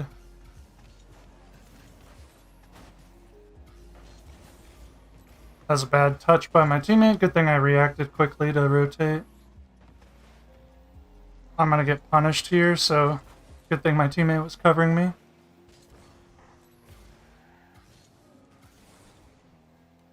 Good job, teammate's challenging, and this should be a really good threat. Oh, wow. Just out of my reach, unfortunate. What is my teammate doing? What? How to get backwards there? What the heck? He did some Tokyo Drift maneuver. I've been hovering Champ 2 for the last 2 years, and I can't find places to take advantage of my mechanic. Or no, of mechanics. And all other players in the lobby have different play styles, so my game sense is useless. Let me ask you this. Are you trying hard enough? Like, what are you doing to not only beat the opponents that you play every day, but what are you doing differently than your past self? Like 2 years ago, when you got the Champ 2, what is so different between you then and you now?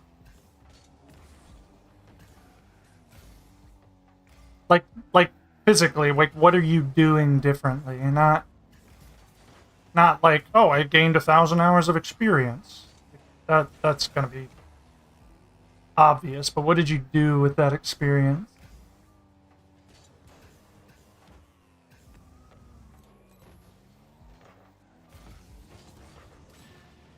Just watching you play helps a lot? Oh, really? Interesting. I wouldn't, Get in! Yes! I wouldn't assume that would help a lot, but that's really cool. I guess I'll play more then. I don't know if you guys wanted to watch. I've only been throwing in sprinkling in a few games during the stream. Wow, that's a fucking sick play! Oh my... Jesus Christ, what a play that was. Whew! That was so nasty. I had to fucking pay attention to like 3 zigzag passes there.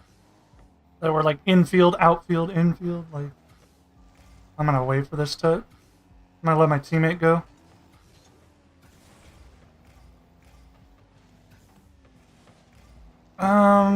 Why not? Fuck it. It's not gonna go in, but it does tell the opponent that I'm up. which that means they're afraid of me.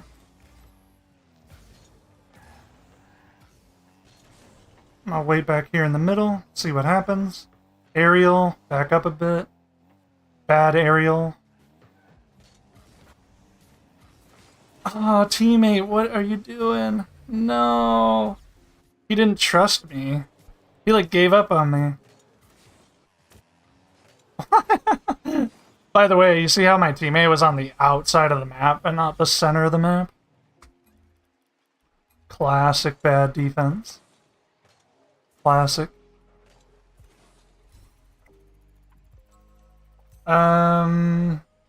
Who's your favorite pro? Oh, that's such a good question.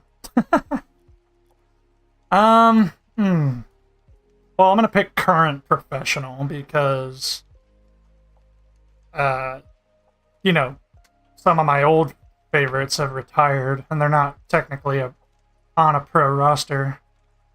Although there are pro 1v1 players who are also not on a roster, and I would consider them pro. So, but I'll answer this question as like my favorite pro player, like professional, like he's an active pro. I kind of have two answers.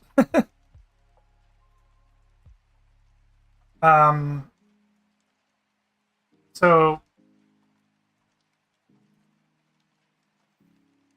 my answer actually right now would be Drawley. Because I think he has the potential to be one of the greatest players of all time. And he's just so fucking amazing to watch. I've been watching him since his early 1v1 inception. And obviously he was only a rookie this season.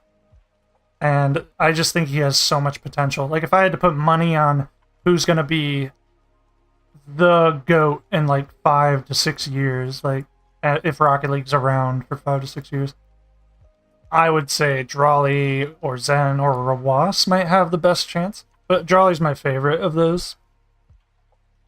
And then my favorite player of all time is Squishy because he's had so much influence on the game itself.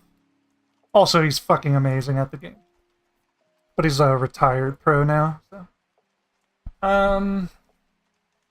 I guess I've kind of learned how to play passive as well as aggressive. I used to just be passive. Okay, so I should rephrase my question, Grog Gaming. I don't mean what are you doing differently in the 5-minute ranked game. I mean, what are you doing outside of your ranked matches? Like, you you don't just log on to Rocket League, play ranked, and then log off and go, I wonder why I've been stuck for 2 years. Like, that's not, like, there should be a lot more effort being put into getting better. So, what is your plan? Like, if your goal is to get to a higher rank, like, how are you going to achieve that? What is your plan? Like, what steps do you literally do to achieve that? Because you can't just play ranked forever. Like, that doesn't make sense. I mean, good luck. I don't think that'll work.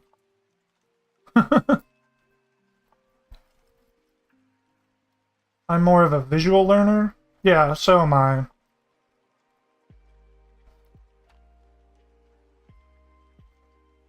I'm also a visual learner.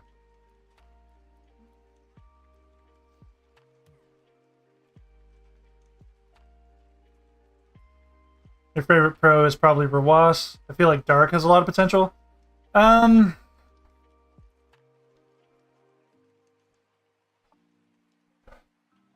Yeah, I guess you could claim he has a lot of potential, as in, like, he's very spectacular at what he does. And he's a rookie this year, just like Drawley. But the big difference between Dark and Drawley is Dark is, as far as I've watched ever since he came onto the scene, Dark is a very flashy player. like extremely flashy player. And those players tend, I'm not saying it can happen, but those players tend to not be the GOAT. like, like,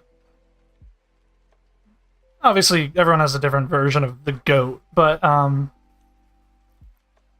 typically people who will be revered as the greatest of all time are all around just excellent. Like they're a 9, like an 8 or a 9 or a 10 out of 10 in every single category in Rocket League or in their sport. And I feel like Dark is just like an 11 out of 10 when it comes to like flashy mechanics, which there's ways to win against flashy mechanical players in 3v3. In 1v1, like, yeah, I would say he has unlimited potential. But in 3v3, it's a bit different, I think.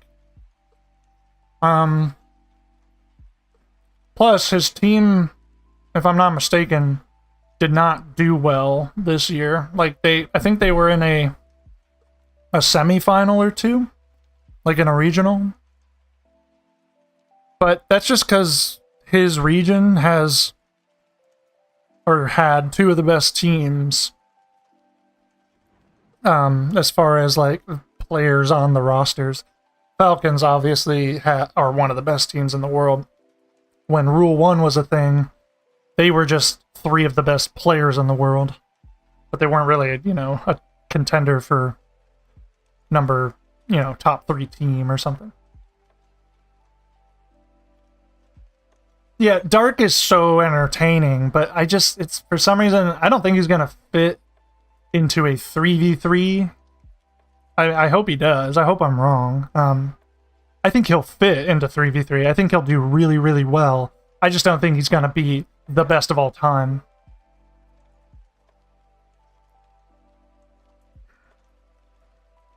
Mechanically, sure. Like, he can be up there. Like, I will give him that. Mechanics are... As mechanics have definitely improved and become more advanced, so has defense. Like, a lot of defensive strategies have become amazing to keep up with mechanics. So, I don't know. Maybe you disagree with me, but yeah, I've been following every player we've mentioned since they were, like, brand new to the pro scene, so I understand that you have a lot of faith in his potential. He's fucking insane, like, on the ball.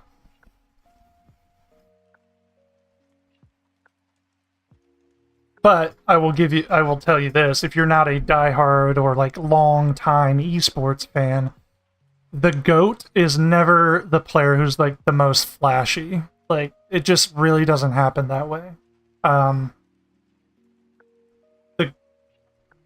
The GOAT is typically the all-around, consistent, excellent player. It just seems like you want to give, like, mechanical players the tip of the hat the most because Rocket League's kind of like an individual game as well as a team game. So when someone's individual prowess is, like, absolutely ridiculous, you're like, this guy could be the GOAT. Like, holy crap. But it just depends.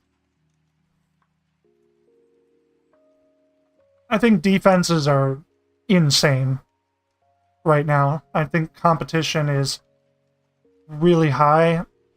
Counterattacks are going to be more prevalent because it's going to be, if you're always going for a flashy mechanic, you're going to overcommit a lot. That is the only problem with aerial mechanics as an individual scoring play. Now, you will already see that pro players do not use mechanics to score. They actually use them to just outplay 1 or 2 defenders.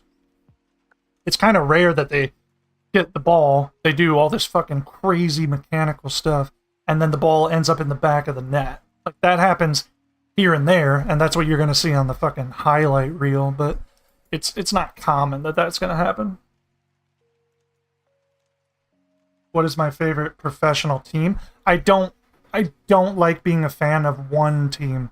I never ever watched sports that way. I never followed esports that way either. I am only a fan of the best players, like the best teams and the best players.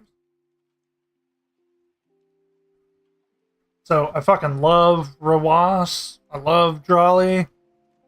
If they suck next year and they fall off a fucking cliff, I'm not watching them. They're like, they're not going to be in the top 8. They're not going to be in the top 4. You know what I mean? Like, when I follow a sport, I follow the bet. I think I don't. I'm not entertained otherwise. Like I know there's like the college Rocket League, like collegiate Rocket League. That would be so uninteresting to me. No offense to those guys, but they're not great at the game. Like they're not the best. So I am not going to. That's not how I like viewing my esports and my sports.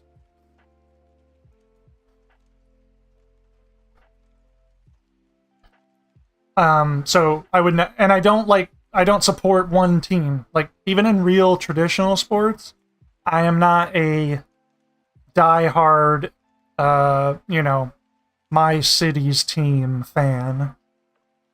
I literally watch the playoffs and I watch the best teams play each other and the best matchups and the highlight, like the high ticket, tournaments and stuff like that.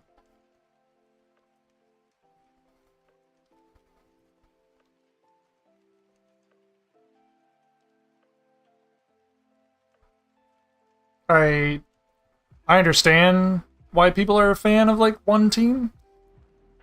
It's kind of cool to like root for your favorite dude and or your favorite squad, but uh I don't know. I've never done it that way, so it seems really weird to me.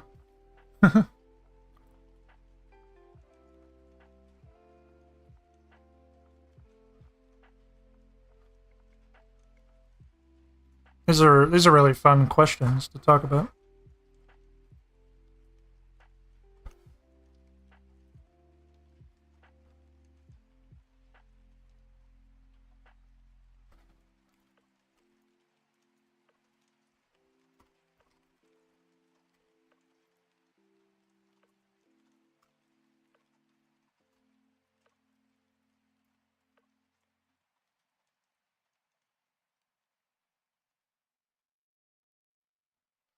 Do you guys have a favorite team?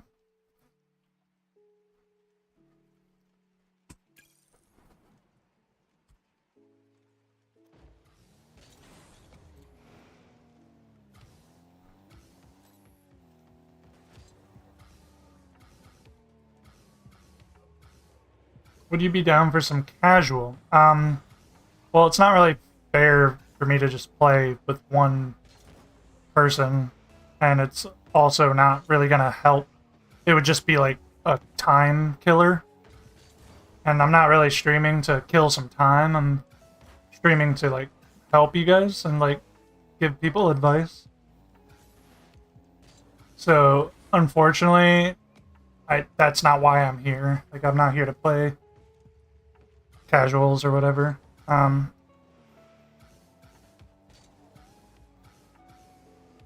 You guys can play with each other or like group up and team up if you want. I don't see why that wouldn't be a cool thing you could do. It's just it's not worth your time or my time. So unfortunately, like I'm just not gonna do that with everyone who asks because so many people ask that. But it's not just you.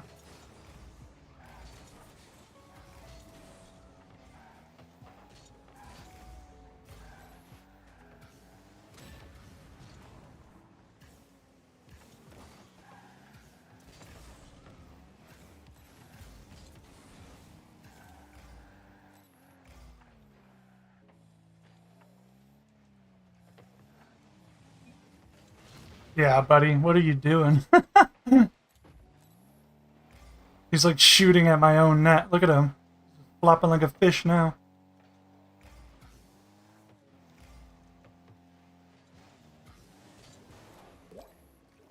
Yeah, I don't know what this teammate's doing. That's the third pass to an opponent. And then he like shot it at our net. Very weird. Let's try to restart. Or reset is the word I was looking for.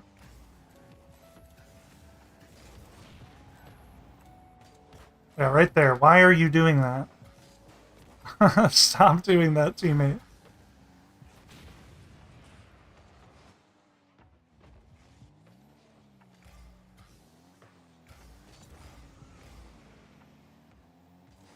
Oh my gosh, bro. He like can't make a solid like an impactful touch. Don't take this from me, please. Thank you.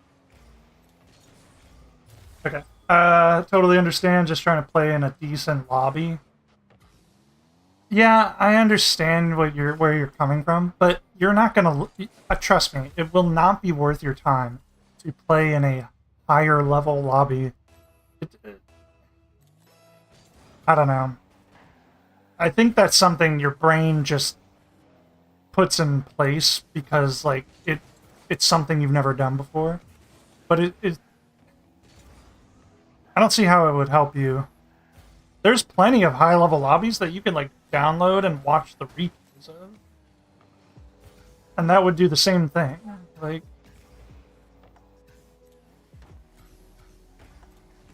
you would get the most benefit by competing against people equal or around your skill level, because that is who you need to outplay and outbeat. What's the point of playing someone who can consistently take advantage of you because you don't have the capacity to play against them? Dude, this team, I don't know what is going on with this teammate, but I don't think he's helped me a single time.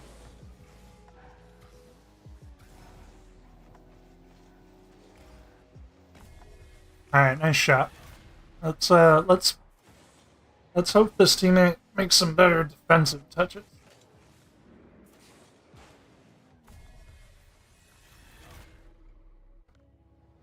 Yeah, I think the I want to play in a higher lobby because it might teach me something thing is not real. I think that's something your brain just says because you don't know what to do. But there's so much stuff that would teach you how to get better that you don't need to go into a high-level lobby to learn.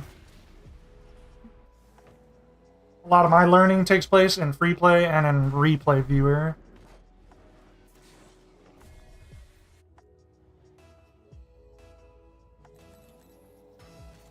I don't know a single pro player who was like, yeah, the reason I'm a pro player is because I had friends who were 65 ranks above me and they always let me join them, and now I'm just better.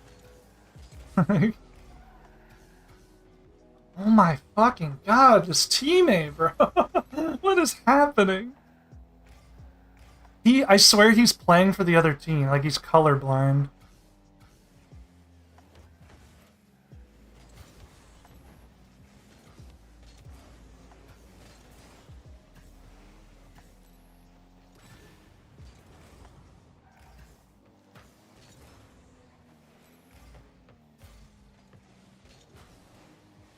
Dude, he jumped. Did he jump? He jumped! Oh my god. Why would he double commit?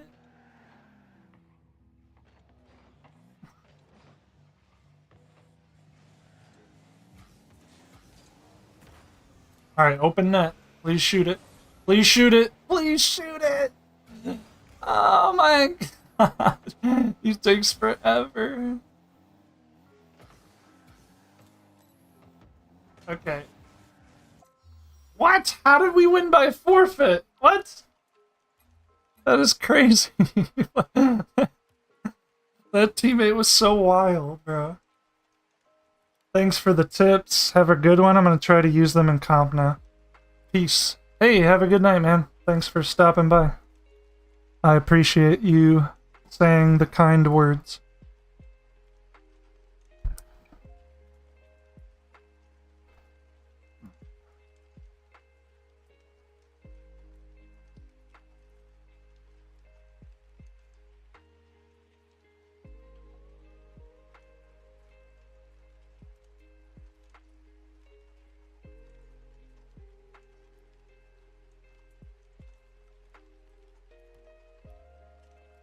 Definitely try to wrap up the stream here in about 10 minutes, because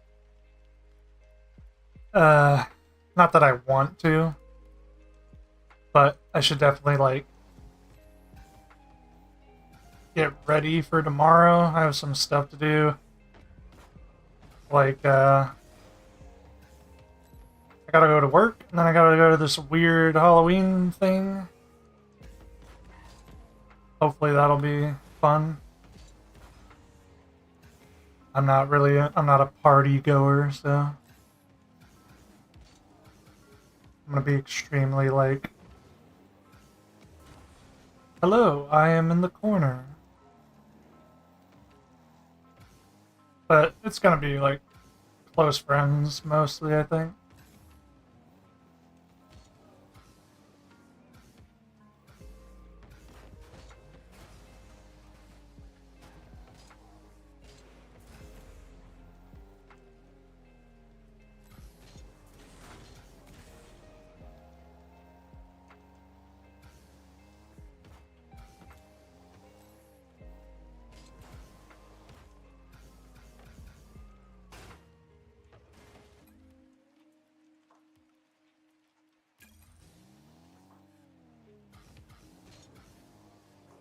I'm still confused how we won that game. That guy like played for the other he like played for the other team like 16 times in a row. It was weird.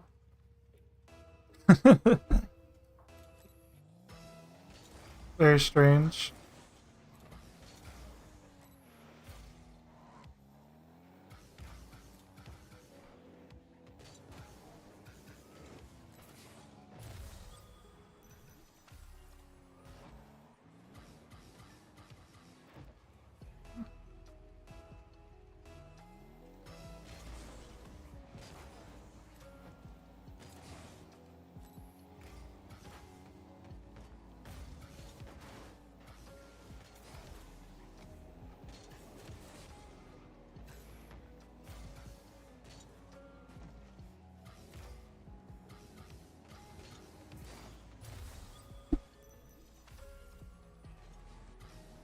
Got him. Nobody saw it coming.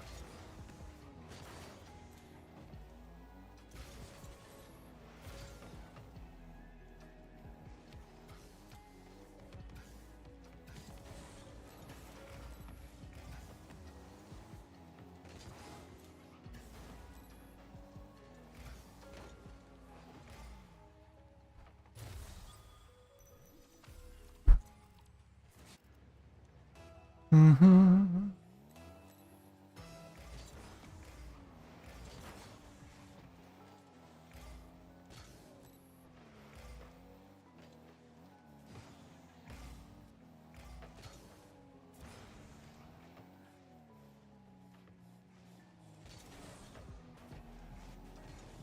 Oh, I just let him do that. Oh, I thought he was much more overcommitted than that. Yeah, like this. Oh, wow. I am a fool.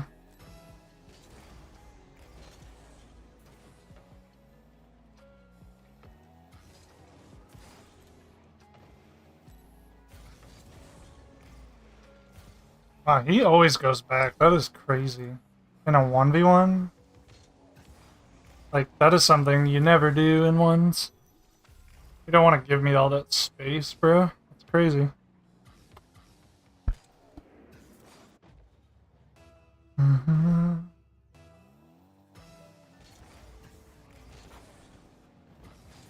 Oh, I tried fucking bumping him. So he's already going back. Like, let's go for like a... Stealing pinch shot, just see how he reacts. Oh, no, no, no, no, no! Oh, that's so annoying. I was literally just about to flip away, like, as soon as I got that boost. I should have just flipped through the boost, like, before I even got to it.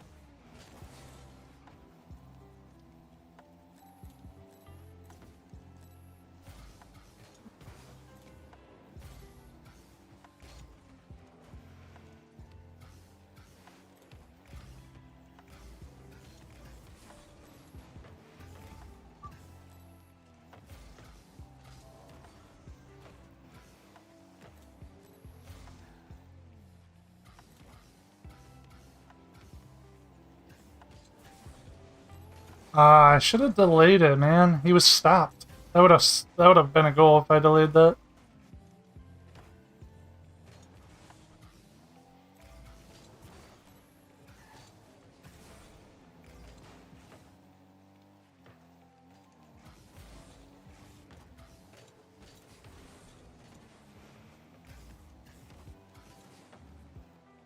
So I'm gonna delay this one. Yeah. Because I've been flicking it a lot, and like, I can see when he slows down. Like, watch him slow down here. Because he has to jump, like he has to just guess. I just delay him and switch it up. It'll take advantage of him. This is gonna be a goal. Oh, I fucking was cocky. Oh no.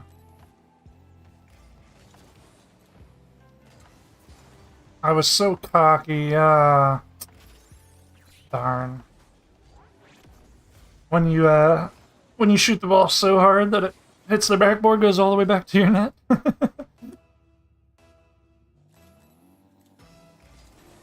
Wait, what the heck? The stream says it has 99 views?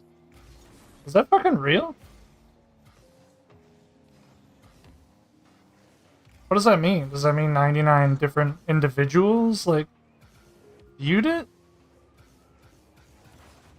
I have no clue how streaming works, so...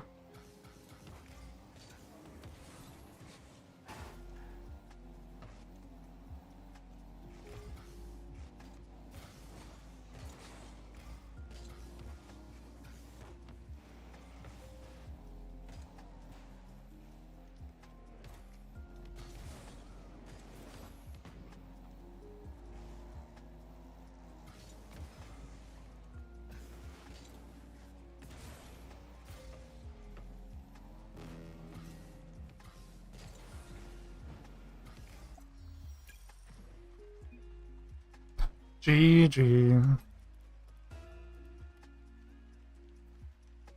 Let's see how many we've won today.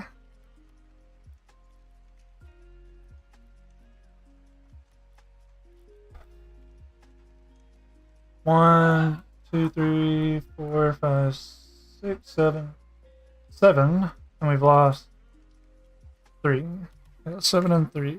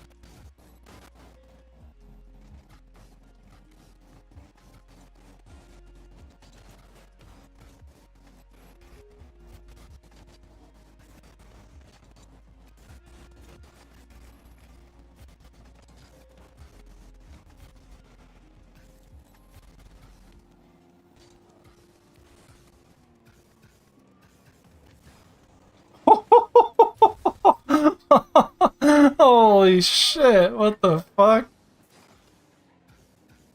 Damn, that was pretty impressive. Not gonna lie, that was nice.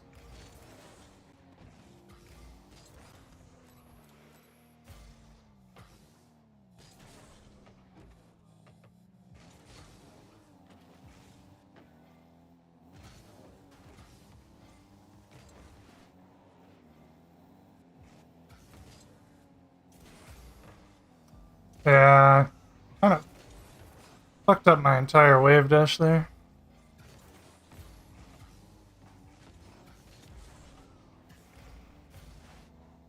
I'm gonna go back to the ground, I think.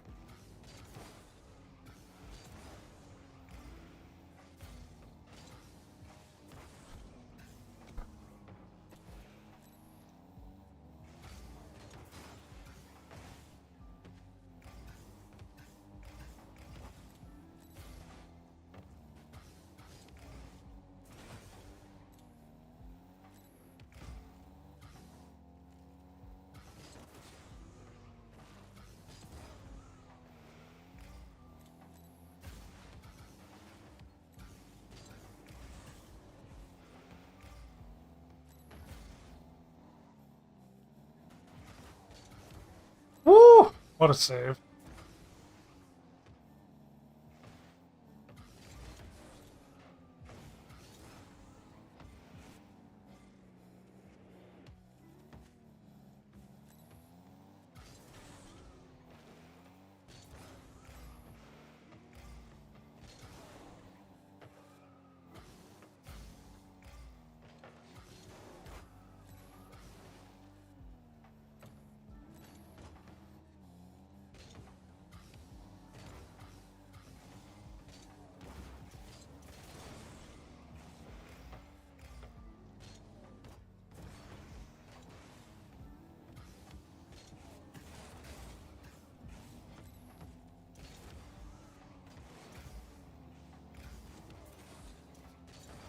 Uh-oh. There we go.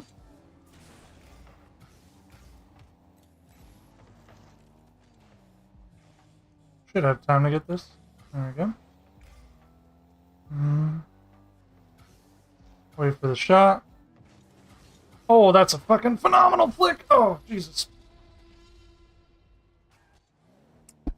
I didn't want to dunk him and then he, like, 50 me. Kind of rather fake the shot, or fake the challenge, but sometimes they just put a nasty flick over you.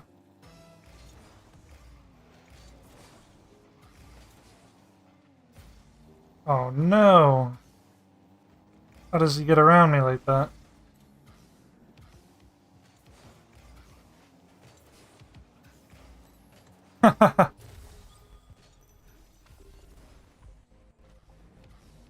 Pretty good.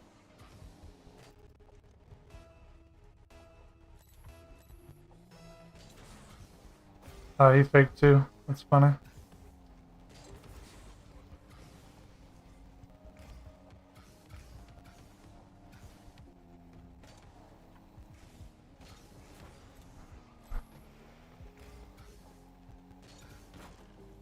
Get in!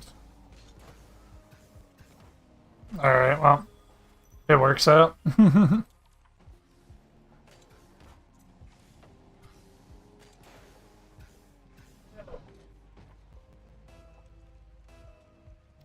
It works out. Oh no!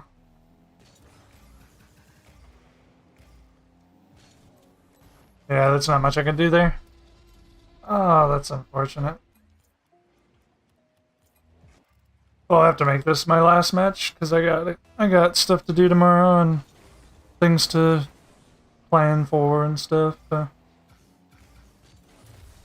we'll end on a win here. I really appreciate everyone stopping by. If you guys are still here, thank you so much. It's been a pleasure talking with you guys.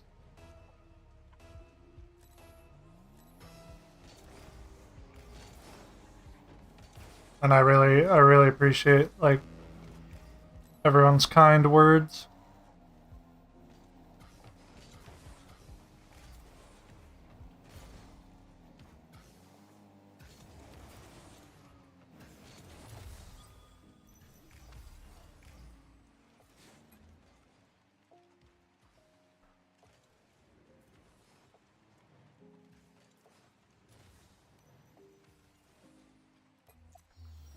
And that's it. We did it. We won 8 out of 11 games.